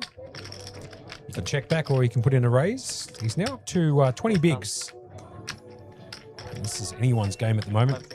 Literally, it's a If Nick is able to get a double up, he'll be the chip leader, and then vice versa, so on and so forth. As the flop comes down. Sorry, Jamie Hall. Go ahead. So I was going to say, I told you I was lucky. I called him to win it, and look at him. I thought I'd put the bad juju on him. Running in second, doing lovely. Well, no, I'm going to turn that down to he came and talked to us and didn't talk to you. So I called him as my I'm just winner. going to Did I let not? him know. He's the guy I said. He said he's due one. Fair enough. There you go. So check from Nick on this particular flop, bet out from Chris Tran with Queen High, and that will get it done. It's like the extra luck that people said they've got with having our jumpers going around lately, Monkey. You know, the triple up in the main event. You know, the coming fourth in a tournament once they bite the you can't make it up stuff. It's real. That is true. Absolutely real. But the guy I picked, Michael Levy, did come in third place for 24,000. Not a bad little payday for Michael Levy. And I'll tell you what, he's going to be out at Churchill. Is it Churchill's? Churchill's on Tuesday. I'm going to be hitting him up for a buy-in or two. Is it called Churchill's Waverley or Waverley Churchill's? It's called Churchill Sports Bar. Yeah. I'm not even close. There you go. Yeah. Don't worry No, about it's not that. even in Waverley as far as I know. Yeah, okay, cool. Okay, well, I've got no idea. Please, guys. 10, 11, So it looks like potentially here, Berkey, they're going to be counting down the stacks, courtesy of Patrick Russell there, the TD on this particular event. That could only mean to one thing. Figure out whether or not a deal can be done. So we might take a little bit of time here to figure out whether or not a deal 5 minutes to a couple of minutes is on the cards. 11.425. And I think it might be a good idea, Berkey, maybe if we can turn up fader here. Yeah. Might be able to hear a little bit of the table chat. Yes. And this is 5,850,000. Yeah.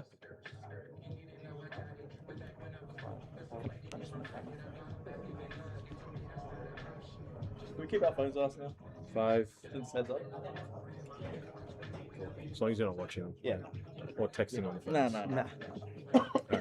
And then the payouts are. So we have been told here from production that this does take a little bit of time. So we do apologise. Obviously, after that bust out of Michael Levy, the players are going to duck out and discuss a potential ICM deal. It does take a little bit of time, so we do apologise. We might throw to another break, but maybe just before doing that, Berkey, for the people for tomorrow, might talk about a couple of upcoming events tomorrow, which is today now. The Juggernaut kicks off at 1:30. 54 plus tickets. And yeah, that's got a 20k guarantee on it, $350 buy-in, 100k starting stack, 30-minute levels, unlimited until 7:20. But we have been told from production we are going to go to a break because this does take a little bit of time, but hopefully you can stick by us for the concluding stages of the Players Champs right here. First prize picking up 56,000, second picking up 35,200. If there's no deal made, apologies for another break coming up, but it does take a little bit of time and we'll be back shortly. First and second. I understand, but have the ticket amounts been added into this, or is this so it's that plus the ticket? Plus the tickets. Right. Yeah. So you get the 40 plus the ticket and 46 plus ticket. Is that cool if I just take a photo? Just give me a...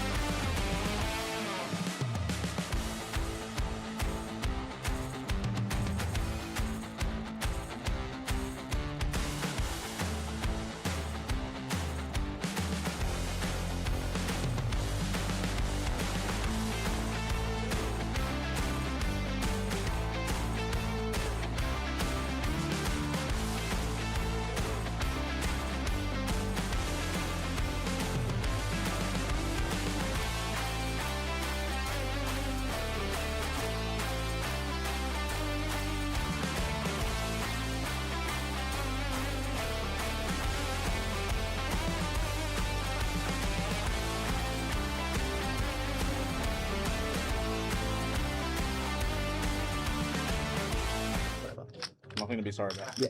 Just one thing. 33 minutes and 15 seconds left on the clock. Sorry about Rightio, so welcome back to the Players' Hey, good Champs luck, final gents. table heads-up battle, obviously between Chris and Nicholas. And for those people who stuck by the break, you might have found out that they've decided to play on. They did take a little bit of time there to discuss a potential deal, but enough's enough. They're going to play it out for the full cheese up top and the trophy. It went back and forth on the numbers, and that was all she wrote. Chris Tran now up against Nicholas Economist in this heads-up battle to take down this Players' Champs 56,000 plus the trophy. And a little bit of information from the outer events we had on also, Berkey. Yep. Believe it or not, mate, the Summit Freeze-Out Day 2 was won by none other than Ricardo Bono. I was going to say it had to be Bono. Yeah, he picked up $18,960 for his efforts. Stephen Nikolowski came second for 11,700, and Jaden Zalek came third for 8,200. So good game there for Ricardo, taking down top prize there in the Summit Freeze-Out, which concluded probably about an hour or so ago, I'd imagine, Burke. Yep, absolutely. Sounds about right. But the Yep. funny thing is, look, I don't know if they actually heard the inside of what was going on. They were both happy with the ICM deal. Now, Mark came in, remember, Mark Liddell came into the box last night, yeah? And he said, you have no idea how much preference people put on the trophies. Yep, now, sure. I think the difference in this deal was Chris Tran just goes, you know what, happy to play it out. But if we make the ICM deal, I'm taking the trophy, and that kind of broke the camel's back. Well, it just goes to show you how popular the trophies are down here, Berkey, at the King's Premium Poker Room. Well, this is a premium event here as well. That's it's true, the Players' true. Champs. Players' Champs, a big It's event. in every series. Yep. You know, it's the 1150 buy-in. You know, I understand wanting that trophy on your mantle. And do you know what? We're going to play it all the way till the end for it. And I'm excited to bring it with you, Monkey. Myself, Adam Burke, my partner, Josh Monk. Can't Make It Up commentary team. We are seeing this all the way out till the very end. Yeah, I mean, we've been calling the cards now for 9 hours, so if we packed up shop now, Berkey would be a bit harsh. So we're going to obviously crown the winner and call the action until that occurs. So check from Nicholas, who picks up a pair of fours on the flop. Chris Chan is probably going to fire out a bet on this particular flop, and does. It's going to bet, what is it, 550 there, Berkey? It's about Yep, right, 550. 550, right on the money, Monkey. Glad to see it still this time in the morning. You're on your absolute A game. Thank you very much. I try my best. What can I say? Terry Johnson saying, you've got to play for the cheese. And I would agree with Terry Johnson. Forget about all of these chops and stuff. Let's play for all of the money and the trophy. $56,000 up top. 1.1. And Nicholas is going to come in for a 1.1 size raise, and he does get Chris Tran to fold the 9-3. So Nick is going to take a few chips away from Chris Tran there, and it's getting a little bit closer to even stacks. 9.7 million versus 7.6 Burke. Yep, absolutely. A little bit more balanced. Chris Tran had the lead, but I'll tell you what, he still has the lead. Mm-hmm. And you know what? We're only one hand away at any point in time, but we are playing this one absolutely out. Nicholas. Oh, he's going to pronounce his name wrong all morning. Economist, and Chris Tran. Don't keep looking at me like that, Monkey. You know how bad I am with names, about as bad as I am with technology. Economist. Yep. Economist? Nicholas Economist. Yep. Now, just very quickly, I will make a little notable mention to Aaron Han in the mini main Flight D. I mean, I had to refresh this page about 8 times. Holy, He's what bagged the- 1.161 million in chips in the mini main. That's 1.161 million. What do you start in chips in that particular event? Mini main. What do you start here? Hold on a second. Mini main. Start with 40K. sorry, it's a bit early in the morning. I'm just getting the calculator out. Is it? Oh, hold on a second. You call the action here really quick, 30 Monkey. starts. That's 30 starting stacks. Technically 29. That is ridiculous. 29 starting stacks. Now, if I look at the page, Alex Thompson, is it Thompson? Yeah, Thompson. Yeah. Is second in chips in that flight, and he only has 481,000. He's bagged 29 starting stacks. But just to give you an idea, there's 105 entries in that mini main Flight D. He's basically bagged 20% of the chips. No, more. Almost 30% of the chips. almost 30% of the chips, like 28% of the chips. In 105. I mean, you can't make that up, Berkey. Actually, let's do the math here, Burke, if you don't mind. Yep. What's 105 times, hold on a second, 105 times, how many chips do they start with? 40K. Times 40. Yep, 4,200,000. Yep, 4,200,000. Okay, and he's got 1,200,000 or 1,161,000. 161. Yep.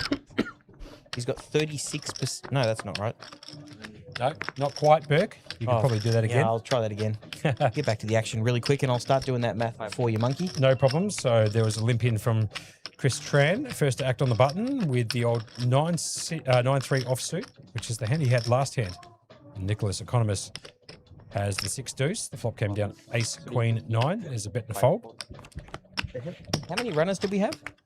We had 105 runners times 40, which is 4 million. Yep, 4,200,000. Yep, and he has 1.161 million in chips. 161. Oh. Yep.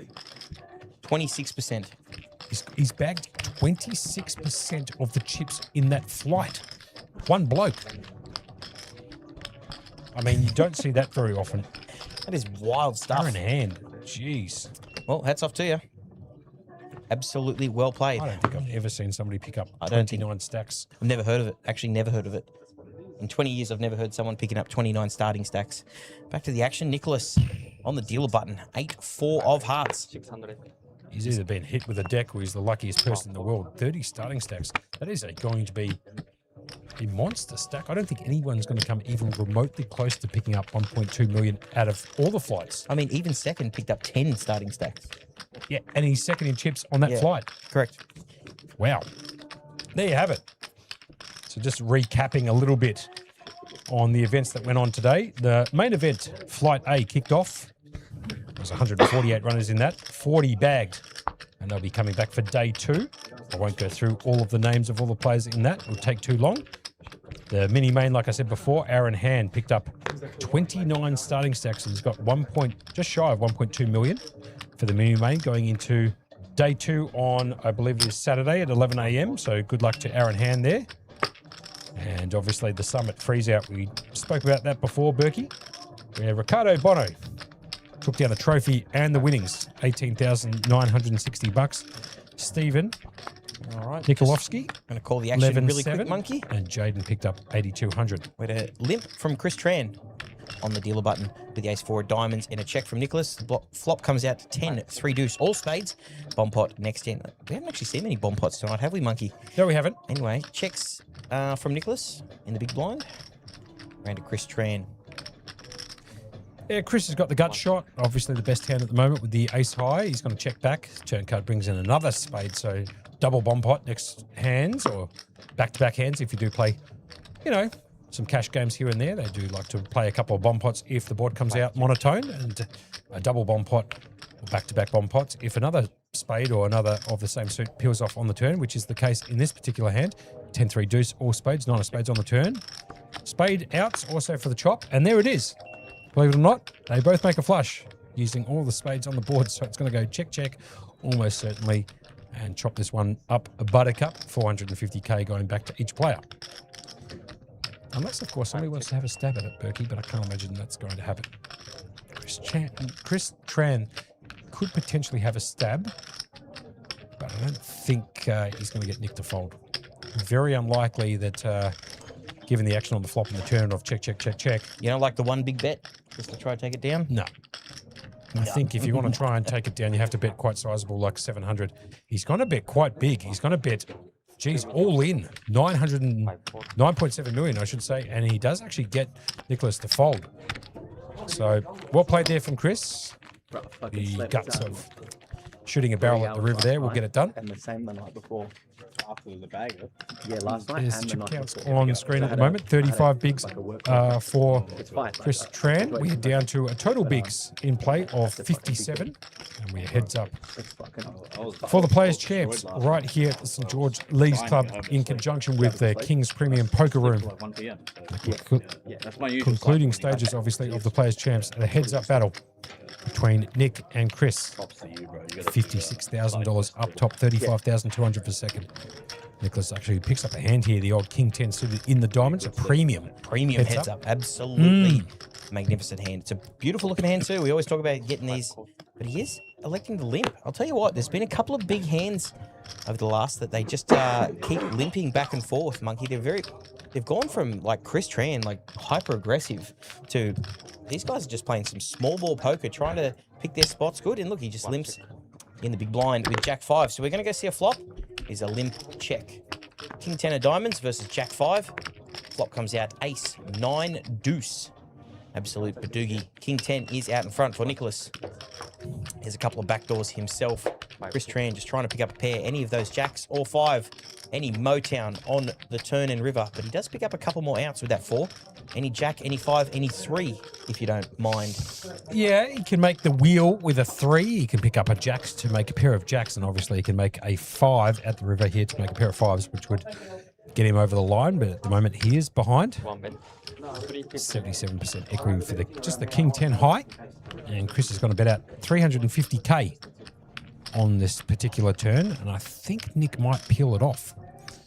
He should be peeling here with King high, and he will. I like this from Nick. Well played. Flicks in 350k to call with the King 10. Can he dodge the outs for Chris? And he can. The 6 of diamonds peels off. Chris should be checking, shutting down now, I believe, Berkey.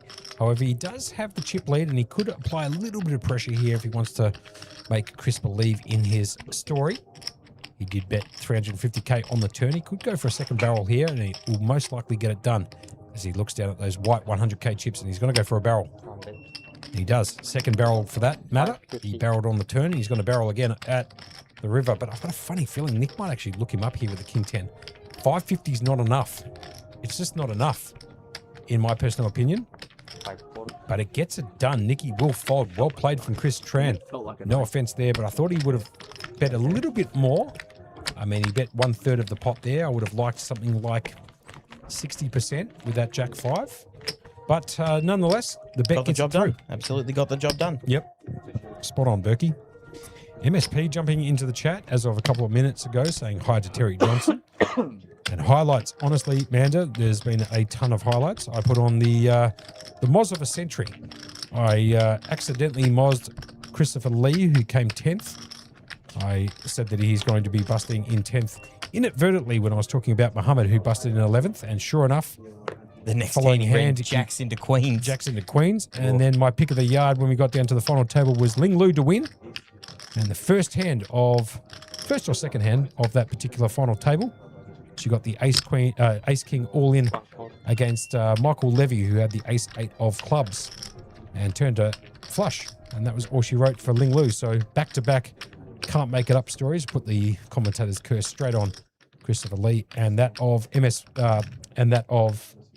Ling Lu. Ling Lu, yep, that's it. That's all she wrote. Chris Tran is going to limp in with the 8-6 on the button, and Nicholas Economist has picked up the pocket 10s in the big blind, and he's going to put in a raise, which appears to be about 800. 900, a little bit more, 900. Fair enough. Does get it done. Does get it done. Just no real big hands at the moment. Just passing chips back and forth, both of them playing low ball poker. But I'll tell you what, I can understand why. If you look at those payouts, there's a $21,200 difference. No, I've done that math wrong. Yeah. Reverse. I've got to have a look at the prizes again. I think I've done the reverse. Let's have a look here. 230,000 in the prize pool. Yep. 56,000 for first. I know that much. Mm-hmm. How much for second? I think it's 35,000. Yeah, 35,200. So the difference. 21,800. Oh, 20,800. Jeez, I'm going to get this right eventually, aren't I? On the dealer button. Nicholas. Oh, geez, you're trying your best. It is a late one. I am trying my best. I appreciate everyone sticking with us all the way to the very end of this Players Champs at the St. George Leagues Club. Yep. Dillard coming in. How much delay on the stream? It is 20 minutes. It's kind of stock standard that everything is on a 20-minute delay. If we've delayed it less than that, there's a possibility that a hand could go for such a long time that technically speaking, somebody could breach the integrity of the game. For example, if we put the delay down to 5 minutes and a hand took 7 minutes, then somebody would have 2 minutes of actual live card information, essentially. And therefore, that's why we put it up to 20 minutes, because no hand takes more than 20 minutes. And if that happened to be the case, then obviously production would let us know. But I've never been on a stream where that's happened, Berkey, and I don't think Not with even close. time banks, and if you used every single one in the top draw, you probably couldn't get 20 minutes worth of a hand. Anyway, check on the flop. There's a limp in from Nicholas Economist with the King Jack on the button. Chris Tran check back in the big blind. The flop came down Queen 10-3, couple of clubs. Nicholas does have the open ender, and Chris here with nothing much but Jack high. He does have the power of the chips, and he's going to put in a bet of 800k on this turn. Nick should be calling with the open ender. Look at that. A little bit of the background. There's Jamie Hall carrying that trophy. Players Champs trophy. It is a beautiful, nice little red V in the background to signify the St. George Leagues Club, which we are playing at. But get back to the action. Chris Tran does bet 800,000. Looks like Nicholas is going to look him up, and I would definitely be looking it up regardless of seeing Chris Tran's hand. Does make the call. Very important river here. Chris Tran only has 3 outs in the top corner to actually win it. He can also bluff it off if something misses. Oh, wow, what a card for Chris. He just spikes the 6 of clubs at the river. Brings in the club flush, obviously. Chris now with a check mark next to his name. He finds a 3-outer at the river. And that's a pretty disgusting card for that of Nick, to be fair. Look at us out here calling cards. He's only got 3 6s left. Boom. There's a 6. Just the gin 6 at the river, and he's going to put in one of those time bank chips. Now he's going to be out of them, which might speed up the play ever so slightly, Berkey. Those time bank chips are worth 30 seconds extra, and now Chris is out of them completely. So how much is he going to try and extract out of Nick here? Nick could potentially make a call with king high. However, because that flush in the clubs has come in at the river, I'd imagine he's going to fold. Here comes the bet. He's going to bet 800k, and is Nick going to look him up with king high? I mean, without looking at Chris Tran's hand, he probably should a lot of the time. Although the clubs did get in, but it's just like an offsuit 6. It's kind of sick, isn't it, that one? Well, you got to remember, Berkey, you're 18% to make a pair on the board. So imagine how more difficult it is to make a pair heads up. And maybe you can look that up. Heads up poker, how often 2 random cards make a pair on the board in heads up poker? Can't imagine the percentages, or maybe the percentages don't change. I think they might stay the same mathematically. But maybe if you don't mind, Berkey, look that up. Wouldn't mind the actual exact answer. In heads up poker, 2 random cards that aren't a pair in your hand. How often do they make a pair on the board? Nicky's got a call with the king high. So the bad news, the 6 will get him called at the river. Oh, so sorry. I thought I had Jack 5. I'm so sorry. I thought I had Jack 5. Oh, he was betting that, think he had Jack 5. Kristen, oh my God, he's tried to bet with Jack high. He's completely misread his hand. He's made 2 pairs, 10s and 6s, and takes that pot away from Nick. Honest mistake, however, Chris is a very transparent person, so I trust his legit apology there. He thought he had Jack 5. Did you call King High? MSP coming in saying 30 people still watching the stream on Facebook at this particular hour. We've also got 67 watching on YouTube. I thought I had Jack 5. As we're approaching now 2:34 a.m. local time. You know, I'm seeing what ChatGPT's give me, and I'm not believing it. Maybe I typed it in wrong. Chris Tran here on the button. First to act, Queen 8 of clubs.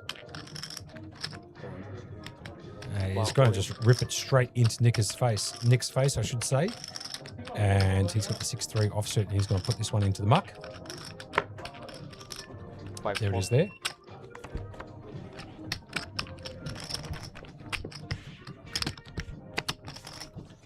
I'd like to give a big shout out to everybody who has joined us in the chat throughout the evening, from 5:20 onwards, all the way through till stumps. We do appreciate all the support we get in the chat. I've had a bit of fun going back and forth with you joining us, so thank you so very much for joining us this evening for the concluding stages of the Players Champs final table and this event that kicked off today at 5 p.m. local time. Today meaning actually yesterday, Berkey. Yeah, Yep. yeah, it absolutely does. Now, if you're not dealt a pocket pair Yep. and you see the whole board, you'll make at least one pair by the river about 56.4% of the time. Okay. And you'll completely miss and finish with just about a high card 43.6% of the time. Sounds high, doesn't it? Sounds way too high. Anyway, ChatGPT doing it again. Seems very off for me. Though again, I couldn't figure out the difference between first and second earlier, so I'm not going to start arguing statistics with ChatGPT at this time of morning. Well, let's start the math right here. Queen 5 versus the Queen 4. Let's see how many people flop a pair or make a pair. And believe it or not, just on cue, the 5 comes off for Chris Tran. I was trying to make a point. And get cooled again. He's going to check from the big blind. Back round to Nick. He's got Queen High. And he probably needs to check back. I don't like him betting this particular board. He's shown just no real strength. He just clicked it back. 350. Raised it up and made it 600 to go. But he is going to C-bet the flop for 350k. I'm definitely peeling off one here if I'm Chris. Backdoor diamonds. Pair on the board, which is very hard to hit. CK Lifetime coming in saying, I think that's counting if the board pairs, man. So you might have to go back and think about that too. But he does peel it off for 350k off to the turn. Chris with the best hand. And here comes the turn card. Beautiful card for Chris. He knows it's highly unlikely that Nick has an ace or a king in his hand. And therefore, aces and fives should be the best hand most of the time. He's going to check. Background now to Nick. Can he find another barrel on the turn? No, he can't. He's going to shut down and he's going to check it back. Here comes the river down and dirty. Brings in the 9 of spades. No help, obviously, to Nick, who was drawing dead now on the turn. He could have actually potentially chopped it up if a king ball had dropped. They couldn't find it. 9 of spades. No good. Actually could have chopped it up too, believe it or not, with a queen. They've made aces and queens using the 5, using the king on the board as the kicker. Queen 5 will take it down. Well, CK's come in and 3-bet me. Yep. CK's sitting at home. I'm guessing absolutely nothing. CK, can you do the math for us on ChatGPT? Yeah, CK Lifetime, no problem. So 2 unpaired cards, heads up poker. How often do those cards connect with the board in No Limit Hold'em? Is really the question. And I'd imagine it's significantly lower than whatever stat Berkey gave to me, but if it does spit out the same numbers, then I'll eat my own shoe. The Jordans, I can't let you do that, man. I won't eat that shoe, but maybe some other shoe. Talking about the shoes, MSP is in the chat, and she won the Jordans. men's size 10.5 Jordans in a giveaway that we did some time ago at Play Live, as Chris is going to move in the 10-9 of spades, and Nick can't call with a 4-3. A bit of a disparity in the chip stacks now. 50 big blinds, 15 million to Chris Tran. Nicholas going to need some real help coming up. Now, a little bit of an update coming in here from Jamie Hall for you, MSP. Jamie goes, still got them at my house. Please apologise to her from him. Jamie Hall actually has your shoes, MSP. And he's written in, I've planned to meet up with her at some weekend. I've been busy all weekend, so I'm sure at some point you'll pick up those men size 10.5 shoes that you won from a Play Live giveaway. They were absolutely epic. You can see a picture of those Air Force Ones, or close enough. And he will be able to hand deliver those shoes to you, MSP. So congrats again on winning them. I didn't look. I don't look. I don't look. Nick the Economist, wishing he took the deal. Yeah, good line. Dowad, who I believe is probably getting up to go to work in about 4.5 hours. Maybe even less now. I think he might be up at 6, so might be down to 3 hours and a bit. Jamie Hall also putting in there, she can get them anytime. He'll be at the APL Millions if you're there. She will be there. I know she will be. Yep. And she's actually put that into chat. Will he be at the Millions? Yes, Jamie Hall will be at the Millions. So hopefully Jamie can leave those shoes at his house. And he's going to have to find another time to drop them off at the APL Millions. If not, then you'll be picking them up during the APL Millions, to which Jamie Hall will be working. And Good on you, Jamie Hall. Here comes the flop. Here comes King 8-9. There was Olympian again from Chris. First to act with the Queen 3 on the button, and Nicky decided to check back from the big blind with the 8-7 off. He's going to check it back as well on the flop. First to act after the flop. He's picked up a pair, bottom pair. And Nicky's going to, Chris is going to check back. Here comes the turn, brings in another 8, big card for Nick. Locked it up now, 3 of a kind on the turn. He needs this pot. He is a bit short, down to 1.6 mil, 5.3 bigs. That's a beautiful card for him. 300. Gonna bet out just one big. Quite like this play from Nick. He's got to try extract value wherever he can. Oh, I've got a funny feeling Chris actually might call with second nut, no pair, Queen high, and he does. So Nick is going to get a little bit of more, a few more chips, I should say, from that of Chris. Chris making the call. River card comes to 4 of clubs. No real help. Or no help whatsoever to that of Chris, who was drawing dead on the turn.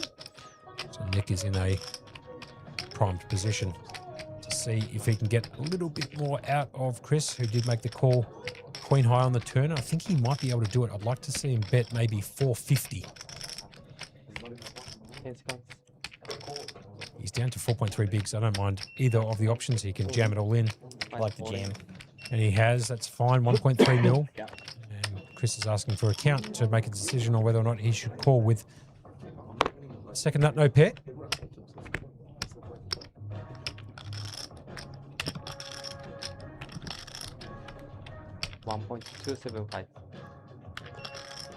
Jamie Hall asking where... No, sorry, I should go this way.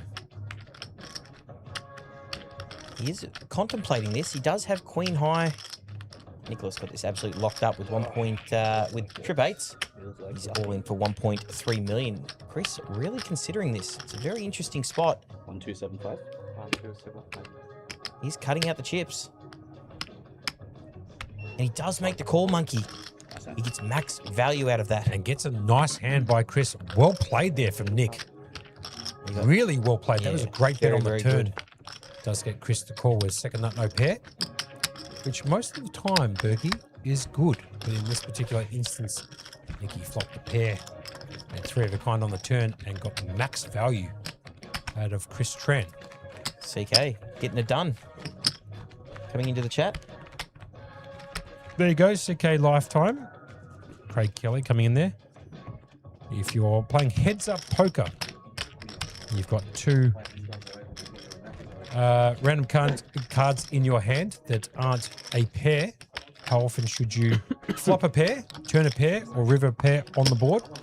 You're 22.5% to flop a pair with 2 random cards, 28.6% to turn a pair, and 32.4% to make a pair by the river. And Nicholas gets that double up last hand and then wakes up with kings the next hand.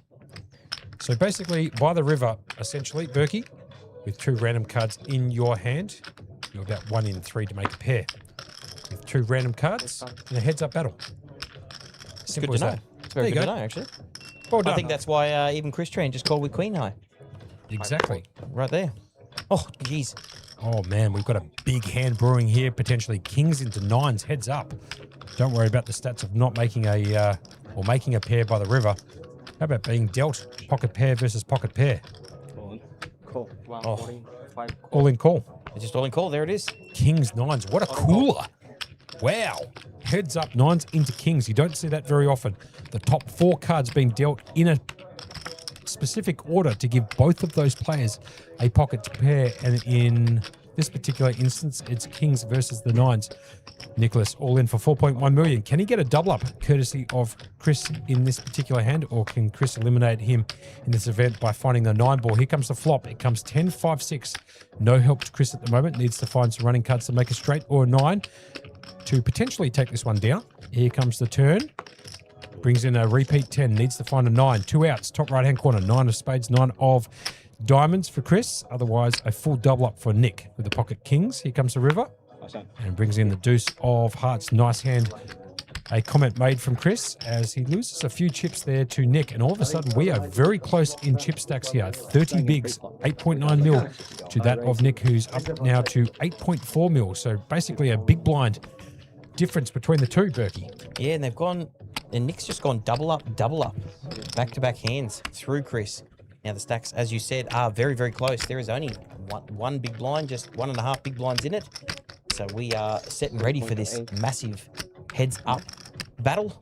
Neither of these guys relenting. They didn't want to get a deal done. And we are playing this all the way out, Monkey. Yeah, we are. And so are the players as well. That was a setup hand straight out of the Arctic freezer. And they're just going to double check the chip stacks here, but we can confirm Nick is now up to 8.4 million and Chris Tran is now down to 8.875 million. So difference essentially of two bigs. Oh, Thank you. 4 million. that in the background. 4.05. Oh, the man, the myth, legend himself. He was in the chat last night, wasn't he? Yeah, he was. Won a prize and then was able to hand it over. But I'll tell you what, prizes all up for grabs at this heads-up battle. There was no deal done. If you are just joining us and you are here for, if you're just joining us, where have you been, for one? Good point, Berkey. But if you are just joining us, Nicholas has just gone double up to even out the stacks. And they're playing for all the cheese. So this is effectively a $20,800 battle. Yeah. And the trophy, obviously, that's probably worth an extra 20,000. It's a beauty, the old trophy here, which is essentially what they're playing for. You can see it now sitting in seat 3, or at least a little portion of the trophy. Hopefully, Manny Marshall might be able to zoom in right there. That's the Players Champs trophy in seat 3. You can see it's a very pretty glass trophy. Well done, Robbie Dorosky, putting that one together. Assuming, of course, that he was the person who organised it. But I have no doubts it probably was. That is a Robbie Dorosky thing. And we'll get to Robbie Dorosky in just a moment. Here comes the flop. It comes down Ace 5 Jack, complete rainbow. Nicholas out with the lead at the moment. With Queen High, he's going to check. Chris should be checking behind here with 8-4. Especially now that the chip stacks are so close to each other, but he's going to fire out a 400k bullet on the flop. Hope to try and get Nick to fold, but I don't think Nick is going to fold Queen High. He should be peeling one off. He's been excellent today, Nick, to be fair. And Chris has also been outstanding, and hence the reason for why they are heads up in this battle. Chris will get that bet and that bluff through. Couldn't have said that better myself, Monkey. These two have been playing top-notch poker for the last, how long are we going on now? Almost 10 hours. In 12 minutes, it'll be 10 hours for him. So all the way down to all the way down to heads up. We started today on day 3 with 24 players and down to the final heads up battle. Chris Tran, slight lead. Nicholas getting a couple of double ups and making this a real battle for the ages. So, and as we said before, if you're just joining us, I don't know where you've been, but there is no deals to be made. No ICM deals. Everything is played for. Especially that beautiful trophy you can see just there in the back, the Players Champs. Now, Berkey, what I might do, if you don't mind, I kind of am busting a little bit, mate, Berk. So if you don't mind, I might just duck out for a minute or two. You go do what you need to, mate. And knowing how I run, almost certainly by the time I get back, there will be a bust out, and I won't be able to call the concluding stages after putting in a 10.5-hour session with you. Yeah, beautiful. Be right back. All right, we've got King 9 versus 5-4. Flop comes out Ace 8 Deuce. Oh, Rainbow, King High, Chris Trent. Oh, Monkey, don't do that. Your headset there. Yeah, Jamie Hall left the headset there. Yeah, no worries. I'm going to blame that all on Jamie Hall. Yeah, that'd be perfect timing just to rip everything out right before we finish the tournament. Get on you, Monkey. All right, get back to the action. Chris Tran did check. Nicholas comes out with the bet with the 4-5. He does have all those outs in the top corner. Any 4, any 5, or any 3 to make the wheel. Chris Tran going absolutely nowhere with King High. Does make the call. There's one big blind to call. We're going to go C8 turn. Nicholas having 10 outs to improve. Up in the top corner. A 6 actually gives him plenty more outs. Up to 14 outs. The 4-5 does give him the double gutter. Any 3, any 7, or any 4-5 to take the lead. 14 outs, top corner. That's a fair few outs. So Chris Tran does check. He gets checked behind by Nicholas. hoping to get one of those outs. He does not. Queen of spades on the river. Chris having the best hand. He does check. He does leave it open for Nicholas to actually bluff at this. Cannot win unless he throws a bet in. Does go check. He does have the second nut low. Only worst hand would be 3-5. King. That's good. Does show the king. Chris is going to take down that pot. And he's up to 10 million or 34 bigs. If you don't mind. Nicholas. I'm not even going to try. Nicholas E. with 24 bigs. Sorry, guys. It is going on 10 hours of us commentating in the booth here for this Players Champs, and we wouldn't want to be anywhere else. Monkey in the bathroom, me out here calling it solo. This battle could go for a while. There are still 58 bigs in play, but we are playing down to a winner. Absolutely no deals done. They went off for about 15 minutes to try get the ICM deal done, and from what we can be told, they came back, and the difference was actually the trophy. Monkey, the trophy was the difference between getting an ICM deal done. So we're playing it out all the way till we get a champion and given 56,000.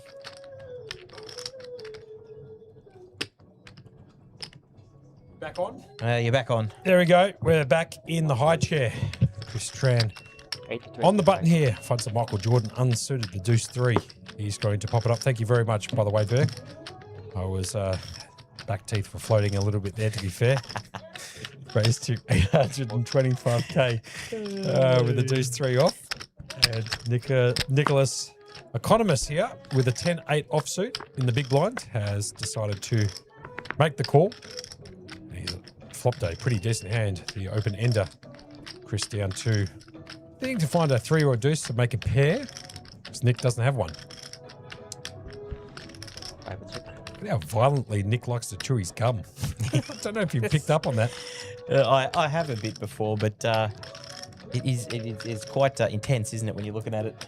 Yep, we are down to a total of 38 bigs, so sub 40 on the table. Anyone's game. Getting close to that sort of jam or fold type of scenario, all in a fold type of scenario, especially with so many short bigs or how it's, such a small amount of bigs in play. Well, there is 58. We were just talking about that. So. Oh, sorry. Pardon me. There is. Oh, yeah, because there's a few bigs in the middle at the moment. I do apologise. No, it's a long one. No, not at all, Monkey. We are here till the very end. Yep, my apologies there. Obviously, they started the hand with a certain amount of bigs, and we'll get confirmation about that. So obviously, it's going to go check here from Nick on the flop, bet from Chris Tran with the 3 deuce offsuit. Nick will make the call. The turn card brings in the King of Diamonds. I imagine that Nick is probably going to check here, and Chris is going to go for another barrel on the turn. There's the check. Chris continue this narrative that he's got the best hand here with a nut low. Well, he can't win unless he has a bet at it. That is true.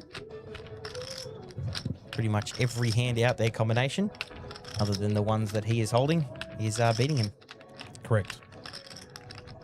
MSP coming in. How long have they been heads up? Hour and 15 minutes, maybe? Hour and 15 minutes, yeah. It's all kind of blending at this point, isn't it? Does go check. And river card. Big card. There it is. Nicky makes it straight. You beauty. Doesn't just make it straight. Well, he's made a 7 card straight. He's got the 7, 8, 9, 10. Jack, Queen, King. Queen, King. He's made a 7 card straight. You don't see that very often. And obviously has the check mark next to his name. And Chris has got nothing more than playing the board and the nut low. So Nick has got a very easy decision to make here and just bet. He's going to flick in one of those time bank chips to decide how much he should bet, try and extract a little bit of value out of Chris, but we all know at home and here in the commentary booth that Chris can't call with any hand. Especially that of the deuce 3. What kind of sizing are you looking here, Monkey? 3.2 million in the pot. I think we go small to try and get a crying call out of a few things, but right on cue, just proven wrong. And he goes at 2.25 million. Or roughly somewhere about there. I actually quite like this bet here. He's polarizing his range a little bit here with the bet size. He's either saying I've got it or I don't. And he's basically essentially betting 3/4 of the pot About 70% of the pot with that bet, and we'll take it down, making a 7-card straight. Which doesn't happen very often, Berkey, to be fair. We are down to the final 2. Nick versus that of Chris. Heads up in the Players' Champs right here at King's Premium Poker Room at the St. George Leagues Club. This event kicked off today at 5 p.m. We were on the stream at 5:20. 2 players remain out of 230 entries into this particular event. Prize pool here, 230,000. The first will be 56,000 plus the trophy. And the second place finisher will pick up 35,200 in this epic battle between Chris and Nicholas. And you can tell right now we are down to a total of 43 bigs, and there's one big difference between the two. You don't see that very often. Nick does pick up the 7-8 suited in the clubs. He's going to be first to act on the button.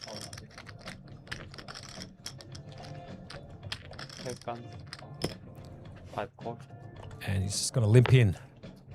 Chris has picked up the Motown Jackson 5 offsuit variety. Most likely has the best hand, but does check it behind. And here comes the flop. It comes ace 9-4, all diamonds. Check from Chris. Background now to Nick.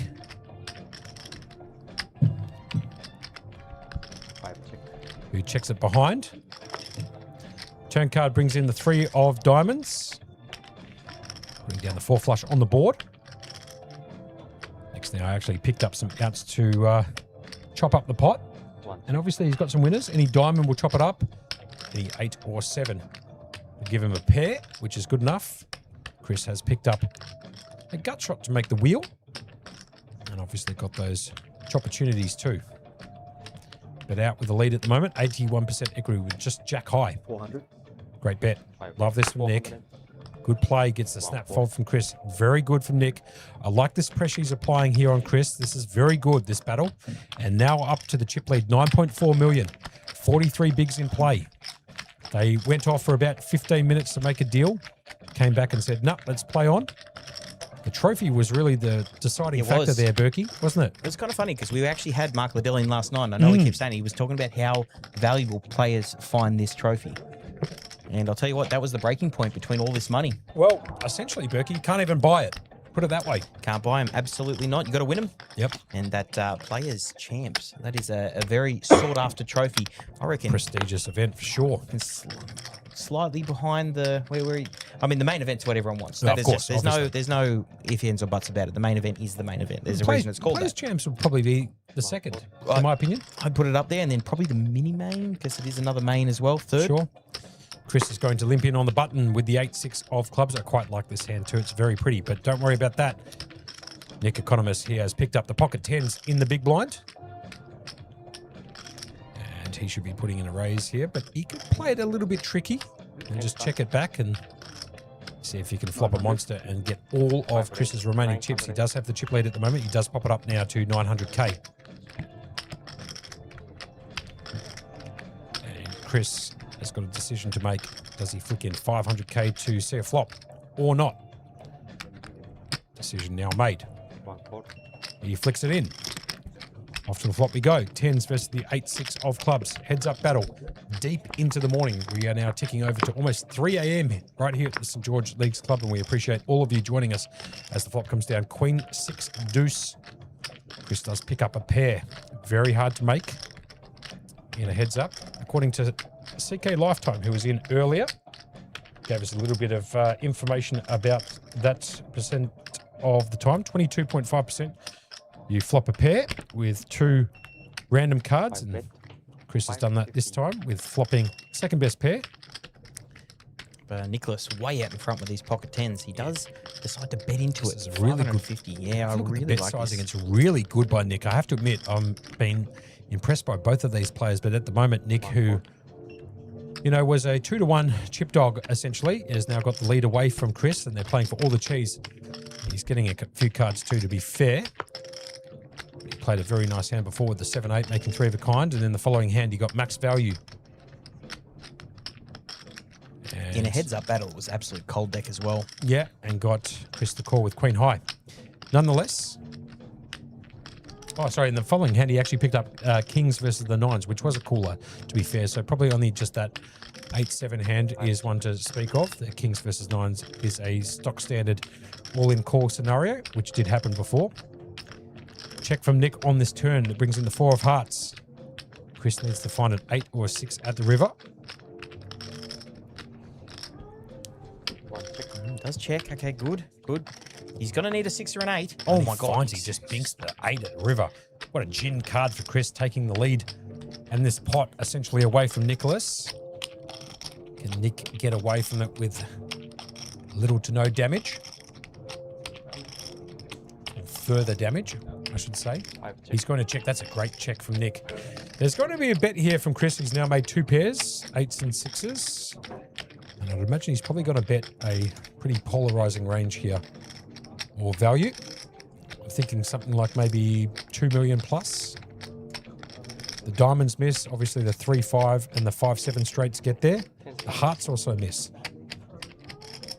And so I'd like to see him make a pretty sizable bet. There it is, 4 million. He's going to overbet the pot, and it is a big bet. And well played. I like this. Do I have it or do I not? Tell you what, putting Nick to the test with his pocket 10s. They're both very good so far in this heads-up battle of doing extremely good river polarizing bets. Big size. I've got it or I don't. It's actually a really good bet, especially into target hands like Nicholas actually has. Very tricky spot for Nick. I think he thought he was very comfortable all the way through. And he was up until the river card that brought in the 8. Giving Chris 2 pairs. Now Chris is going to fire out an overbet of the pot. Pot was 3.3 million. And Chris has bet 4 million here at the river, making 2 pairs. Nick, and I don't blame him, going to be in the tank a little bit, trying to think this one out. How often am I behind with the pocket 10s? There is one overcard to the board. 3-5, 5-7 straight, 2 pairs. He does make the call. And Chris is going to take a monster pot off Nick, and Nick is going to be a little bit disappointed. He's been outdrawn at the river there, making the 2 pairs for Chris Tran. You can actually see the pain in his face in that one. 4 Even though he million is bet. chewing that, he is chewing the chewing gum very... You know, I actually got told once that people chew chewing gum because, you know how people cover their face? Yeah. It stops the... Like, you can't tell if, like, the beads on the necks are going or anything like that. They chew it hard so they don't give away any tails. Right, okay, so maybe a bit of metagame stuff coming in for Nick. Well, these two are definitely seasoned pros, you can tell.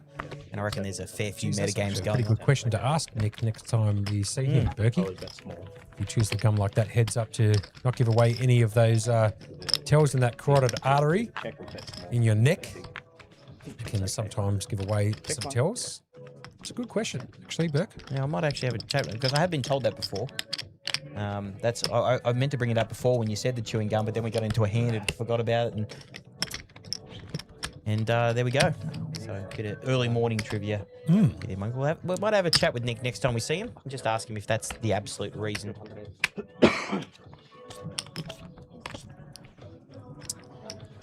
And here we go. Nick first to act on the button. It's to find the RFID reader so we can actually call the cards. Down to now 8.3 bigs.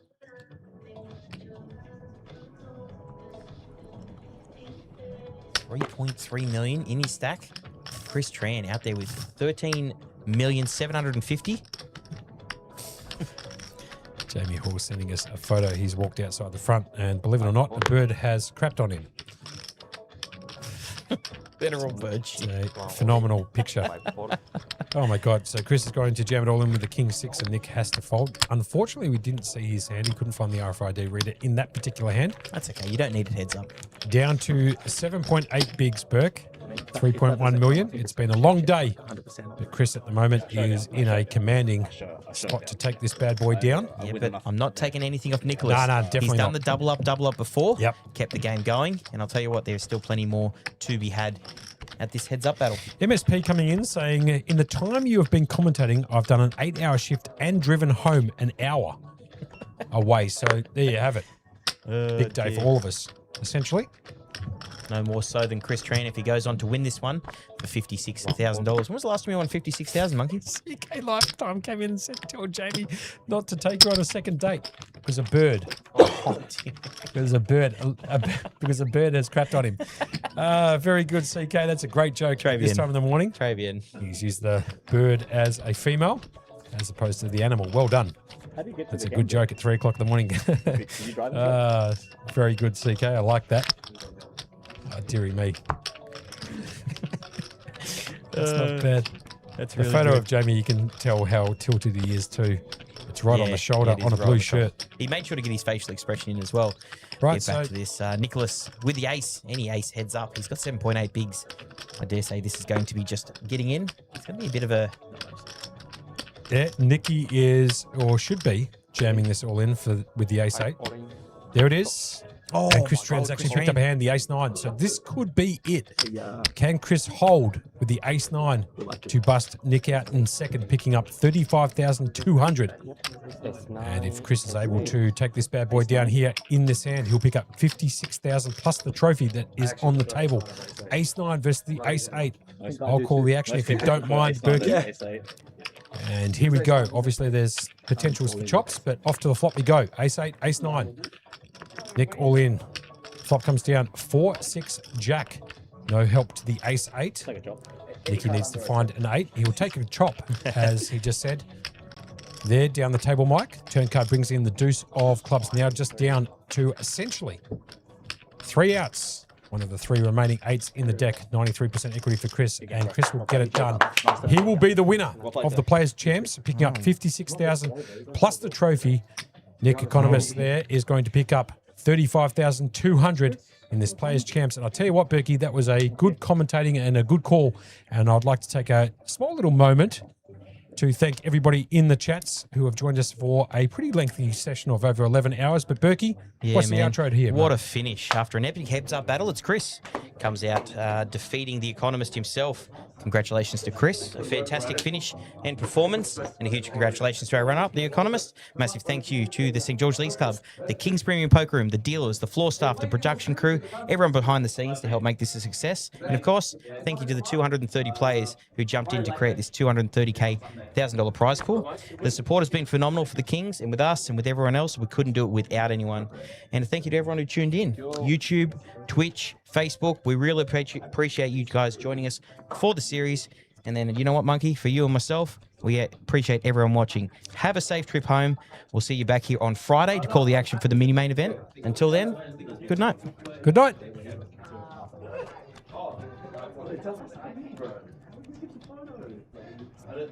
He needed a ticket. So